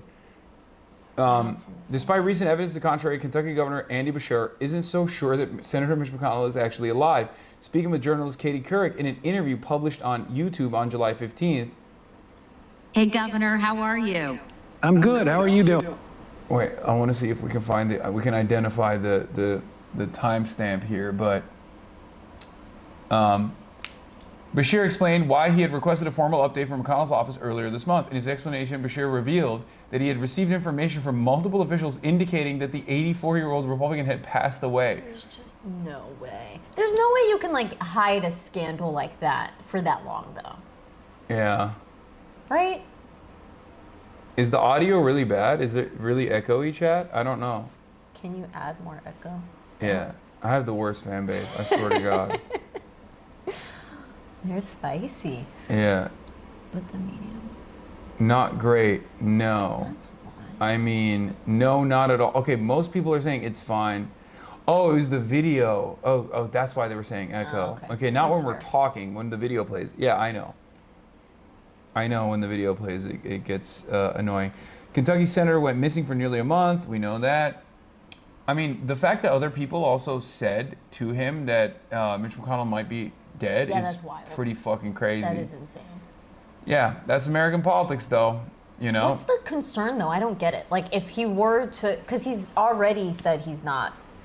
I think again. I think there was a little bit of suspicion. There's a little bit of worry that that there would have to be so because Kentucky has a woke Democrat governor, they changed the state constitution to immediately do a special election in a situation like this. Oh. If like so that to ensure So there'd that be the a governor special doesn't election appoint, if he- to ensure that the woke governor doesn't appoint a Democrat, and now there's a real problem because Thomas Massey just lost his seat to AIPAC, and Thomas Massey could just come in on that special election and potentially make that a tougher battle. They have a really slim majority in the Senate, right? Yeah. Interesting. Yeah, Thomas Massey could be He would be a vote. problem. He would be a problem for Epstein-related issues, Mm-hmm. Israel-related issues. Bashir said he may ignore that because it's unconstitutional and appoint anyway. Oh, that'd be beast mode. That'd be even That better. would be amazing. We don't ignore some of the bullshit that Republicans have been pulling enough, in my personal opinion. Yeah. But, it's fine. They're Mitch McConnelling Mitch McConnell. Oh yeah, that's true. They are Mitch McConnelling Mitch McConnell. Yeah. Dang, that's crazy. So, who knows? I don't know. I feel like I saw some of the folks that were saying that the picture of McConnell was like AI. And I'm like, I feel like it was a real picture. It looked real, yeah. But who knows? It was also strange because his wife literally left for China, I think 24 hours after he was hospitalized. Yeah. And very publicly visited the VP of the Communist Party of China. It's like I go out to China and I pay out of pocket the whole way, and everyone's like, "Oh, you're an asset to the state." Meanwhile, a former congresswoman and the wife of Mitch McConnell literally flies to China 24 hours after her husband may or may not have passed away, and I guess there's no suspicion whatsoever there. That's cool, I guess. What is this? I don't think I've seen this. Oh, this is really cool. Democratic Socialists top MAGA candidates among voters in CNBC's All America poll. More voters will be more likely to support a Democratic Socialist candidate than a Make America Great Again supporter or a candidate endorsed by President Donald Trump, the CNBC All America Economic Survey found. The findings may allay concerns of centrist Democrats. No, this is not gonna... I think there are some that are actually concerned, but I agree. I think the party just doesn't want to give up control. Yeah. The poll indicates that even with a number of self-described Democratic Socialists on the ballot, Democrats will have the upper hand heading into November's midterm election, which is widely viewed as a referendum on Trump. So here's the reason why I wanted to bring this up, and you already mentioned it, is because there's this mentality where some of the Democrats genuinely believe that Democratic Socialists are unelectable and that they will lose to the Republicans. I think that's, I think it's hysteria. Yeah. But I think there is a genuine fear that some have, even if it's silly. Yeah. But then I think by and large, most of the, the consultants, most of the think tank people, I think they don't care one way or another, or rather, they're actually fearful of a Zoran-style success taking shape, not in just deep blue districts like yours, but also swing states, and that's the reason why I think the real test here is going to be with Abdul Sayed and Francesca Hong. Not a test necessarily of their electability, because I do believe that they are, far better candidates than their establishment counterparts. But we will see how the Democratic Party reacts, hopefully after they win their primaries. Yeah. Because I worry that there will be some forces within the party that will try to make sure that they lose that seat, like revoke support, not offer as many of the funding vehicles that exist for races like that. So that's a real concern that I have. Yeah. No, I think it's a valid one. And I think it's what happens anytime power is threatened in any way. Yeah, which is why I love my state so much, because we went for Bernie twice, and our state party has always been very, and like we literally. Well, Michigan's like that too, though.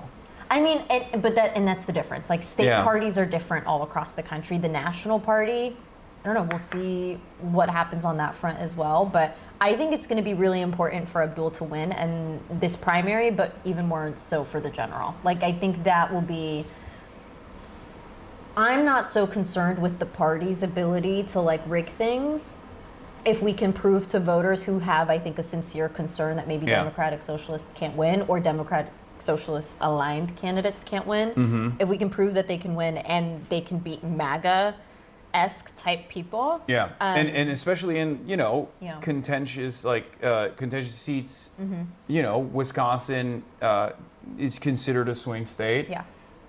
And so is Michigan, which I don't even think Michigan should be a swing state. But the only reason why Michigan was a swing state is because of establishment Democrats. But that's my theory that they would rather some would rather lose to Republicans than to disprove their ideology that that Democrats can actually defeat.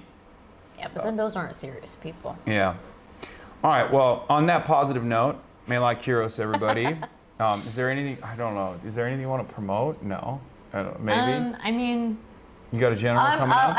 I'll promote Donovan, Corey, and Justin. They're both coming up on some really important primaries. I was just out in Detroit with Donovan. I'm hoping to go down with Justin and Corey soon, too. Hell yeah. They have to win. They have agree. to. And anything we can do to phone bank, volunteer, just support them in whatever way that you can. I'm going to do anything that I can.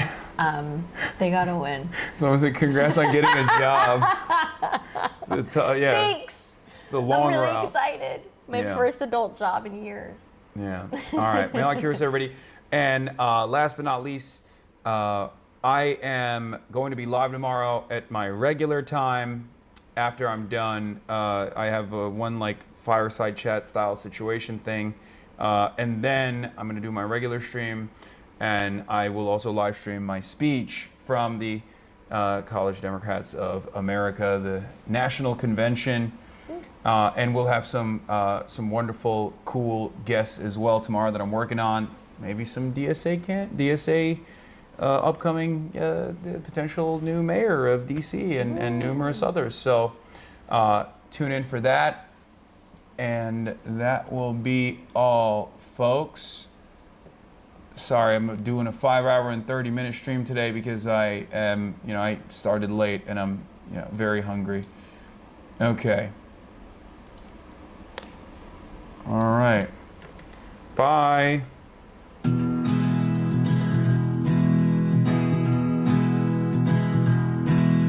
Stunning lo-fi introduction, starting off the day.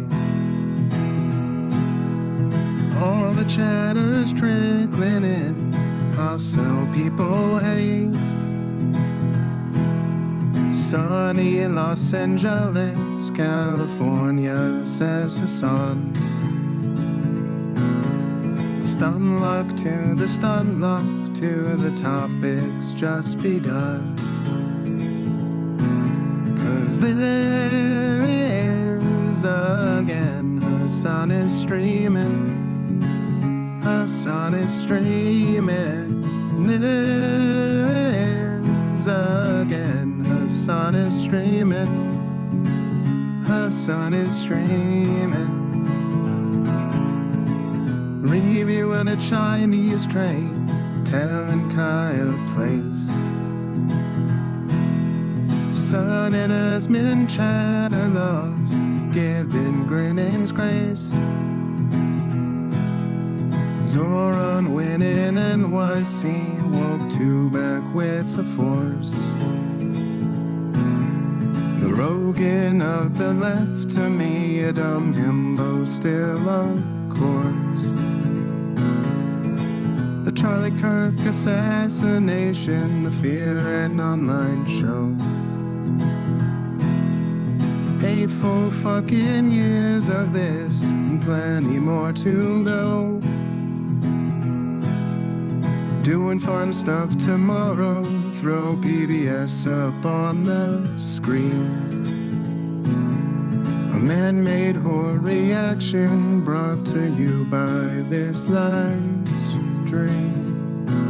'Cause there he is again, Hasan is streaming. Hasan is streaming. There he is again, Hasan is streaming. Hasan is streaming.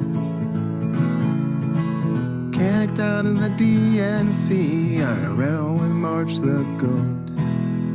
Combating the propaganda that shoved down people's throats. CBS Israeli news, a coup, a regime falls. A full-blown fascist takeover, and still the duty calls. Total radicalization coming out to see. The system will always fail, it's up to you and me. On these daily streets, whether short or whether long, have helped millions of people keep it moving right along. 'Cause there he is again, Hasan is streaming. Hasan is streaming. There he is again, Hasan is streaming. Hasan is streaming. But hey, what can you say? That's PBS for you. But he'll play games real soon. Just you wait. Say, hey, what can you say? That's PBS for you. But he'll move on real soon. Just you wait. Ba-da-da, ba-da-da, ba-da-da-da-da-da. Hey, what can you say? That's PBS.